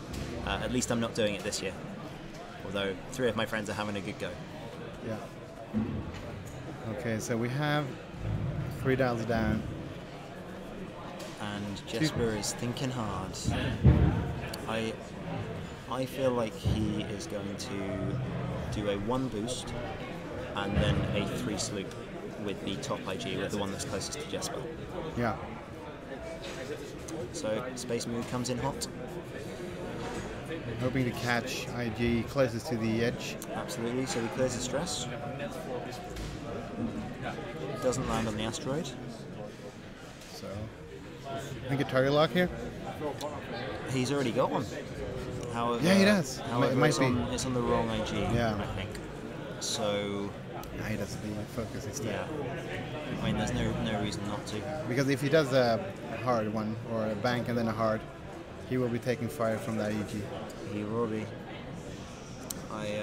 There we go, the 1 boost. Now the question is, has he gone short and is trying to shoot a Mega Leader? Or has he done the sloop and is hoping that a Mega Leader flies straight over the top? He's taken 2 tokens, so he's not K-10. He has gone short, so he's trying to block him. He's giving some time for his other IG to get away. And I can't see Mega Leader doing anything else but a 2 bank there. So he has done the 1 bank. He's relying on his tokens here. So he does one of those, and I think honestly it will be a. Ooh. That's a yeah. Double evade, stay there. Because if a Mega Leader comes around, I don't think he can get. Oh no! Oh sorry. So that was the advanced sensors. Yeah. Tokens up. Does the runs away. Very nice, and hopefully, because I can only assume that his James Inquisitor has done a hard 1 here. He's got to chase the damage one. He does. Yeah, there is a 2 bank. There he goes. I'm surprised he didn't sleep. Maybe, I mean, it would have been close. He may have hit a Mega Leader, so didn't want to risk that. Yeah, there he goes. Now, can he focus? I think that's very close. Oh no, he already has a target lock. Yeah. So he doesn't need to take an evade. He doesn't need to take an evade. So okay, he just apparently that's far enough in arc. Yeah. He's range 1 anyway, so. Yep. Spends the focus. I assume that's 3 hits. Thrusters. Oh no, he can't do thrusters. Dead. Oh. Ouch. Only one symbol there. He needed 2. Yep, no auto thrusters. He only rolled 1 symbol. That's painful. So IGC goes down. No more boost and evading. However, we still have a full healthy IGB. We still have a full health IGB, and yeah. We got a Mega Leader with no shield, which means if he can hit him in the future here, the crit will stick. Yes, but I feel like there's going to be a very, very swift target lock being applied. Yeah. And oh no, it may already be on there. Or is that the shuttle? We can't see from up here.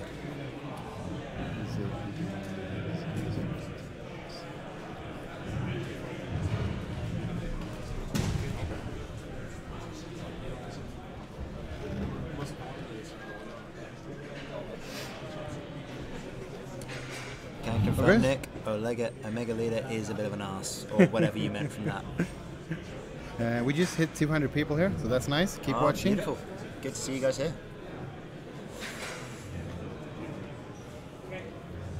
So, and I'm going to continue rooting for the underdog, so I'm now supporting Jesper. Yeah. Although you can never count anyone out of this. No, especially now when you have fully healthy IG, he can tank a lot of shots if he just gets those green dice. Absolutely. He does need to do some significant damage here.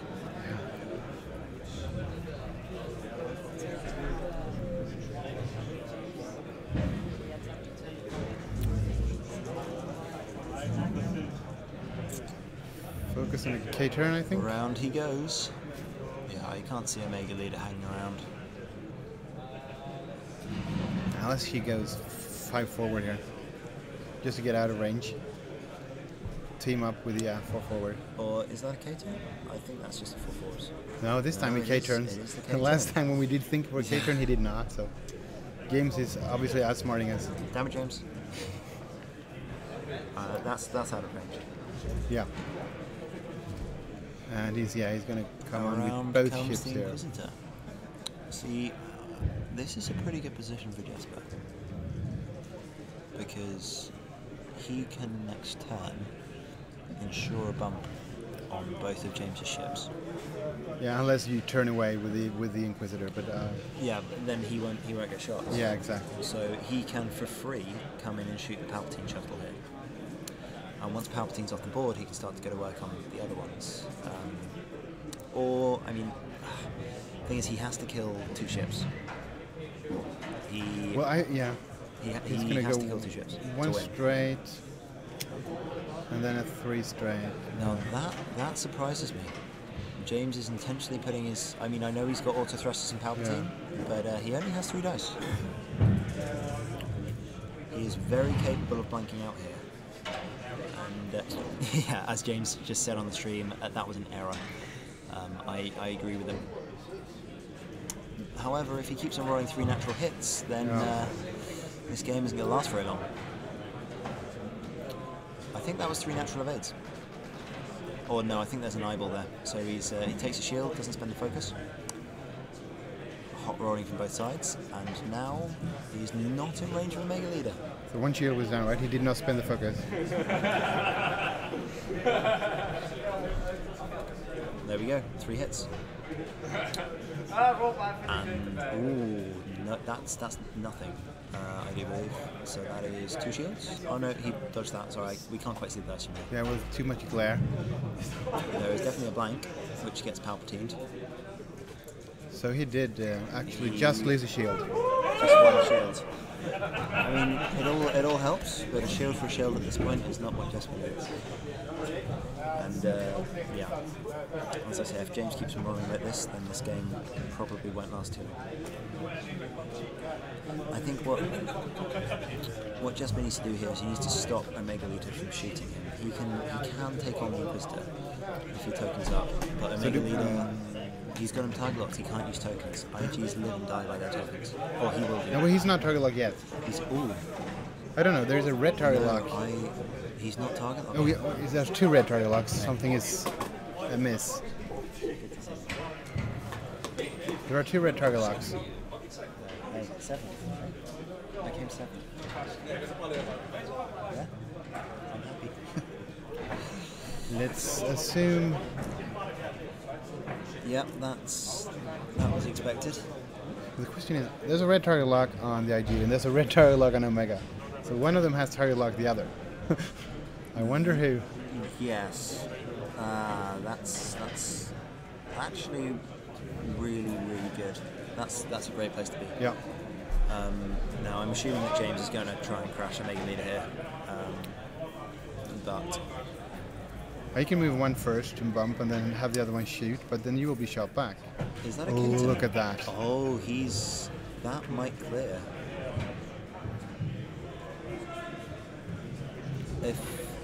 Oh no, it's a 4 forwards. I was going to say, because Inquisitor's stressed, so... Yeah, let's hope it's not a K-turn. I was going to say, if that was a K-turn, then Jesper is going to be pretty swiftly turning Inquisitor onto any asteroid possible.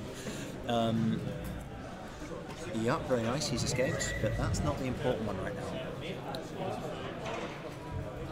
Because we have a certain leader of Omegas. I can't see him hanging around. If you pull it 3 hard to the right just to get out of there. No, but his greens are, his two greens are, 2 turns of green, sorry. Yeah. We could just run into him. Yeah, that's probably what I would have done. Yeah. I would have done the 3 straight. That's he's going to bump. He's going to bump. He should bump. It's close, but he should bump. Yeah. I'm going to go ask them who's target locks on who, because it's kind of strange with 2 red ones. Yeah, there's 2 red ones there.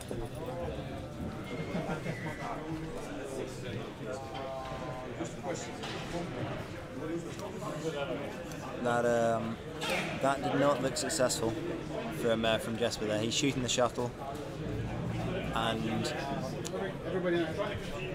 yeah, I see. See, we have target locks on the back of the base, so that is why. So on Omega Leader, I think it is Jesper's target lock. Yeah, it says B on it, so it's for the robot with B. So that's why. So he doesn't have a blue one on it. That is really sneaky from James. So Jesper got 1 hit, and James Palpatined his dice into a blank, so that he only took 1 damage on his shuttle. Huh? That's some very nice play there. So 1 shield. 1 shield onto the shuttle. Yep. Instead of getting gunner. Jesper dodges everything on his IG, so we're back to the standard stuff again. Now, where do we go from here? That shuttle has to move. So I feel like Jesper can really start to pile on the hurt now. Yeah. So I'm gonna Possibly a guess. K-turn? Yeah, I think that's a safe move. Like you could sleep 3 to the left, I guess, but there's no point for Well, K. I feel like the shuttle's it's not gonna turn left because there's an asteroid. Yeah. So See I- one bank here. Yeah. Yeah, he one backs there. Clears the stress. Whoops.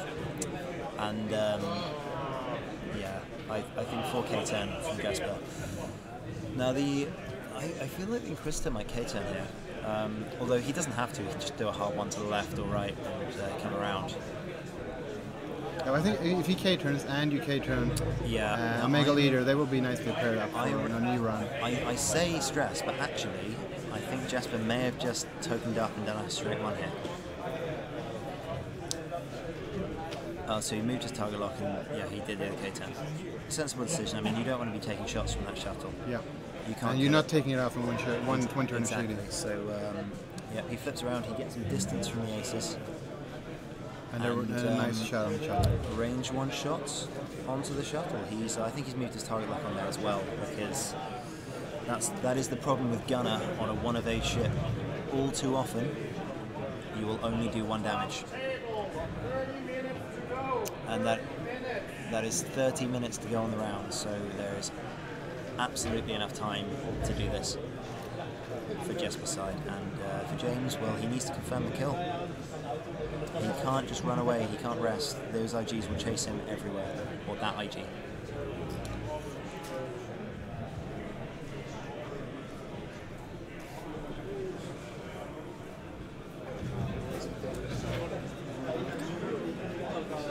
It's good to see some new players watching the stream as well. Hi Anil, it seems like you're getting your explanations from everyone else on the chat. So the circle things are tokens, if you're wondering. They are evade tokens and focus tokens. The one with the face on there is for Emperor Palpatine. That's a special one. The guys in England called COG02, COG and then the letter O and 2 as a word. They do a very fine range of acrylic templates, and you see some of James's range 1 and range 2 bump ones there.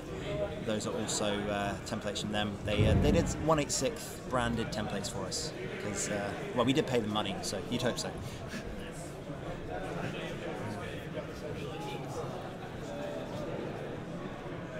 Yep, absolutely, Nick. Who can't be excited about Star Wars?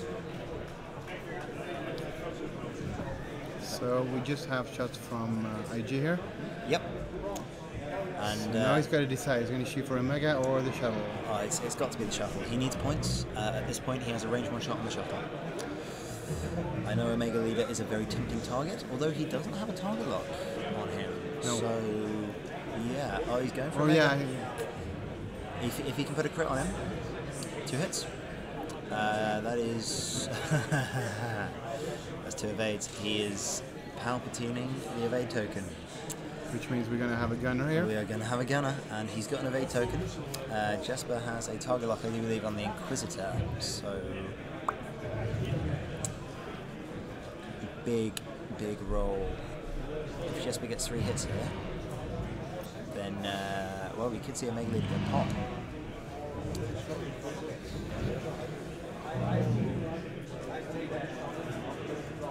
He's going for Omega Leader again. And that is... It looks pretty good. 2 hits. 2 hits. Oh, that is spin his evade, and he takes a crit. I do believe Jesper just forgot to turn that into a crit for the Mangler cannon. Yeah, actually it looks like that. That was a big mistake. Should we tell them, or is that just a mistake and we'll leave it at that? I don't think it's a mandatory effect. It's a you may, I think. It is a you may, so I think we're just going to have to leave them to it. That's a shame. No, there isn't 186 players in this one. We are the 186th squadron. I think there was about 160 players in the Nordic Open. Oh, That's thank true. you, thank you, James. See, I don't play Omega Leader much. You can't modify, so you can't turn the Good hit calls, into a guys. crit. Yeah, see, this is why FFG have released about half a page of Omega FAQs Leader, for Omega Leader. You made an awesome ship. He's horrible, but everyone gets confused. Especially when you have Palpatine involved as well. Oh, turning off Palp is just ridiculous. It's not. It's almost as good as being able to airlock Palpatine. If you put him on the same ship as Moff Jared, then Moff Jared can just boot him out the airlock to flip a crypt down. Only ship you can do that on is the Decimator or the Raider, but it's worth it just for the image. Okay, so that's another almost standing still IG. Bonk. Which surprises me, considering Omega Leader is sitting over there. Yeah, with the rock, well, yeah, hard one. Hard 3, maybe. Although, actually, yeah, from Jesper's angle, you can see that better. Yeah, he's going to have to bank, which does mean he gets a free pass. But the target lock. Oh no, he's probably going to put the evade token back on. Yeah, there we go. So he still has target locked him. And he will be flanked here by the Inquisitor. He has target locked him, so I'm being stupid. No more than usual. No. It is a regular occurrence that I say and do stupid things. It's quite nice it's not on the table. I didn't do too many stupid things this weekend, apart from flying my 8-wing off the board in the first game. I think that's what you call submarining. Not intentional, but I blubbed my way back up to the top. That's going to be a rock if he stays there, but he can barrel, so he's got a boost. Yep.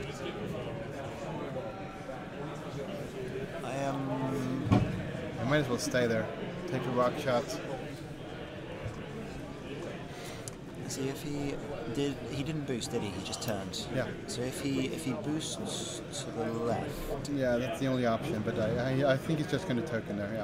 Yeah, because he stays unstressed. No, he can get out of trouble, so he's okay. And that's 3 hits again. Oh, James is. This is slightly reminiscent of my game against James, of him rolling filthy dice and his opponent crying. Maybe I'm just bitter. Oh no! It just looks like just one. So 2 shields. It would help if we could see these dice. So 1 shield left. Oh, that's nice, Tom. He's just called me a stupid. It's so nice to be loved and appreciated by my fellow teammates. This never happens, as in I'm never loved and appreciated.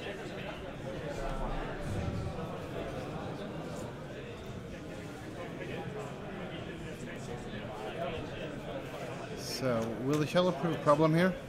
He's going to go just 1 forward to be in the way.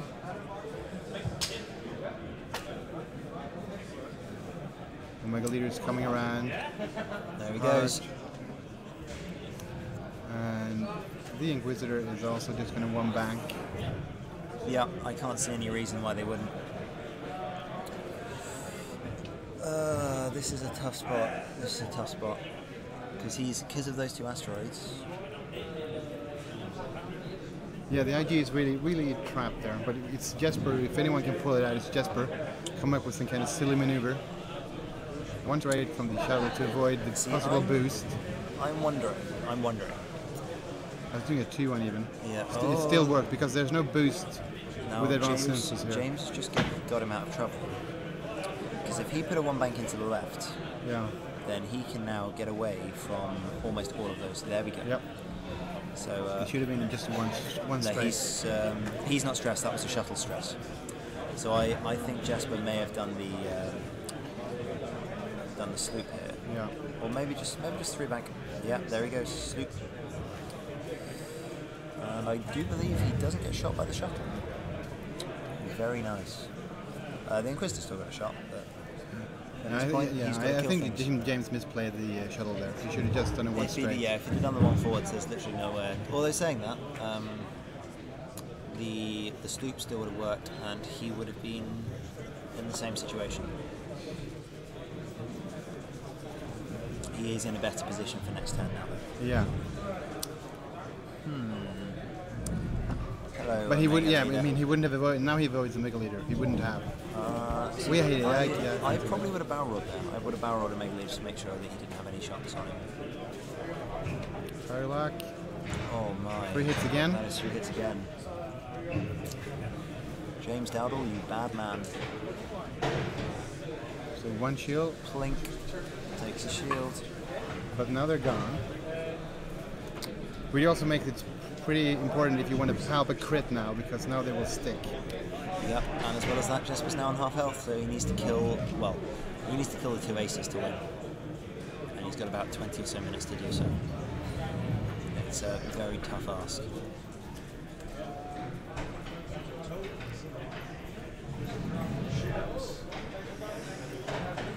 Hello. So Palpatine, evade, and hit. Or maybe a crit? I can't see if that's an actual crit or not. No, it's a standard hit. So Omega's on 1 health left. This is getting close.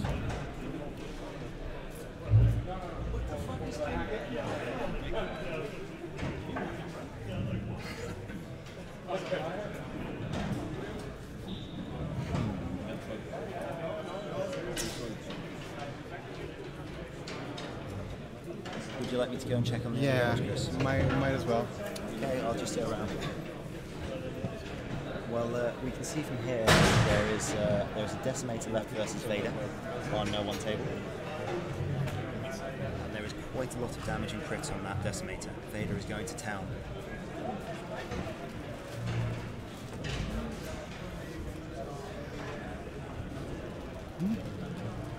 Oh, it did not.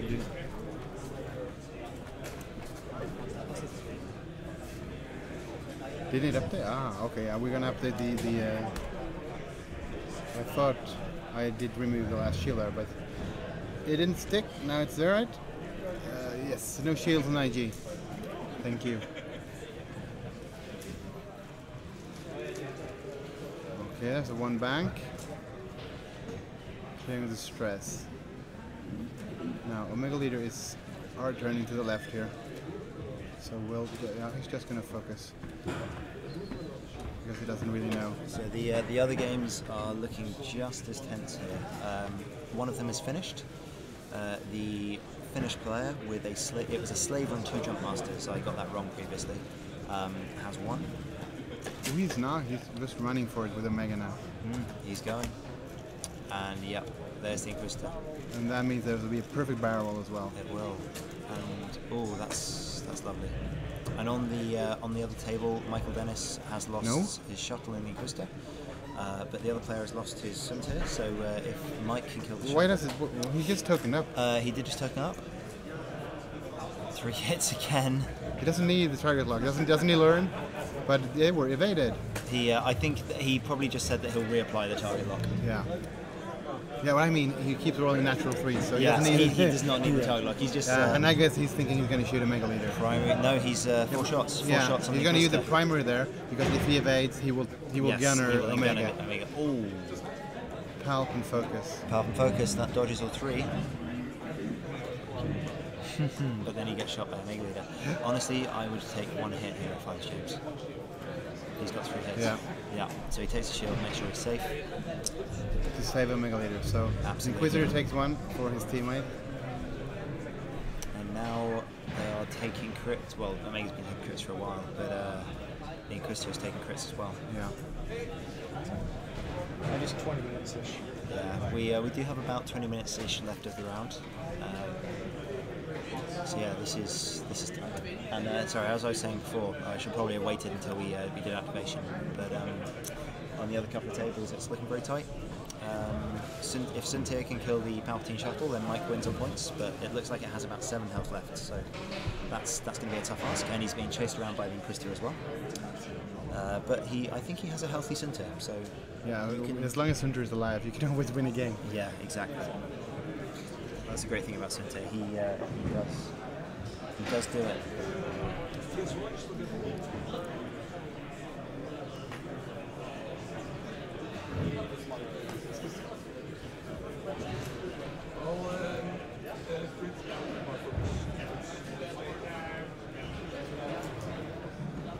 Palpatine goes around the rock for the 2nd time. There we go.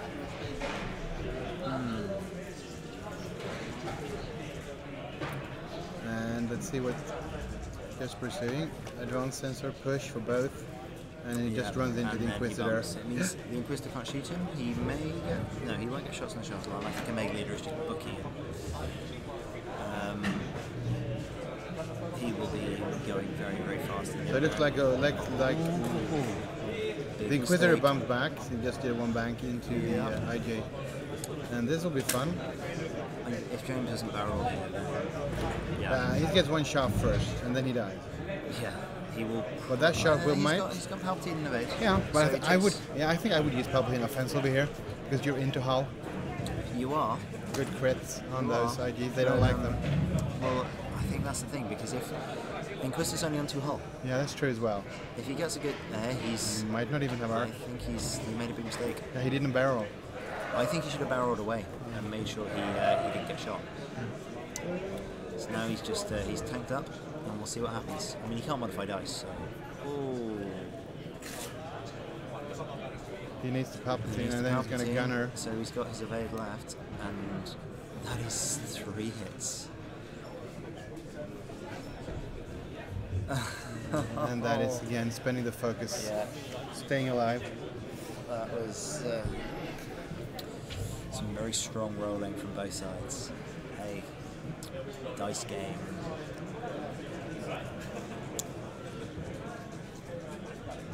And your great participants. I'm getting tense just watching this. I'm not sure how those guys are feeling over there. Is IG bumping again? I think so. Well, he can't get shot by the Inquisitor, and the Inquisitor is Keep can't- bumping, he- yeah, he that's can't just good cater. for- yeah, that's he just can't good cater for- because there's a rock over there. Oh, there he goes. Palpatine just Ooh. ignores asteroids. He's going It's to. gonna be. Is he going to hit him? He may. I think his nub will be on that. Yeah, it's going to be awfully close. No, but he's going to roll for the template going over at least. Yeah. I think, or maybe he didn't. Bonk. No, they forgot to roll for the asteroid there. But maybe the template didn't go over because it's, That's a good point actually. Yeah, that's true. Sorry, it's the way that went. It dropped down off the asteroid. it did fit the 4K. Oh my. That was brave. That's ballsy. And it didn't hit the asteroid either. Oh, James Dowdle. And well, this is kill shot time here. Yeah, he's going to have three ships shooting the IG here. Yeah, I think he's got to play Palpatine offensive here. The Omega will probably die, but I mean they've all got target locks, right? Through an asteroid. Done it. He's got 2 eyeballs. No, it's a crit and a hit. Crit hit. Oh my. Oh god, 2 hits and a crit. That's. So he needs to spend. He's got 2 tokens. He can't one of spend them those. against the Inquisitor, so he may as well spend them here. You mean against the Mega Leader? Yeah. Sorry, he can't spend them against the Mega Leader. Okay, the Palpatine shotgun will be shooting, but that looks like range 3 through a rock. So this is now. Do you use Palpatine for a crit here on Mega Leader? No. And he does not even spend the focus I- because he wants to live. He wants to save him. Fair enough. I think if the Inquisitor had done some damage, he would have. Yeah. Oh, hello. So he spends his focus, and he still has his evade left, and Palpatine, I mean, it's a triple hit. He needs to blank out. He needs to get no evades here. There is an evade. Yep, he's alive. Palpatine. Well, he did have the evade token as well, but he doesn't want to use So, it. I know that's my point, but he needed all eyeballs or blanks because he had both the evade token and Palpatine. And he target locks as well. I assume that is 3 hits. Just 2 hits there. Maybe. We can't quite see, but I think it's 2. 1? Which is a 2 actually. that double direct hit. I think he's got a direct hit and maybe a damage sensor. I'm just going to sneak on and have a look. Yeah.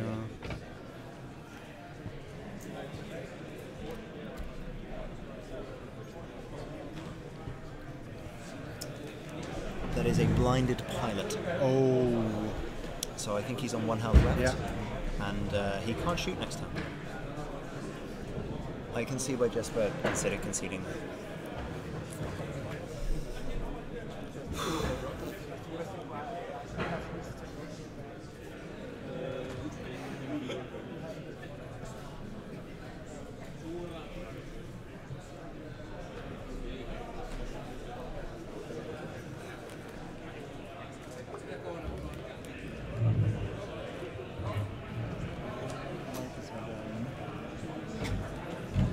one of the other games is just over. I'm gonna go over and see. While Jesper contemplates his fate here.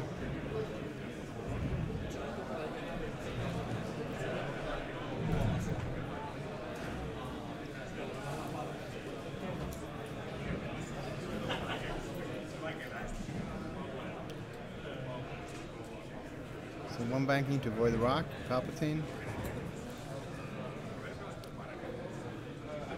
Takes focus. I don't know why, he should have taken the target lock instead, because he's not going to get shot. Let's see here, we do have a... he's running away, running over the rock, risking everything here. And Sloop to have shots. We have just confirmed that unfortunately Mike did lose his game, so I'm not sure who his opponent was, but there is Palpatine and Inquisitor and Suntier through. And he died by rock. Jesper just rocked himself. Oh.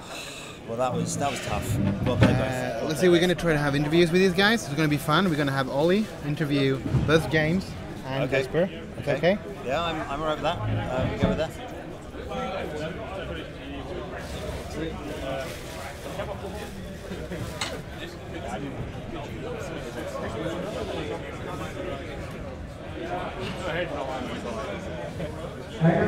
It's time. Please finish the round.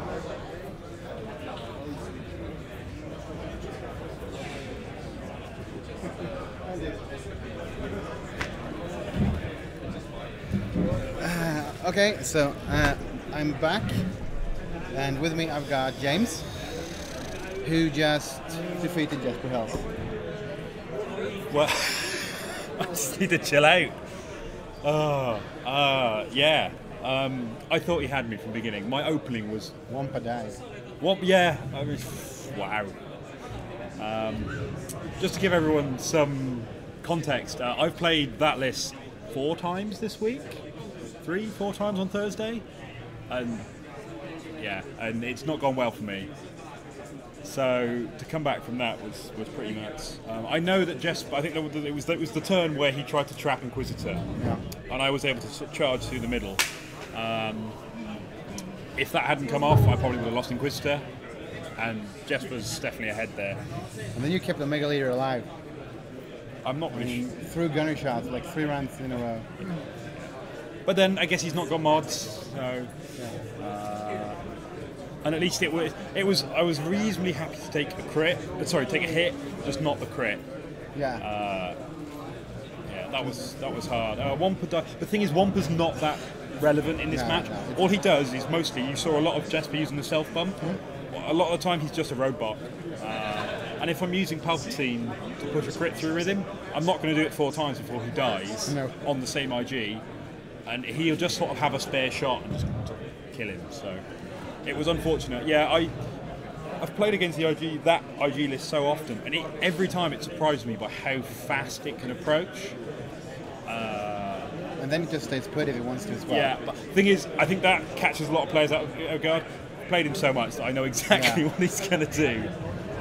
You did. You had a few moves that kind of surprised us when you K-turn with the Inquisitor. At the end? Yeah. It was the only way I was going to get shot. Yeah, but the first round, the previous round you did not. You just bumped him. You stayed put for 1 round before. Yes. He ran into you, you ran into him. Which means he could shoot a Mega Leader and Mega Leader could shoot back. Yes. And the Inquisitor was just irrelevant, but... that was the only way, because that was the only way of breaking that stalemate. Because otherwise, if I keep him there, Jesper's just going to keep sitting there as a roadblock, and so that I needed to get him out of there, and that was the only move I saw that actually did. And I had the target locks. So. Yeah, you did, you already. But you didn't really need the target locks. You kept rolling 3 hits. I did. 3 turns in a row, I think. Yeah. It helps.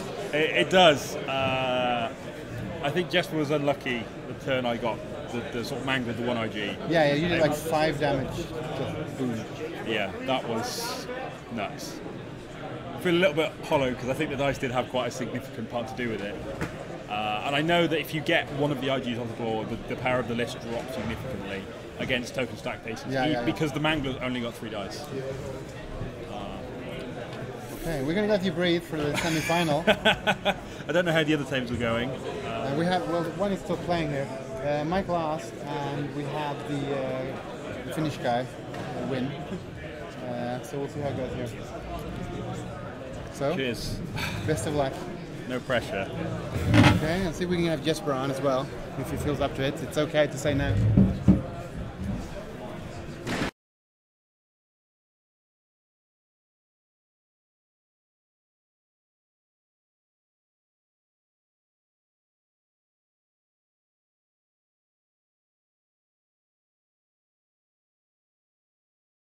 Jesper now. Hi. You didn't need any introduction here. They know who I am. Yeah. So, you killed Wampa right away. I did kill Wampa right away. I got what I thought was the perfect opening and the perfect second engagement. Omega Leader just wouldn't die. Okay, last game is over. Looks like the Decimator won against France. Yeah. We'll see. Back to you. Yeah. No, the first 4 or 5 turns I thought strongly in my favour. And then I got into that car park, just couldn't sink any damage through. Yeah. And yeah. You had one turn where he did like 5 damage, like boom, from 4 shields left to... the major explosion to the direct hit, that was huge.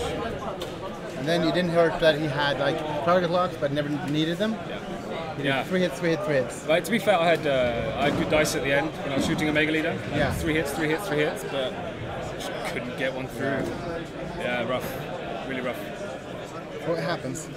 Yeah, it's still was game, a really good, really strong performance here. Yeah, I mean, he played really well.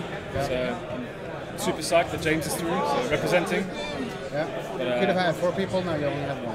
Yeah, it was Ollie's fault, right? Because yeah, he'd run. I was due to play Ollie. Yeah, and then you would have won, of course. And then, of course, I would have won. Yeah. So, you want to stay around doing some commentary? Yeah, I'm just going to get some water and... They're going to be a few minutes. All right, awesome. Because we can only have Ollie for 1 turn, 1 game. Yeah. Maybe you can have James after. I think he's planning on playing the final. Yeah. All right, cheers, man. Yeah, you have a good one. Okay, so stay tuned. We will soon be back with the results and the semi-final.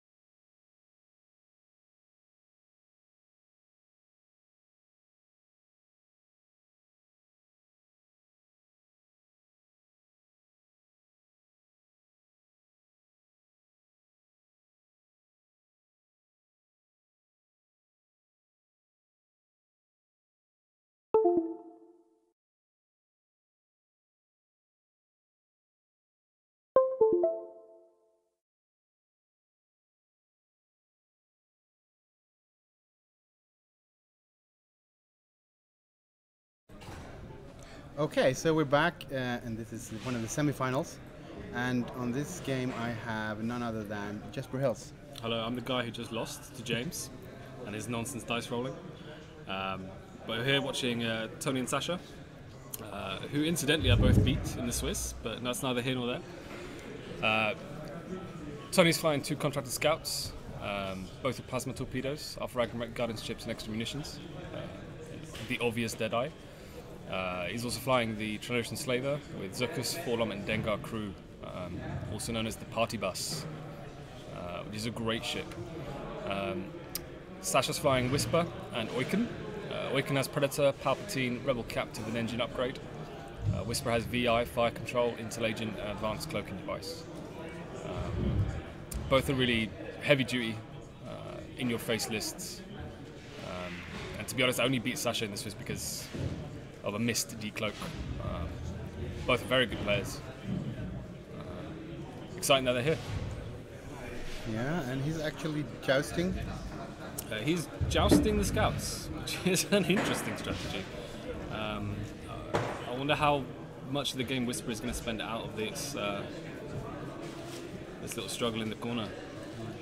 Next turn he's going to go, and then he's going to boost into range 1 with the Desi to avoid the torpedoes. Yeah, or get straight in there and bump one and bump shoot one. the other. But you can't. Yeah, you can't bump with the.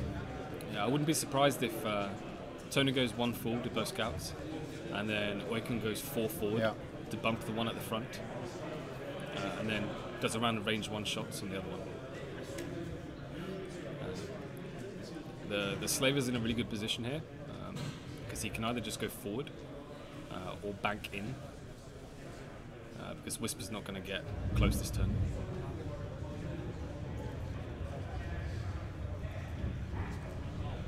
Of course, Forlom and Zuckus, not really that useful against Oiken, but... no, when you get in range 1, you're going to get 4 dice against 0 evades, so you can really do some damage. And the thing is, if you can get him in the way, Oiken might not even get out of the corner. Yeah. So if I was Tony, the smart thing I would do here is move forward, focus with both. If possible, shoot with both, spend focus, get a target lock, and then 4K them next turn. Because then you're almost guaranteed to get torpedoes on Oiken. Yeah, you spend the focus to get the target lock for next turn when you get stressed. Yeah.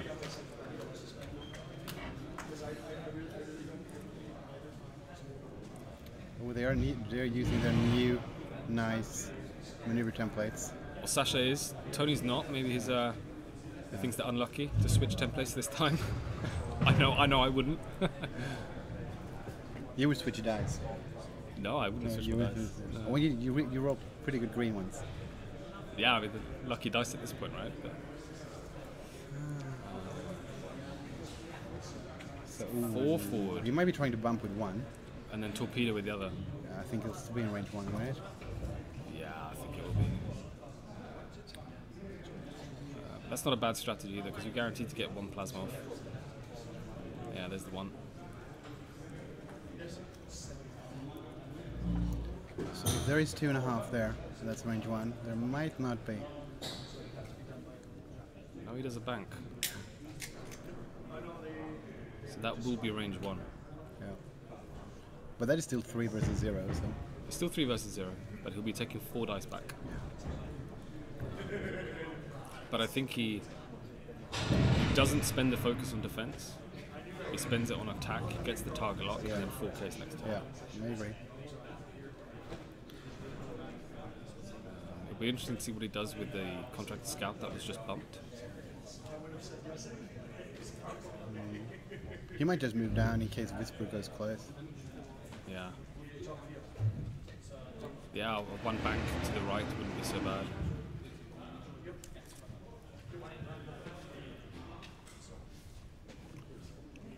So Whisper banks. Yeah. Good spot for decloaks next turn.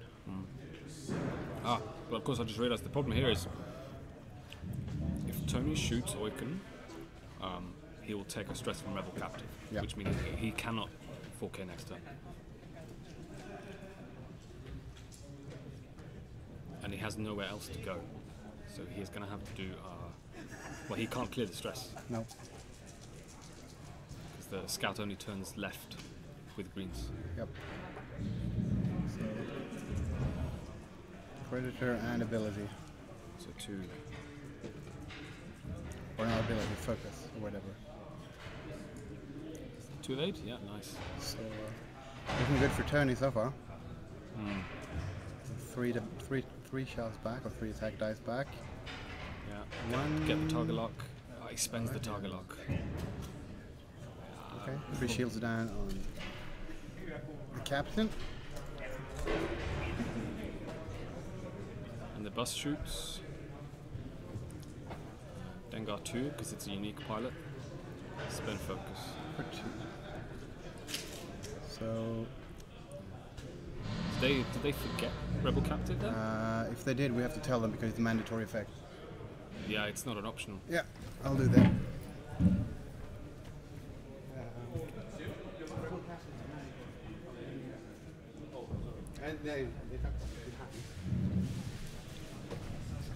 So we sorted that, and let's see. Oiken is shieldless now, right? Yeah. No.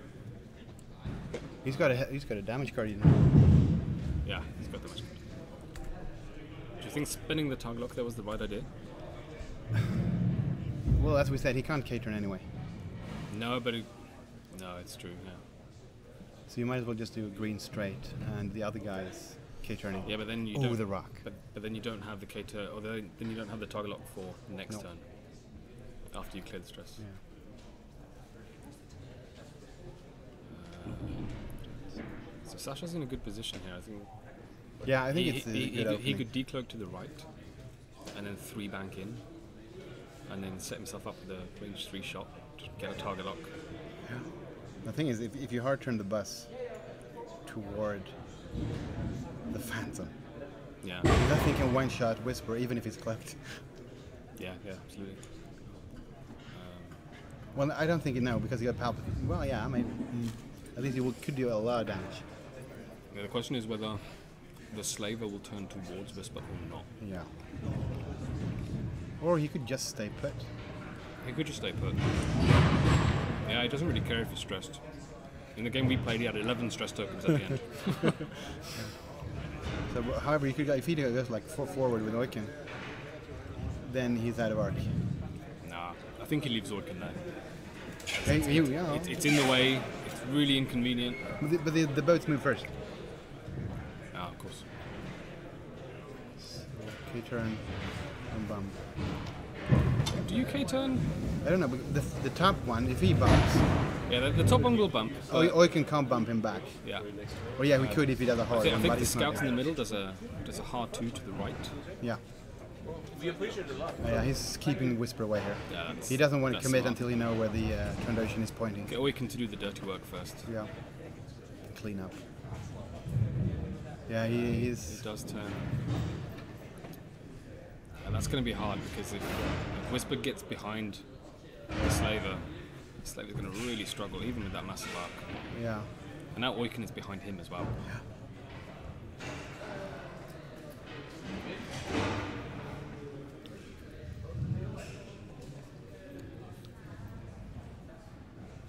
And while they are playing, we have James versus Carol. Yeah. And if anything develops there, we will try to keep you posted. Carol was my only loss in the 9 rounds of Swiss. You all saw what James was flying. Carol is flying a VI Carnal with auto thrusters and hull upgrade. An Omicron group pilot with Emperor Palpatine and Sensor Jammer. And then Inquisitor with Push the Limit, Title, Proton Rockets and auto thrusters. So yeah, we had the bump from the top scout, and he is indeed going full forward. Yeah, that's a good move, because then he can just turn in the turn after. Yeah, and if the Slaver had stayed, he would have been out of arc as well. Yeah. But he is now shieldless, so just a single torp going in there, he will be almost...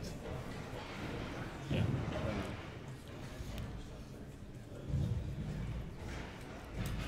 And here we have Whisper.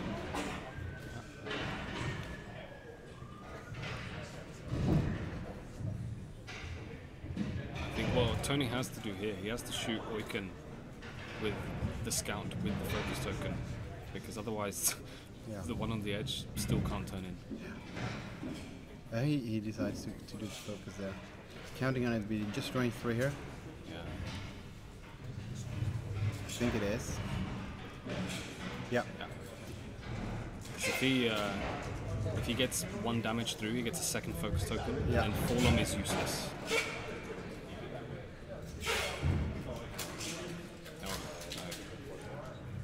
So 2 shields off the Trandoshan. Yeah. Whisper now has 2 focus tokens, which means Forlom doesn't really work.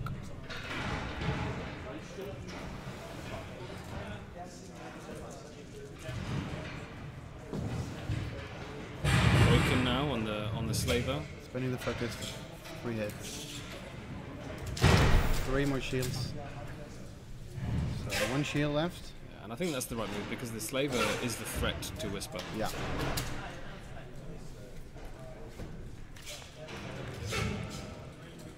So now we'll see how much damage he can pour into the Decimator. And let's see if they remember. He is doing that one first. He did remember Captive this time. Yeah, but that Scout's now going to do nothing. He's going to keep his stress or not be in the fight next turn. Did he miss totally? Yeah, 2 blanks.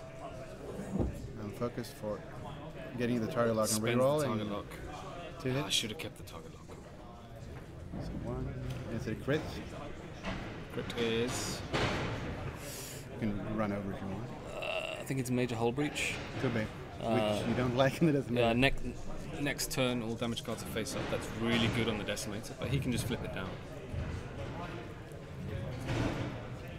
So Dengar, 3 hits on Whisper. Yeah, that's all you can ask for. Yeah. That's 2 evades, 1 focus.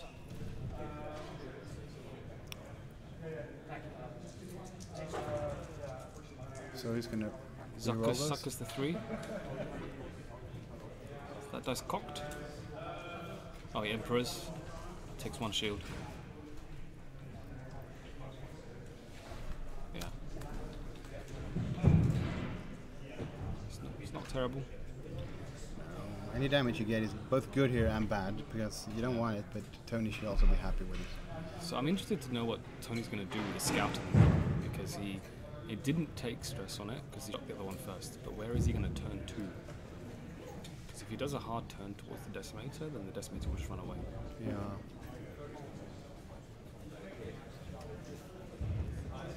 And a 1 bank, maybe clips the rock. Yeah, will be close. Too hard? To the right? Yeah, but 2 bank to the right as well. You're not likely to get any shots. The Slaver moves first. So the Slaver moves first, and then maybe he does a 2 bank or a 3 bank.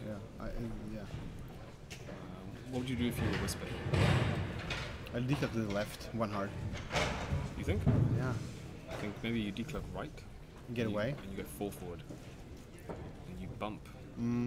But if you just bank, will he be in the arc of the torpedo boat if the torpedo boat just won't Well, the torpedo boat can't go forward. Because the asteroid's there. Yeah, it's going to be out of arc.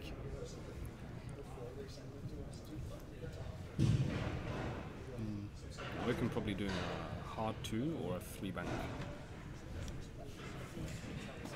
Yeah, anyway, I think this is in Sasha's favor here.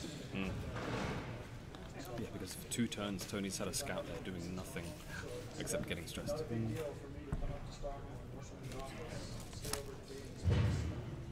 That's more chocolate. Okay. So Intel Agent, not really paying off yet, but when they get into range 2 of the Scouts, it'll be really useful to see if they are snooping or not, and then blocking with the decloak.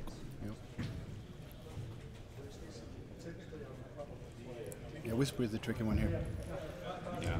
It's like you wanted to keep a range, but you still don't want to be shot. So maybe your idea is better. I think Oiken has 19 hull points all of a sudden. Yeah, well, it's the Emperor. He should be at 11, I think, right? He had 9, or he had 11. Yeah, so No. He had 11 and took 2. Yeah. Okay, so it's the left decloak and then... Then maybe you'll do a 4 forward, so we both were right. It'll be the hard one. Yeah, it has to The be. candy cane maneuver. Yeah. But I think also that might be the easy one to predict. So what if the slaver does a 2 bank, 3 bank? 3 bank? Yeah. Things like it's just doing a 1. Yeah, but range 3, range 2. Yeah, you need range 1 really.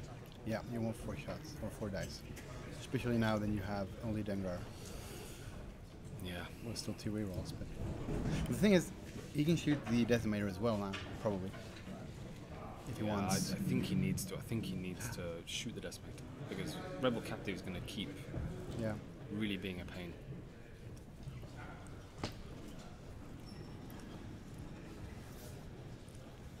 Focus.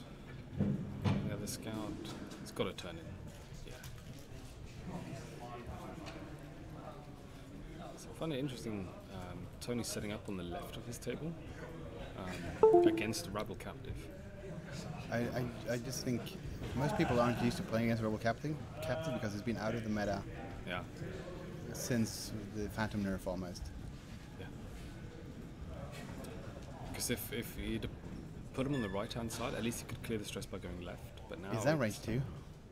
Is he eating a Procket or a Proton or Plasma? Oof, yeah, maybe. Well, now he's out of arc. No, now he's out of arc. But he's taking 4 dice from the slaver instead. But I think he's okay with that. Yeah. But he's still 2 rerolls from Dengar. But does the slaver close to the rock? Does the slaver go for Whisper? No. All depends, but I don't think so. I mean, you could do a lot of crit. Yeah, well, any hit is a crit, right? On the decimator, yeah, of course it is. Yeah. So yeah, you go for the decimator. You absolutely go for the decimator. Let's see if they remember it, because I don't think they put the crit token on. I'm just gonna pop over and make sure. So it's 4 damage. Spends the focus. No evades. And that's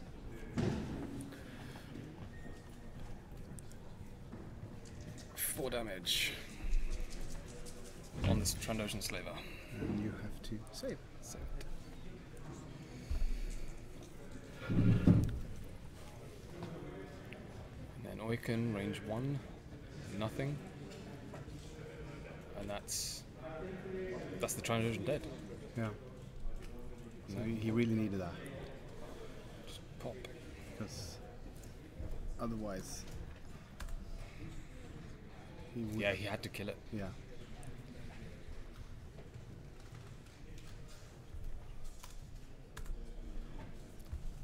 Range 2. Yeah, spend the focus, get the target lock for next turn. Takes Rebel Captive.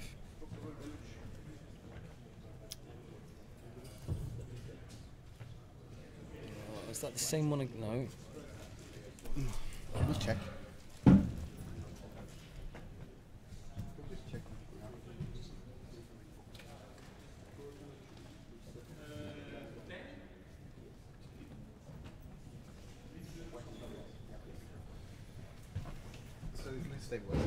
Stabilize. Yeah. And the other one was? This the -1 agility. Oh, no problem. Yeah. So the decimator is now on 12, 8, 7? 7. Yeah, and this isn't so bad. Tony probably feels the loss of the slaver quite heavily, but he's still got 2 scouts. He's on half. No damage on either. My Captain Icon is 60 points, right? Yeah. So 30.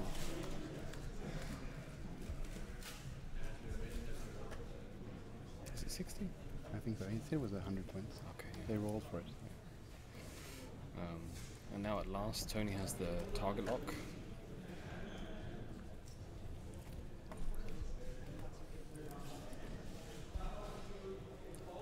And he can turn left. So he'll turn left, clear the stress, have focus and target lock, and he can either shoot or decimator. The decimator will be stressed if it hard turns. Which I think he has to. No, he's got 2 banks, right? Yeah, he's got to have to get Whisper out of there with a decloak. Yeah, but he will, of course he will. So Whisper probably decloaking to the right, leaving room for Oiken to 2-bank, and then boost.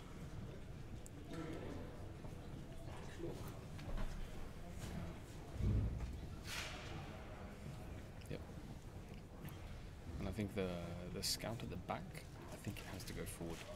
It goes forward, and then it barrel rolls to the left or the right side, so it avoids the rock and sets up a good angle for next turn.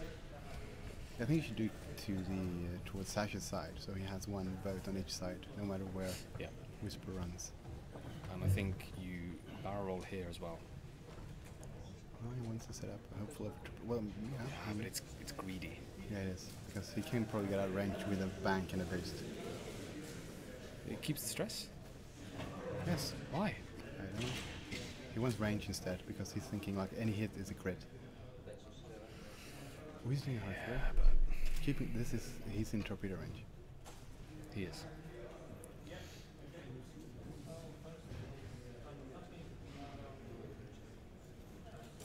Yeah, but he's getting greedy with that scout. It's hard one, Whisper. Yep. He has to walk around the camera.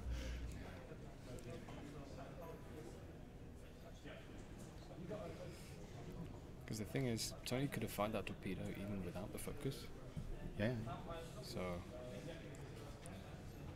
and now his angle of attack next turn is not great. That's true. It's just strange 3.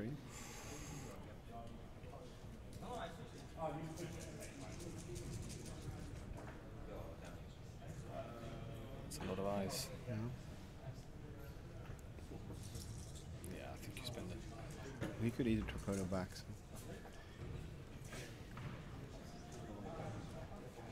that's a lot of shields. 2 shields? 3 3 shields. shields.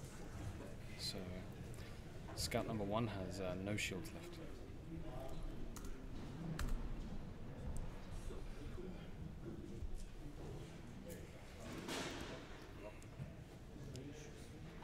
It's range 3 through the asteroid. 3 hits, yeah. Oh, 1 crit goes through. 2 evades rolled. Damaged engine, hard turns red. And that also puts him on half points. Yeah. So the question is now, does he shoot the torpedo on Oiken? Or Whisper? I'd shoot the. Oh, yeah, I'd choose the decimator. Yeah, you gotta get it off. Yeah, every hit will be a crit. Yeah, but of course he takes a stress, so then he can only clear the stress by going forwards to the asteroid.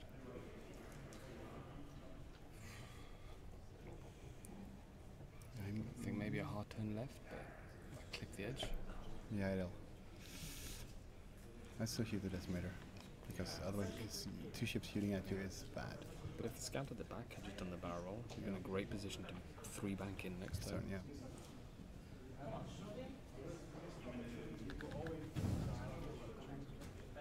Oh, we've got some drama over at the James and Carol table.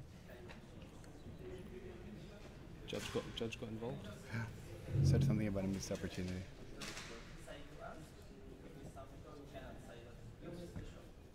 Yeah.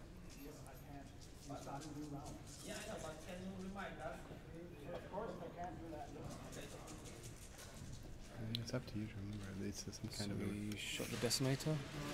No, he shot Whisper. Yeah. Takes 1 shield. Yeah.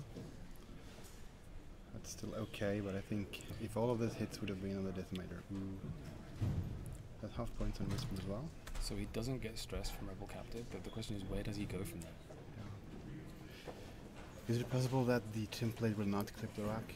No. Yeah, I mean, you could do a 1-bank would probably fit. We're actually 50-50 in points if I'm doing it correctly here. Yeah, 1-bank would probably fit. But or a 2-bank would probably fit. Because Whisper can't decloak to the right. Nope. So Whisper either decloaks forward and risks getting blocked. Yeah. Or left and then does a hard turn. Or a 4 forward. He You can't go forward because the scout at the back will just go forward and take a focus.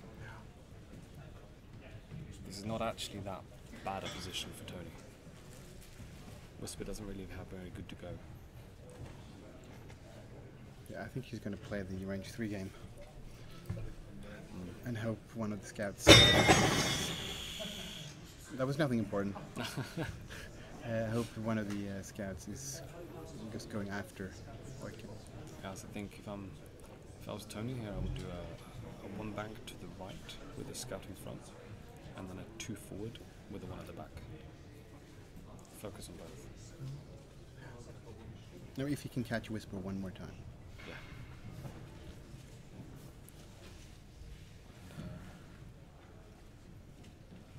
I can't quite see the base of the decimator, so there might be space for a decloak right. People in the chat are saying, can they tell people in the room to stop moving? The problem is everyone is not playing X-Wing. They're packing down everything from this huge exhibit. We have a lot of Star Wars days here in the museum, so they're kind of paid to move around.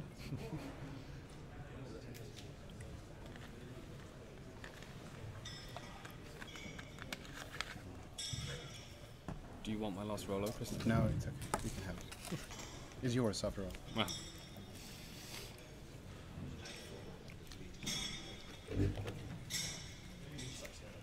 So Sasha here probably going forward as far as he can with the decimator, clearing the stress, and then maybe flipping one of those crits down. Major Hobbridge would be a good one. Yeah, he would.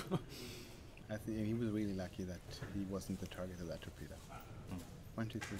I mean, that could have been the end of him. Yeah, with 2 direct hits or one more major explosion or something. Well, a major explosion, yeah. I'm familiar with that card. Yeah, you just got it.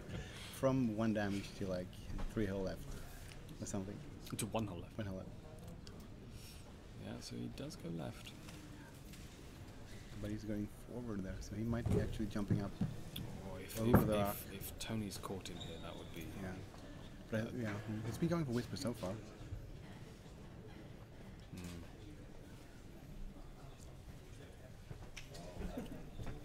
I'm not sure where Sasha's going here. It's going to be a... no.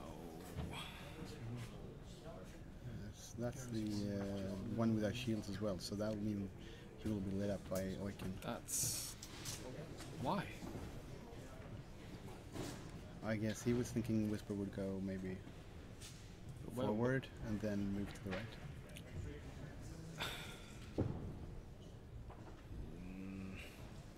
No damage at least? Well, at least, but... And this guy is just 1 straight, clearing stress. So, okay, if Whisper is going forward really fast here. Yeah, he's got Palpatine on the table though, so it's... But he's been doing 1 damage each time.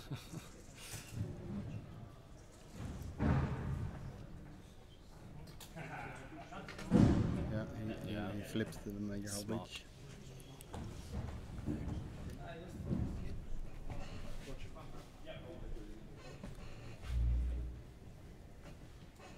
Yeah, he... No, he's fine. He's brave. Very nicely judged. But that scout is undamaged. I think he was aiming for the other scout, which actually the full forward saved him from Whisper. I mean, yeah. Fair play for Tony. So now he's going to shoot 4 dice at the full shield scout and then eat a torpedo back. Hasn't got the target lock on that one either. I think they misplayed something. I just realized. What's that? The first plasma shouldn't have done 2 shields to Whisper. And Yes. I think that's a May, right? Should you... I'm going to check what the card says. Yeah, I'll check it here. No, Check wait, on the... check it on.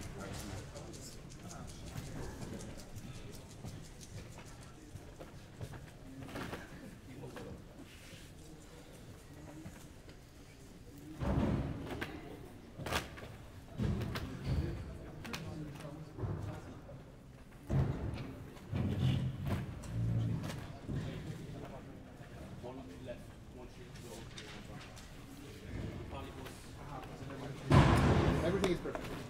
Yeah, so what happened is he had 1 shield left and he took 1 damage from the plasma torpedo. So the plasma torpedo has no more shields to remove. Everything is fine. Everything is okay. So Decimator now on the damaged scout. And we get 2 evades. Do I need to do something? No, I don't think so. No, I think Whisper removed 1 shield from that the one. undamaged one. Yeah, no, it's not. Oh yeah. So nothing happened then. I should have been watching. That's okay. You were trying to catch a mistake if there was one, which there wasn't, so. Okay, so he spends the focus, gets the target lock from Arthur Agromech. Torpedo. Needs a good roll. That is a good roll. It's like 2 hits, 2 crits. And that spends the focus. 4 evades. And he dodges everything. Wow. And then the other one does a range 1 shot. This is the one that kills him. 3 hits. Empress and 3 evades. Yeah, that's tough.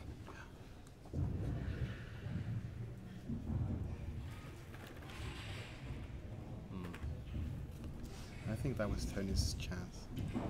Yeah. Because now catching Whisper again. Yeah, yeah, with the torpedo, like, it will be tricky.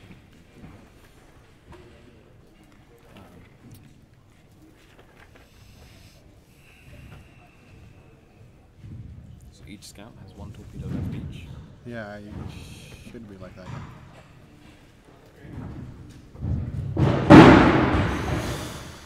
Again, everyone is all right, I think. No one is. Maybe the table is not. No one is screaming.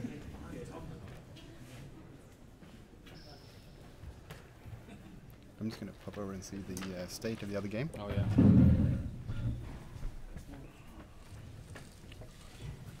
So Tony here in a slightly awkward position. Oiken will likely do a 2 forward and boost, a 3 forward and boost.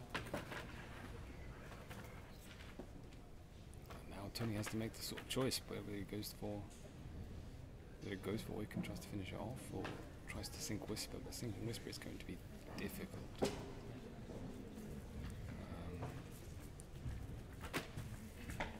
Everything okay?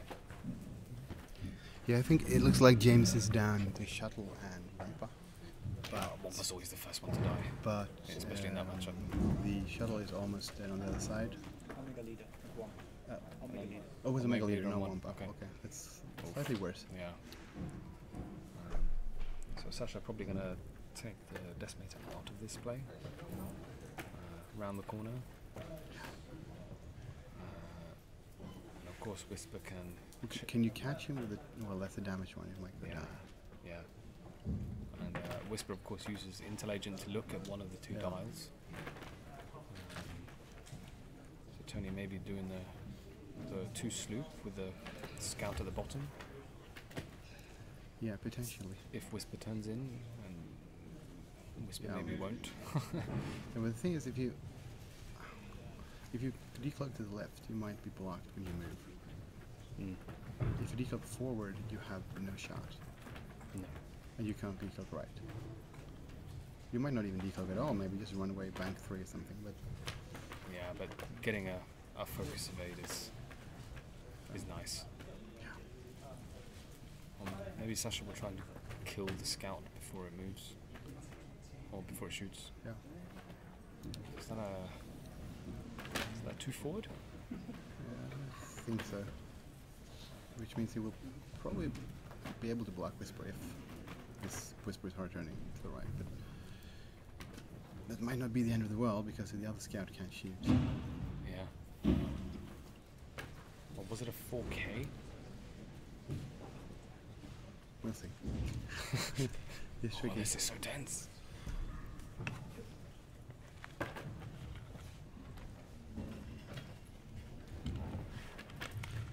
But both scouts now have target locks on Whisper.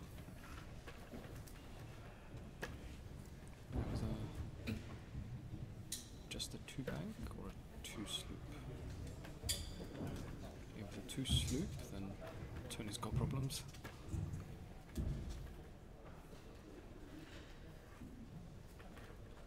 It looks like it's just a bank. Oh, we'll see if he puts stress down. Yeah. If it is a 2-bank and Whisper bumps, I think the other scout might be out of range. Yeah. So I think that's maybe it doesn't matter if Whisper bumps. We'll see. Looks like no stress. Okay then, good. And yeah, 2 sloop. Then it's going to be out of range. Unless he's doing a hard fray, but I don't think. But he could have barrel rolled that scout forward, and then you would have a shot. So if the scout barrels to the right as far forward as possible, that's range 3, and you got a target lock for the torpedo. Yeah. Some of these U-boat players, like they're so stuck to Deadeye, so they might just forget they have the trail lock. Yeah, but that's why you take R4, right? Yeah. Oh, he is doing the hard fray. I can barrel away, but then you're not cloaked from the other scout.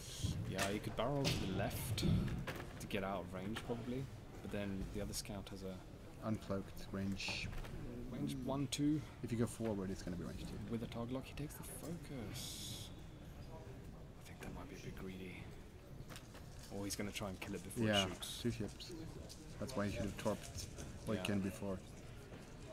Because he can't take. Oh. And the focus 4 hits. And then Oiken will kill it.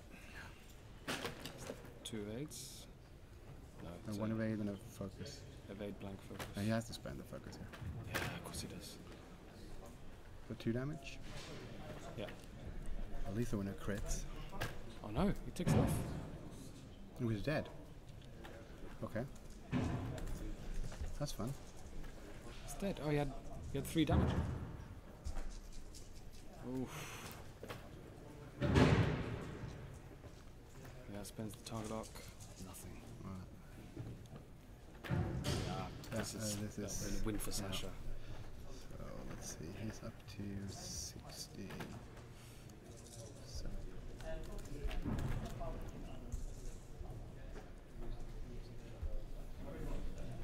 Yeah, so Tony left with a full health contracted scout with 1 torpedo. Whisper has no shields and 2 hull, and Oiken has 7 hull. If he used the torps on, it's easy to versus sign now, but if he had used the torps on the Destiny instead. Yeah, 4 crits. Right? Yeah, he would have had 2 boats, 1 damage though, against the Whisper, which means he could have bumped with 1 and torped it maybe, but it's not to be. Okay, so now Whisper just runs away and then comes back together with Oiken. Yeah, of course. You disengage Whisper completely.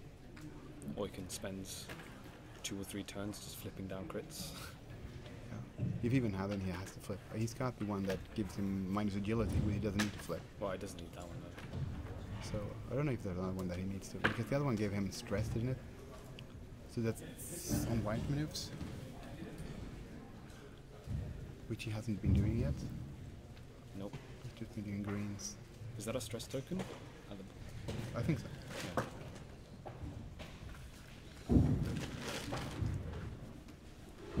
Yeah, but it doesn't turn white moves red. Just you take a stress after doing a white move. But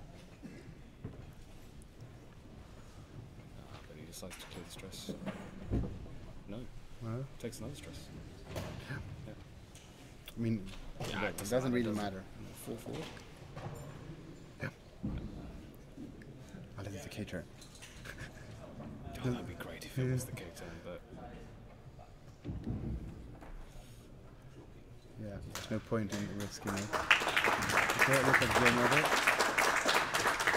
And the other table. So, we won there then, I think. James lost, I think. Yeah. Yeah. Which means the number of beers we're going to be drinking tonight just went up.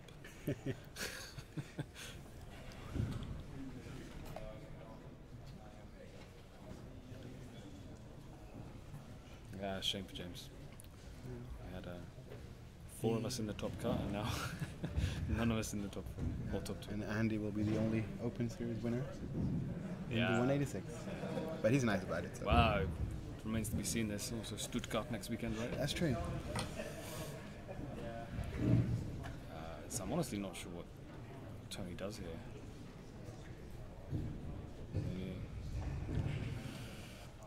Hard turns to the right or 2 slips to the left. You hard to the Desi here again, or is he gonna try to? And then you cater and whisper, so they come up in formation. Do you take the target lock and whisper here? Why not? Because a focus isn't going to do anything for you. Now we get the barrel. That's probably a better angle. Yeah, avoiding the rock next turn.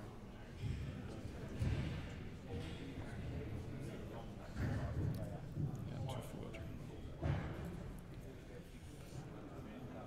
So the question now is, do you go for whisper or do you go for wick? I think you need to go for whisper suddenly, because then you will win against the decimator probably. Yeah, but if you can get a torp, you do it. Whisper can just dance around it. Without the torp, you will never kill Whisper. You'll never bump. You only have your 1 ship. Unless Whisper gets greedy. Yeah, but at range 1, it is a 3 dice turret. Yeah, so but that's the point. Whisper can stay at range 3. 2 hits. Can't see anything, but oh, that's a lot of pictures. Yep.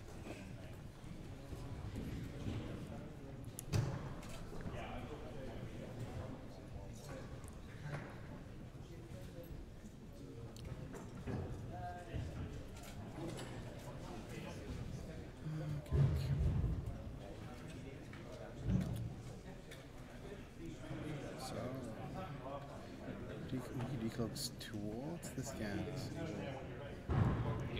No risk for a torpedo if you do that. This would be a great moment to K-turn. But no, I think it's a hard one. Yeah. Worst case, you block and you don't really care. Yeah. I think maybe... yeah, that's fine. Take a focus, shoot the Desi. Yeah. Yeah, absolutely, you shoot the Desi.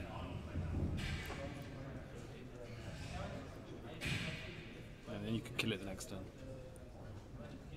And then you have a 3 dice turret at range 1 against Whisper. A few turns. It's doable, but it's not easy. Yeah. And that's a bump. Yeah. So this is actually quite good for Tony.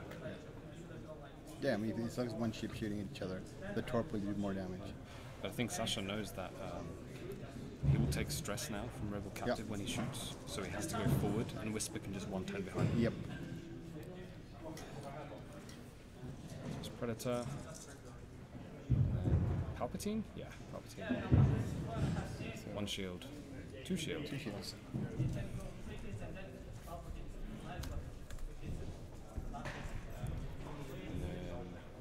does he not shoot the torpedo? No. He wants to save it for Whisper. Yeah, but the chances of that ever happening are so low. That was put him on 5 remaining hull, right, Captain Oiken? I think so. Do you want me to go check? Nah. We'll find out. Yeah, I mean, saving that torpedo for Whisper, it's... sure, but... the problem is this turn, Oiken is going to... probably hard 2 to the left. Yep, and then he'll bump in. And then Whisper hard 1s to the right. And then the scout will be in between them. Yep. I think maybe the smart thing to do here for Tony is you 3 bank left. Barrel. To avoid the bump. You clear the stress and hope that we can bump you. But you get damage. It's 1 damage, better than 3. It's 1 damage, it just goes 1 forward.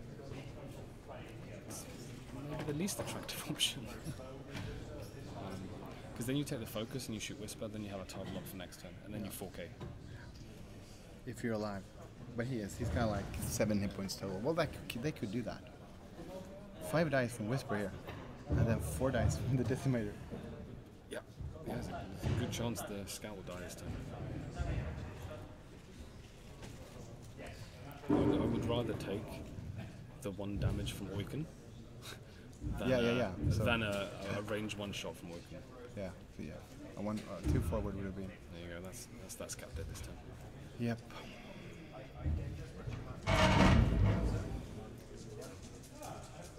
Oliver Pocket in the background, telling amusing stories. Okay. Woken spins focus. No, Whisper spins focus. 2 evades, takes 1 shield. That's not so bad. That's better than expected. So is he at still 1 shield or is he shielded? He's at 1 shield. 10 shields. No, 1 shield. 1 shield left? Yeah, 1 shield. Well, he's going to do some more now, so let's not update until they're done. A crit, pulp into a crit. Oh. You're going to spend the focus? No. Why would you? No, well, depends on the. You can get blind pilot. Hit. Okay. No crits? No crits. Why didn't he pulp into a crit? I don't know. He wants it to defend, maybe. So we have 2 hit points left. Is he shooting the Decimator or? I think he's shooting Whisper. Spends the focus, gains the target lock, spends the target lock. Wow. Yeah.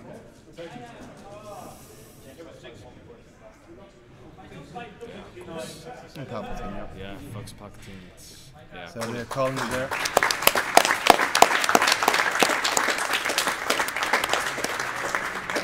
There's no way Tony can come back. No. So we will just as quickly as possible clean up here to get this final started, since the final is supposed to be untimed and we are on the clock here before the museum kicks us out. So there will be no interviews for now. Do you want to stay for the final? Yeah. So you're gonna. Let me just go refill water. Yeah, please do. You're going to listen to the beautiful voice of Jesper for one more game. So we're just going to be.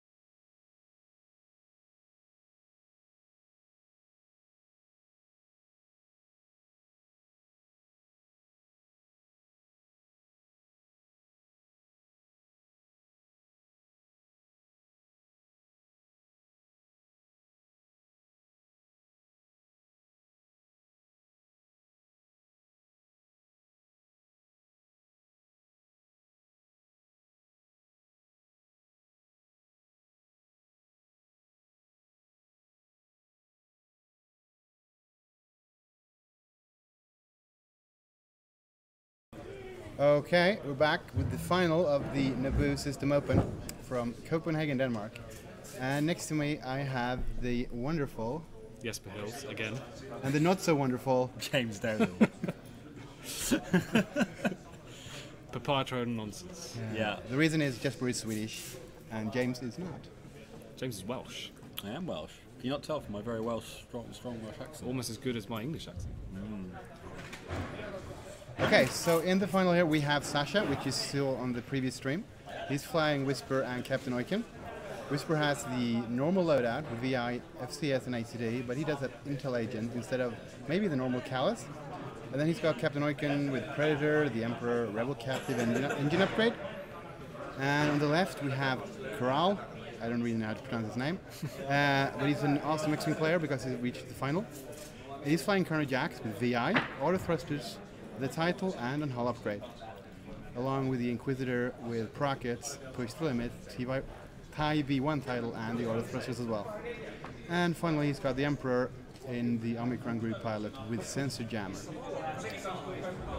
And they are moving up. Carol is actually going forward with the shuttle here, quite fast. And I think Carol has to because he needs the Decimator dead as soon as possible. He needs to make that shuttle relevant. Yeah. Yeah, because Oiken is quite capable of murdering Karnal immediately on his own. Yeah, Corner without two actions here is susceptible to damage, let's say. Yeah. And with Predator, Oiken probably doesn't really care if he can't focus. Part of me wonders if Oiken will split off next round. Arguably, they'll just go and mob Inquisitor because I poke skill. Well, you got 4 and then 9. Whisper can do some good work. Yeah. The key for Sasha here is gonna be taking Karnal off the table as soon as possible to allow Whisper to do some work. And he's keeping Corner along with the shuttle. And he's actually going behind, using him for cover. Yeah. Means he won't get bumped. Yeah. I mean, we saw last game how Sasha used Captain Oiken to perfection when he bumped one of the Jump Masters and just lit up the other one. So Carol wants to make sure that does not happen here. Because what Sasha does not want here is to be at range 1 of that shuttle. Because Karnal will take a few shields off. And then the shuttle will roll dice and then palp into a crit. Yeah. So you might actually do it too hard to the left. And use Whisper as well against the Inquisitor here. But I think here because by barrel rolling Karnal behind the shuttle, Carl has telegraphed his move because he has to move the shuttle fast enough for Karnal to be able to have space.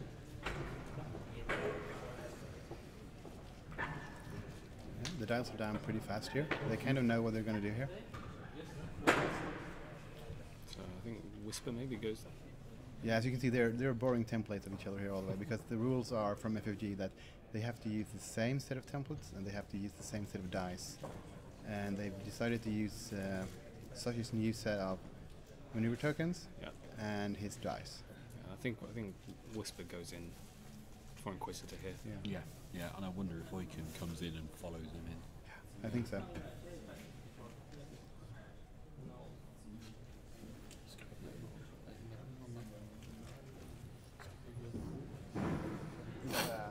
Can't quite see what's going on here. Yeah, we're going to get the overlay away for a second here so we can see what happens. Okay. Cat's Carol's full name. How do you pronounce it? It's Carol. Yeah. So shuttle went 2 forward, Oiken went 4 forward, so he will be eating some range 1. Well, this looks, if Whisper is doing a hard 2 or 3 here. Like a 3 would be great. Yeah, 2 works as well. 2's okay. Nice, yeah. He's going to be eating a quite nasty 4-dice shot there. Yeah. Karna's just going to do 2, yeah. The thing is, how many shields will Karna take? And also, will he use his token on offense? So interestingly, So he puts down the focus and then picks it up and then puts it back down. Because he's not going to get order thrusters, and I think he probably wants to spend. So that's a hit, an eye, and a blank. Does he spend the focus? I think maybe he doesn't. And tries to live. Yeah. I think living is good. I think living is good. Yeah. Because next turn, Shuttle can't get out of there. Yeah. If he does a hard 2, Oiken will go straight into Carnal. Yeah. So Shuttle probably stops. Oiken bumps. And then Carnal Carnal, has- Carnal has nowhere to go. I think Oiken books it. No. You think?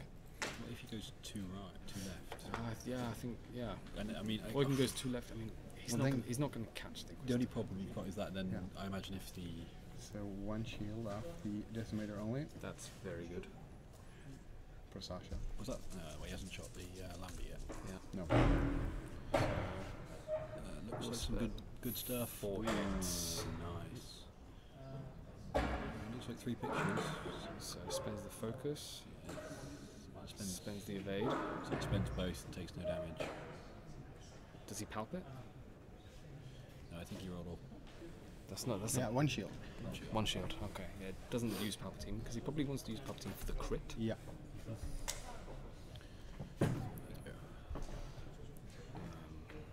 He gets the fire control system and cloaks and gets the focus. So that's the Inquisitor through the debris. 3 hits. So 1 evade, 2 shields. It's into 1. That's Yeah, pretty good going for the first engagement. Shuttle needs to. I mean, it's going to be a crit, right? No matter what. Oiken's going now, surely. Yeah. And do you shoot Connor or the shuttle? Shoot Connor. Yeah. Shoot Connor. Obviously, shoot Connor. Yeah. Gunner would be nice, but. Shoot. So Sensor Jammer flips 1 down, and then he spends the focus to flip So all he's up. shooting this shuttle then. Yeah. So is that a crit and 3 hits? Well, he's got shield still, so it doesn't Oh no, he shoots the shuttle. Yeah. So Interesting. 2. To be fair, Shuttle takes 3. Yeah, 3. 2 left.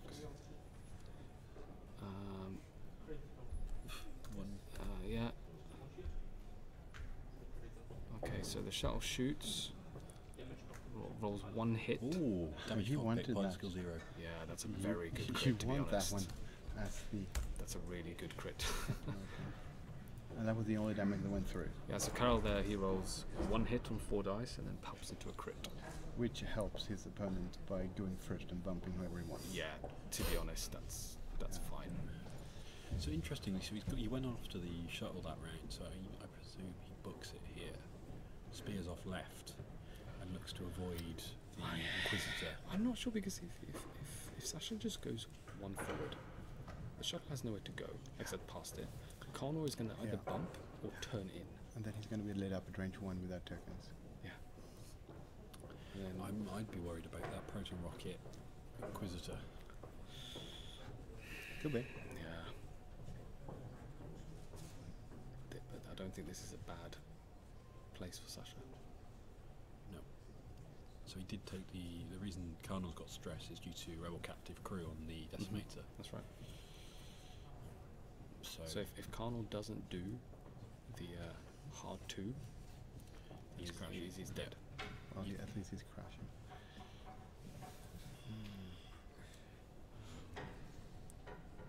So Sensor Jammer not really paying off yet. no, that's because Colonel's not in the fight yet. Yeah. And so Whisper here, maybe decloak forward. So he's And got a hard intelligence one on turn. that. I can't Yeah. see what that is. I think that's a Bank. Yeah, one bank bank left. left. Has got to be. Because he's got. He's got stress. so it decloaks this way. Yeah. I suppose he wants to get out of Carnal nonsense. There was always the risk of the Inquisitor sort of turning back in towards the Whisper there. If he's doing a hard 3. Yeah, so Yeah, I just think this is Yeah. what you do with Oiken.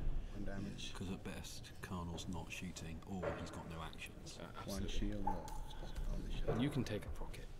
Like, so much hold. He's going to have 5, 6 left. I It don't all actually depends think- how many crits you get. I don't think he actually will have range. So 3 bank. Yep. Ah, so he's two straighted. I think fits. That's Fred manoeuvre with the shuttle. Yeah.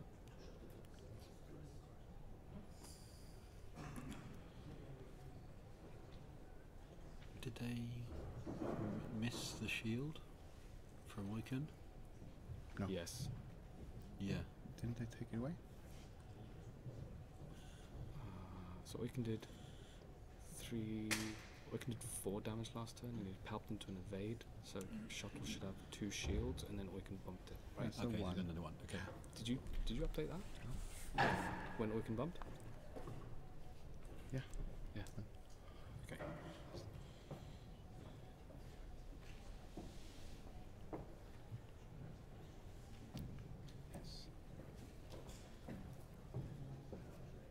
So we're thinking about the action for the Inquisitor. Apparently we're too quiet. Ah, okay.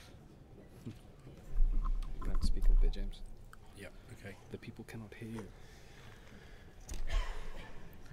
Okay, so as predicted, a bank by the Inquisitor. So he's not in a great position here because he hasn't. He has to boost. Yeah. If he wants the shot, and that means he cannot get focus and target lock. And He turtles up. Yeah, that's not a bad move, but especially with Whisper where he is. yeah, Whisper does a 2 bank. I think he's turning hard. I would assume. Yeah. Yeah. Too hard. Yeah. So I'd be interested if he goes after Whisper or the shuttle here. Given he's already starting to go after the shuttle, I suspect he'll go after that. So nicely out of arc of the shuttle, it looks like. Yep. Yeah, nice. So where's Karma going? 2 straight? Yeah. Yeah, it slides into him. Yeah. Okay. So then He's taking a damage next turn. Oiken bumps in next turn, yeah. Or Oiken hard turns into the Inquisitor. Yeah. I think we won't reach him. 3 turn?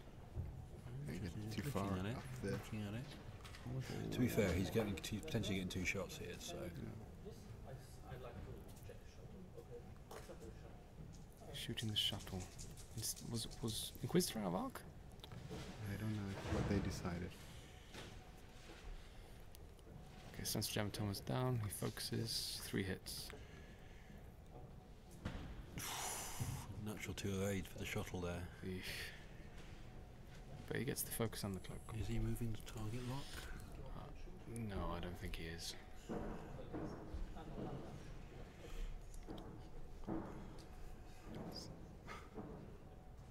I think he's out. Yeah. Yeah. Yeah. Nice. Okay, so shuttle is now shieldless. And I suspect we might see Palp to a crit here. So Sensor Jammer turns 1 down. Predator the other 2. And Palp into a crit. So 2 hits and a crit on the shuttle. He's used Palp. He didn't use it before, did he? No. 2 crits. Blind So blinded pilot and straight maneuvers. was it stunned? Is it stunned pilot? I think so. But anyway, it was 2 damage. Yeah, so the other crit was it loose stabilizer? Can't do straight maneuvers? I believe so, yes. Yeah. So we have 3 hit points left. Yeah. On the OGP.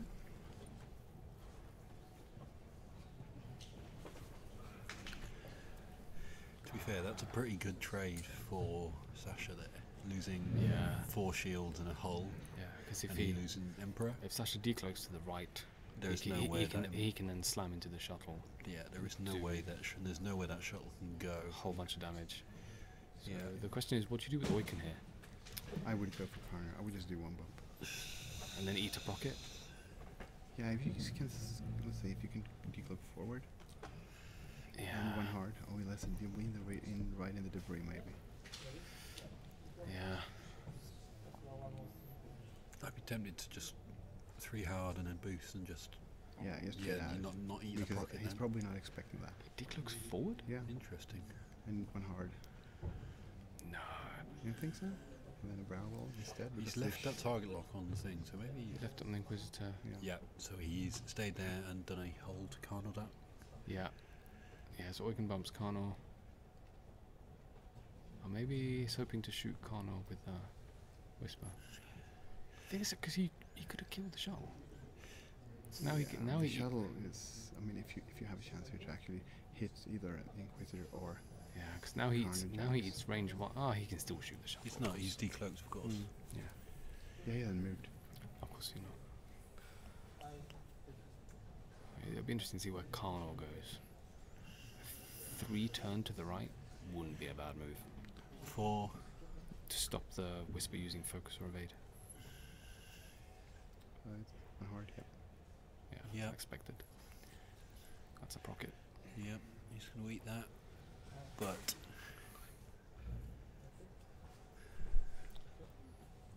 just he's only focused, so he's still got the target lock because of Rebel Captive. He doesn't have a target lock, does he? No. Oh. Or maybe he does. Where did you get a target lock from? Because he focus evaded last turn. That is nice. That is nice. So there is a target lock on Oiken. Sorry, Carol has the eye actually on the ship, so you will only see the end target lock. Okay. Ah, that's it. Yeah. And just dodge the. Oh, he's going to go over it next turn. No, he's not. He's cloaks. Does he do the 3 turn? He does not do the 3 turn. 2 bank. So 3 turn would have given a range 1 on Whisper and stop Whisper using focus. Yeah, that's I think he did not. But he can barrel roll. Barrel in there. Barrel roll or boost. Yeah, backwards, and you'll not clip the debris. This is going to be an intense round of shooting. You could potentially barrel backwards but to get a shot on Whisper will be close. 10. Yeah. Maybe Sasha's hoping he can do 2 damage to the Inquisitor and then just bump it next turn with Oiken. Because Oiken's not going to die. No. Yeah, okay, interesting. So he doesn't barrel. Yeah, he's too afraid to do it. Yeah. Oh, what, leaving him tokenless? Yeah, but he's too yeah. And I mean, it will still be 3 dice with Palp. But if Carnal boosts, then he becomes range 2 with auto thrusters and Palp. That's so true. He would have lived. Yeah. Okay, so Whisper then, range 1 through the debris. Oh my god. That looks like a natural. That's 2 crits, 3 hits. Is that dead? So we might have to burn the focus here to stay alive. Yeah. And Palp. So that's 1 evade, 2 evade, 2 evades, 2 blanks. Yeah. So he can burn. He didn't evade. No, that's the thing. He didn't target lock and get an evade. No, because he would have taken a stress. Spends the focus, spends Palp, takes a hit and a crit. Damage sensor array. That's big. Yeah, that's huge. Yeah, he needs the focus for the bracket. Yeah, that's paid off for Sasha. Big very, time. very good. Great move by Sasha. Yeah, and he's not getting shot back. Well, he's getting shot with the range 1 shot. Yeah, but that's not nearly as okay. bad. Carl does a cool little dice flip, and we have 3 hits. As long as they're not hits, I think Sasha is happy. So he's got 8 left. When you could hear the ooh in the room when those red dice from Whisper showed up. So he's shooting at the shuttle there with Oiken, I think. No, you shoot Carnal, right? Oh, that's right. There's no tokens. Because you'll kill Inquisitor next turn. You just turn into it. Yeah, he's going for Carnal. Go for Carnal. It's a smart move.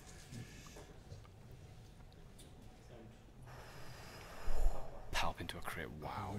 My dear God. Wow. Okay, so Carnal rolling 3 dice. One crit on Carnal. Is that 3 natural evades? Yeah. What's that? What's the crit? 2 evades, 1 eye. He has. What was the crit?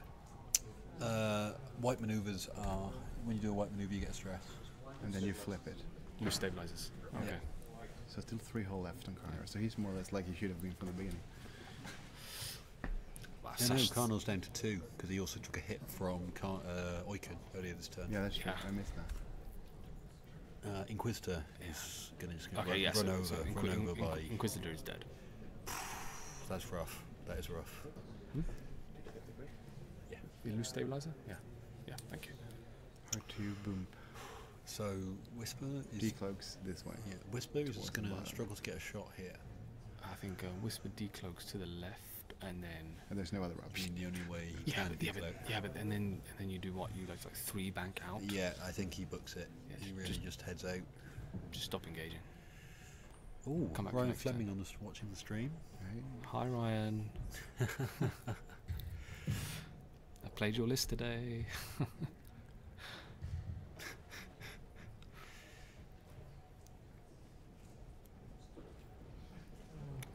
Can you update Karnal to PS10? I just missed that. Thank you, Watto. Just put in VI. They can understand that. If it has VI, it's got to be 10. You expect people to read? That's true. I'm doing all this for nothing. They're just listening to your Okay, voice. so he is decloaking there. Yeah. Do you reckon he just back inside? Is he doing a 1 hard again? I presume he is, given that. I mean, to be fair, a 1 hard and a barrel roll back in. And if the shuttle is hard 2 here, he's going to bump him, and then he's out of work. Yeah, but then you have Karnal, range 1, but can't range 1 with Palp. There you go, runs over Oiken here. Goodbye, Inquisitor. Who's Phase Cruel? You say that, Ryan, but Crack Swarm 1 Yavin.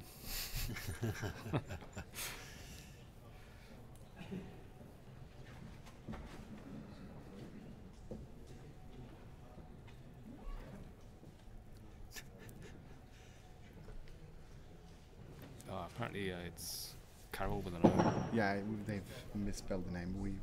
Okay, too late for that. Yeah, we apologize. We also misspelled Piotr, who won the Ender Opens last night. Yeah. So we know who they are. Shuttle Bradley doing a hard 2, which I think you need to. You should probably put the 1 straight in front, so you know where it's going. Yeah, Sasha's looking. Seeing if he agrees, it's okay. Yeah. I tell you what, that Decimator is terrifying. Yeah, we knew it was going to be horrible this game.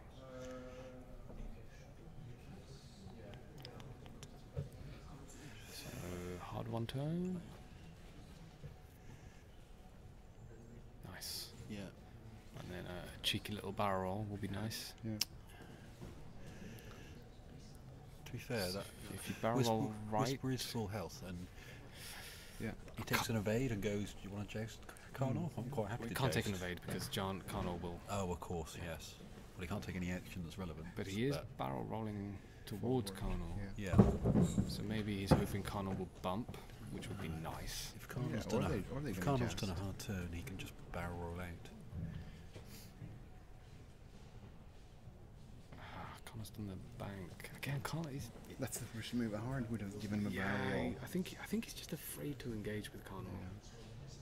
He's playing too conservatively. I think he's still an arc there. Yeah, I think Whispers too. I think he might be. I think they both are.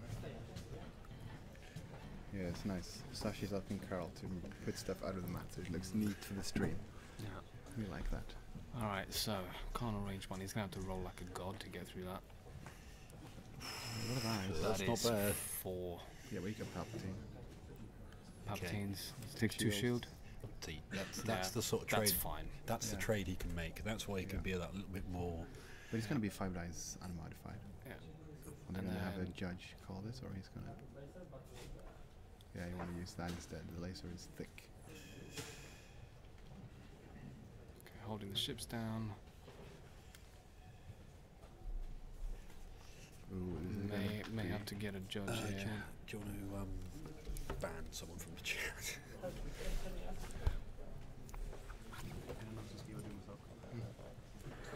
He's on it. He's already done it.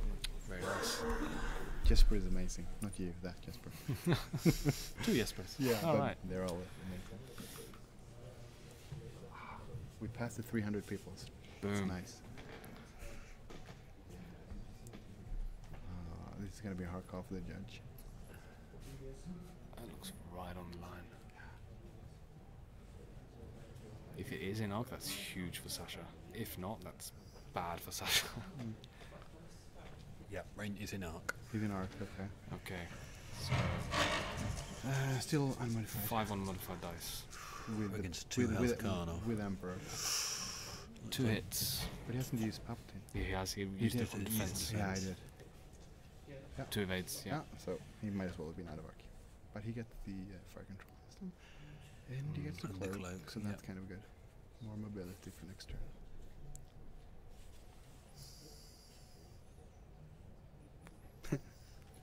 I don't know what you're talking about, Nick.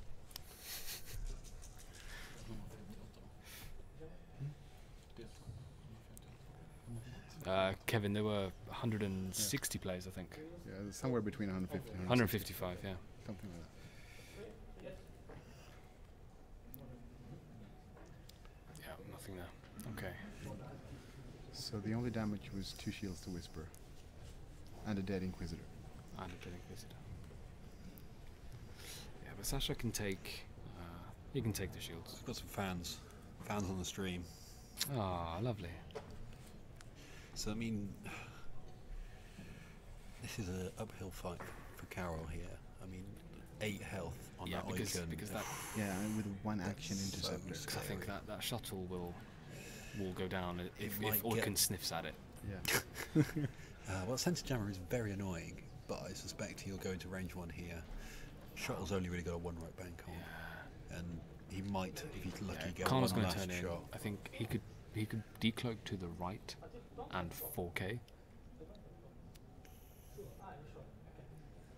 Okay, no decloak? No, I think Carl was objecting to the cloak, but he shot, okay. so he cloaks. Yeah, okay, so he might have not seen the cloak token going down. Okay, so so he's 3K turning here, then. potential. Is there room for the 3K? No, maybe. Oh, I don't know. I think it is. This big text is in the way. Yeah. Stupid overlay. Yeah, K-turn by Whisper would be great. That's on the debris. Yeah, on the debris. On the debris, yeah. So stress, but Oiken cares not. He really doesn't. Yeah. Well, actually, if he needs to shoot the shuttle, Sensor Jammer will turn one down, and if without a focus, yeah, that's true. he cannot reroll with Predator. It's going to be a joust between the big chips here. Yeah. The thing is, the shuttle shoots first.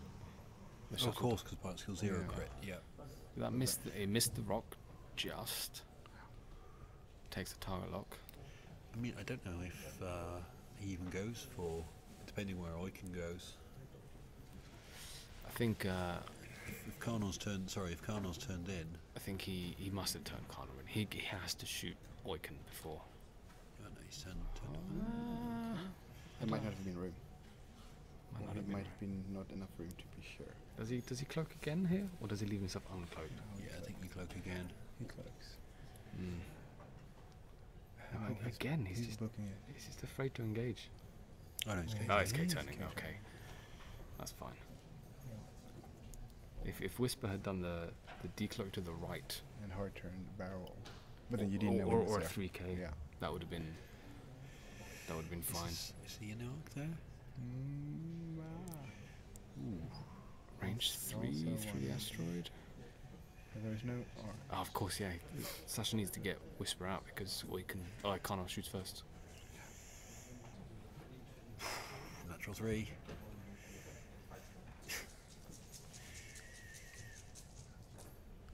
Four die, 5 dice. Yeah.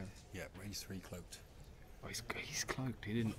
Okay. You can't see the token, but he is cloaked. Of course he did. Yeah. We commented on it. Good job. Only 1 damage. And then Pal. So this is. Okay, so is he going to palp the crit? Yes, he palps the crit. Direct hit. So down to 3, I think. 3 left. Yeah. Yeah, then that's big. Half points. That's big. You can do that. So he shoots the shuttle. If he, I don't think he's palped yet. So I think if we see a crit, and I think Boom. Yeah. Hit and 3 crits. Good grief. Whisper is cloaked at the moment. You can't see the token, but there you go. Okay. Yeah, so Whisper was range 3 cloaked through the debris. That's why it was 5 dice. Shuttle has been deleted. And now things are looking bleak for Carol. There's... Yeah, I mean, Oi can just go straight forward into Oiken, right? Into Connor. I don't think he can run him over this turn. Can he? 4 straight? Yeah, 4 straight. Yeah. Clonk.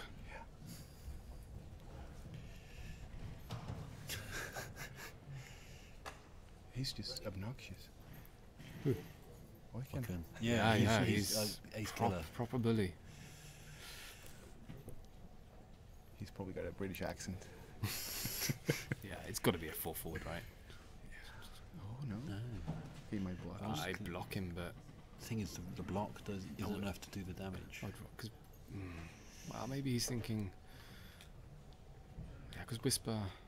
Archie to the left is not going to clear that. Stays cloaked.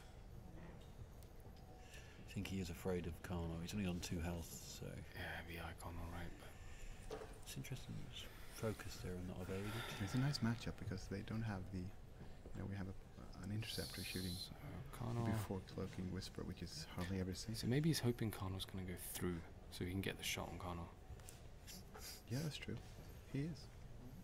Oh, this is good. But if he would have been able to bump in, that would have been the same result. If there was range, I don't know if he Yeah, that was actually a smart move by Sasha because he had correctly assumed that Karno would go through. So he'll take the range 1 shot with Palp. Yeah.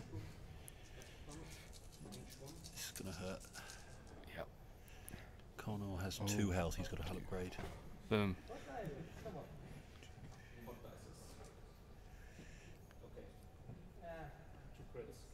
2 crits on Karno. I think that's it. Auto thrusters. Yeah. It is.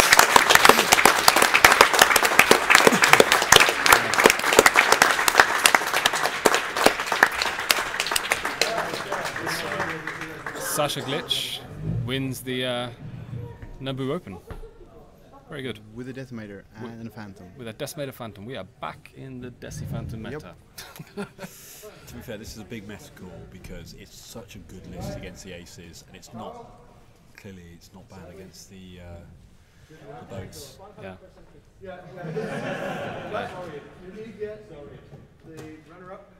Yeah, great play by Sasha here. Good job. And great play by Carol getting this far. Yeah.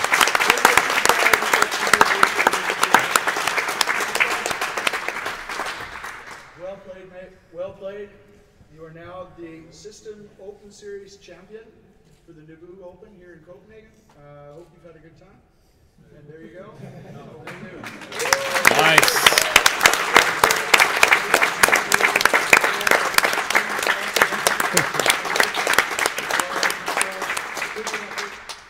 The winner. The winner? Okay, so go. All right. We're gonna have now. How many games are you to interview? You can do it. You've been.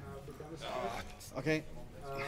Oh, alright. I'm gonna move over. These losers. Okay. English isn't the best. No, we'll. That's okay. That's everyone. No one speaks English here anyway. So, Sasha. Yes. Congratulations. Yes. Thank you. Well done. Big congratulations. Very good. Awesome game. So, start with telling about the list. About the list. Yeah. First, I have greetings for Michael Geringer. He, the Chaos Biene, he plays the list and beats me every time. And at a point, I say, okay, I must play this list. So thank you to him for this list. You made it. You are one piece of the victory today. Yes. Yeah, I think it was a perfect meta call because there are so many aces running around and Oiken is just running them over. Yes. I played with the final yet against 6 or 7 ace lists in the tournament, and yes, bumps, stresses, and Whisper stays around and makes damage too. So good against a lot of matchups because the U-boats, you just ram Oiken straight in. Yes. And against robots, I think against mine, Rebel Captive is such a pain. What was your thought going into that other deployment? You set up for the joust with Oiken? Yes. Every time I think it's the best to go straight in the enemy, so I can use the ability of Oiken, and the enemies want shot at Oiken, or must shot, and so the first gets stressed. So just force him to deal with Oiken. Yeah, and they can't K-turn behind you anyway because they are stressed. Yeah. So it's then Whisper comes with Oiken, and it's often too much for the enemy, so or for my opponent. So to handle it, he must he shoot at Whisper, but I have the Emperor. Yeah. So shoot at Oiken, and you get it. You don't get it down in one round. So Oiken stands here and says, "Yo." Okay. Yeah. Yeah. What about veteran instincts on Kano? Did that force you to fly differently at all? Or? It's different, yes. With pilot skill 10 and his ability. You have to keep Whisper away. Yes, and Kano with push the limit is harder to kill, but with pilot skill 10 it's harder to handle for my list. Well, you dealt with it quite well. Yeah, you did. Gotta say, like, it was really good. How long have you been playing X-Wing? Because you're flying really well, so you would have played for a long time. The first tournament was in July or June 2014. Okay, nice. So for 2 years now. Really good, and best of luck in London. Thank you. So we're going to say thank you. We have to put stuff down quickly, so we're going to talk to Carol as well. So just go enjoy this, have fun, and just tell everybody how good you are at X-Wing. Now it's time for party. Yeah, time for beers. Right, good luck. Nice one. Thank you, guys. I'm going to stick around to chat to Carol. I'll see, is Carol left, or did he have to go? Carol? Let's see if we want any beer. Beers.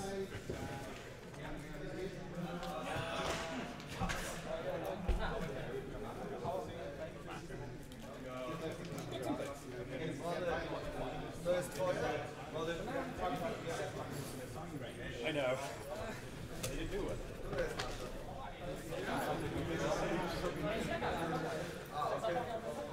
Nie, zostaw.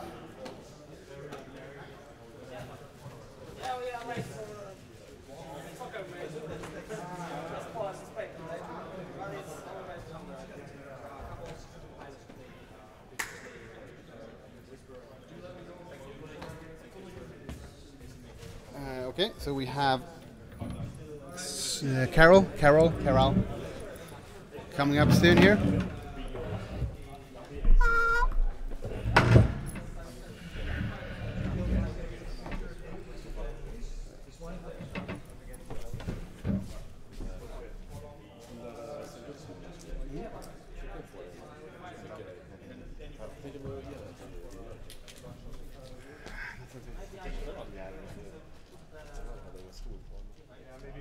Maybe go all the way to the back. Just like Jesus.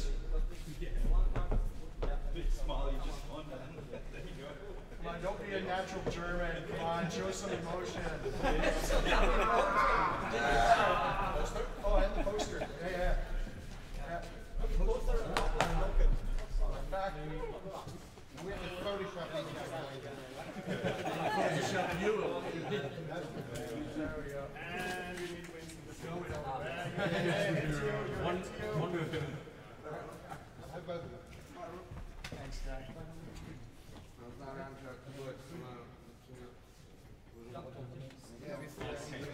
I need a picture with you. For our blog.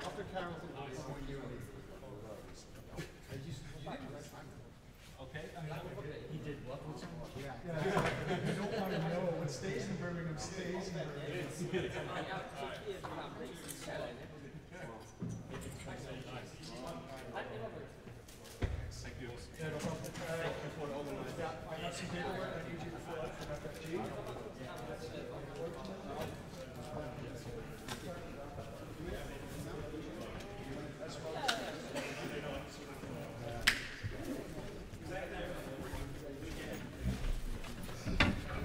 Okay. I have to look somewhere in the camera, or No, it'll just out of focus. There you are. Okay. That's okay. But do I have, when I'm speaking, I have to No. look? You can look anywhere. Anywhere. They will just hear you. So we're here with Carol. Carol. Carol. And you're from Poland? Yeah. Yeah, from And Gdańsk, you're nearby the sea. Yeah, but you're not a X-Wing player because you made it all the way to the final. Oh, yeah, thanks. Yeah. How long have you been playing X-Wing? It's tricky because I'm playing X-Wing since, let's say, September last year. Okay. But I am into, let's say, battle games or gaming, tabletop games, like 12 years. Yeah, now. okay, so it's not that difficult to change systems. Yeah, it's just, you have to switch. I was playing Warhammer Fantasy Battle, so it was like, from square bases to other square bases. Yeah. So that's easy to switch. If I will play something with round bases, then it would be a little harder to do. Yeah. So I need to ask you about VI Corner.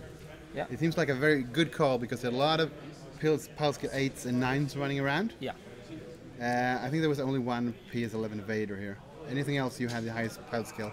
So, do you think he's way stronger than Push the Limit? I think I saw the meta that it includes a lot of PS8, yeah, right? And some people try to counter it with Suntir with PS9, yeah? And then my counter with 10 is perfect for Suntir. That's the match I got twice, basically. Once in semi-final, I played against. You played in the quarterfinal. You played Mike. Quarterfinal. Yeah, you played Mike. In quarterfinal, Yeah. he got Suntir, and one of games previous day also I played against Suntir, and then it's just easy. You just throw right in front of him and just shoot. He can do nothing. Like, he's just basic on the rolls. You only have one action, but you can always barrel roll away. I can barrel away. I can focus. Yeah. Okay. So which was your toughest matchup on the way to the final? Yeah, of course with Sasha. This was, except this one. Was there any other one? Did you other match with Sasha. I played with him today twice. Yeah, okay, you played it twice. Did you lose both? Yeah. Which one was the closest? But the previous one was really close. I think I should have won this one before, but he rolled just all natural rates all the time. Got them when he needed them. Yeah. Yeah. Okay. So I think we have to cut it here because we have to put stuff down. So. Okay. Yeah. Well, thanks. good luck in your next tournament, whatever it is. You're going to Germany? No. I'm going. You're going home. Home basically. Yeah. We are playing next regionals twice in July. So. Okay. So best of luck. That's the nearest tournament. I probably bring the same list. Yeah, I think you're pretty good at it. Yeah, thanks. Really thanks good game. Yeah, see you later. Yeah. Okay, let's see. We want Vin's on as well before we cut the stream here. So let's see if we can get him. Mr. Kingston.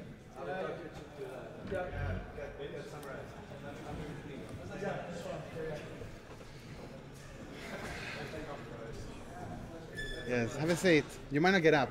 I'll be able to get up afterwards. Okay, so what did you do last weekend? I was at Yavin.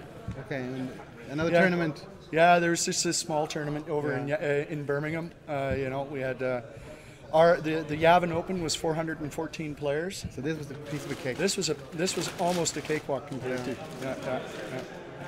So any calls on the meta here compared to Birmingham? What kind of lists do you see? I think for the most part, because of the international influence of this event, we saw many of the same lists, smaller variations. It was nice to see actually people trying different things in our meta here as opposed to what we were seeing in Birmingham. So that was nice to see different things coming up towards the top 8 and the top 16, 32 and so on. One thing I noticed was there were no tie swarms. No, we had very few tie swarms.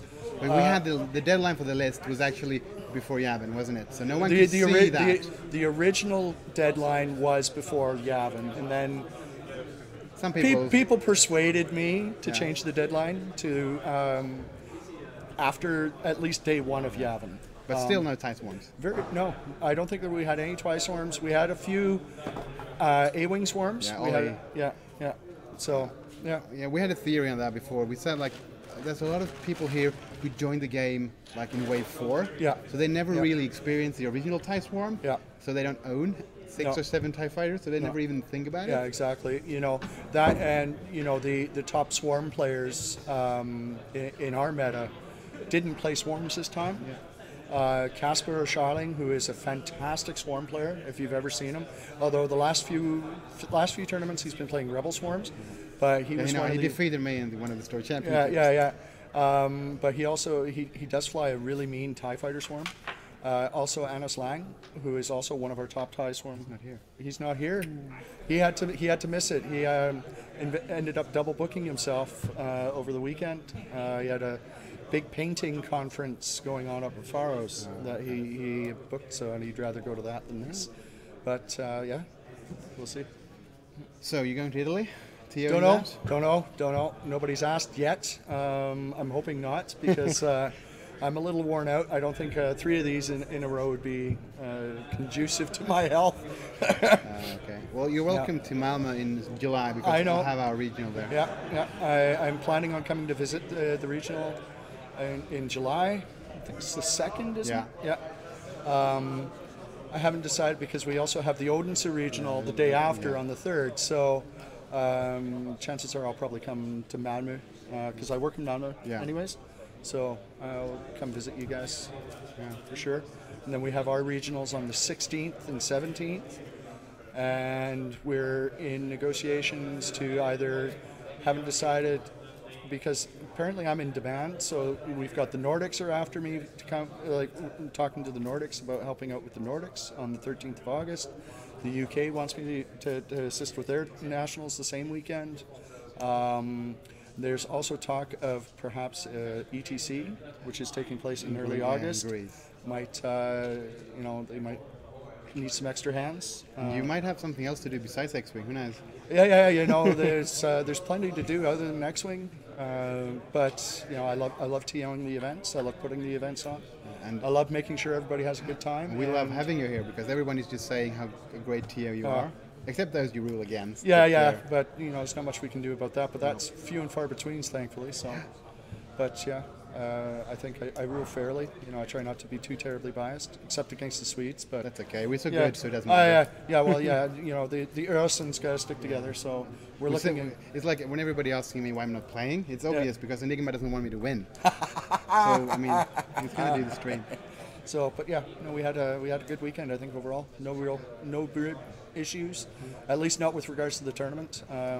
The event itself was fantastic. Enigma did a really great job with the whole event. All the other Star Wars stuff. All the Star Wars things that were going on. 501st. Yeah, we were a little concerned about interference from the larger event, but I didn't really think there was that many issues. We had the 501st on site. I think yesterday I was hearing numbers of upwards of 3,000 people coming through. Judging by the turnstile today, I think we were very close to the same figure again today. So it's been a fantastic success for everybody.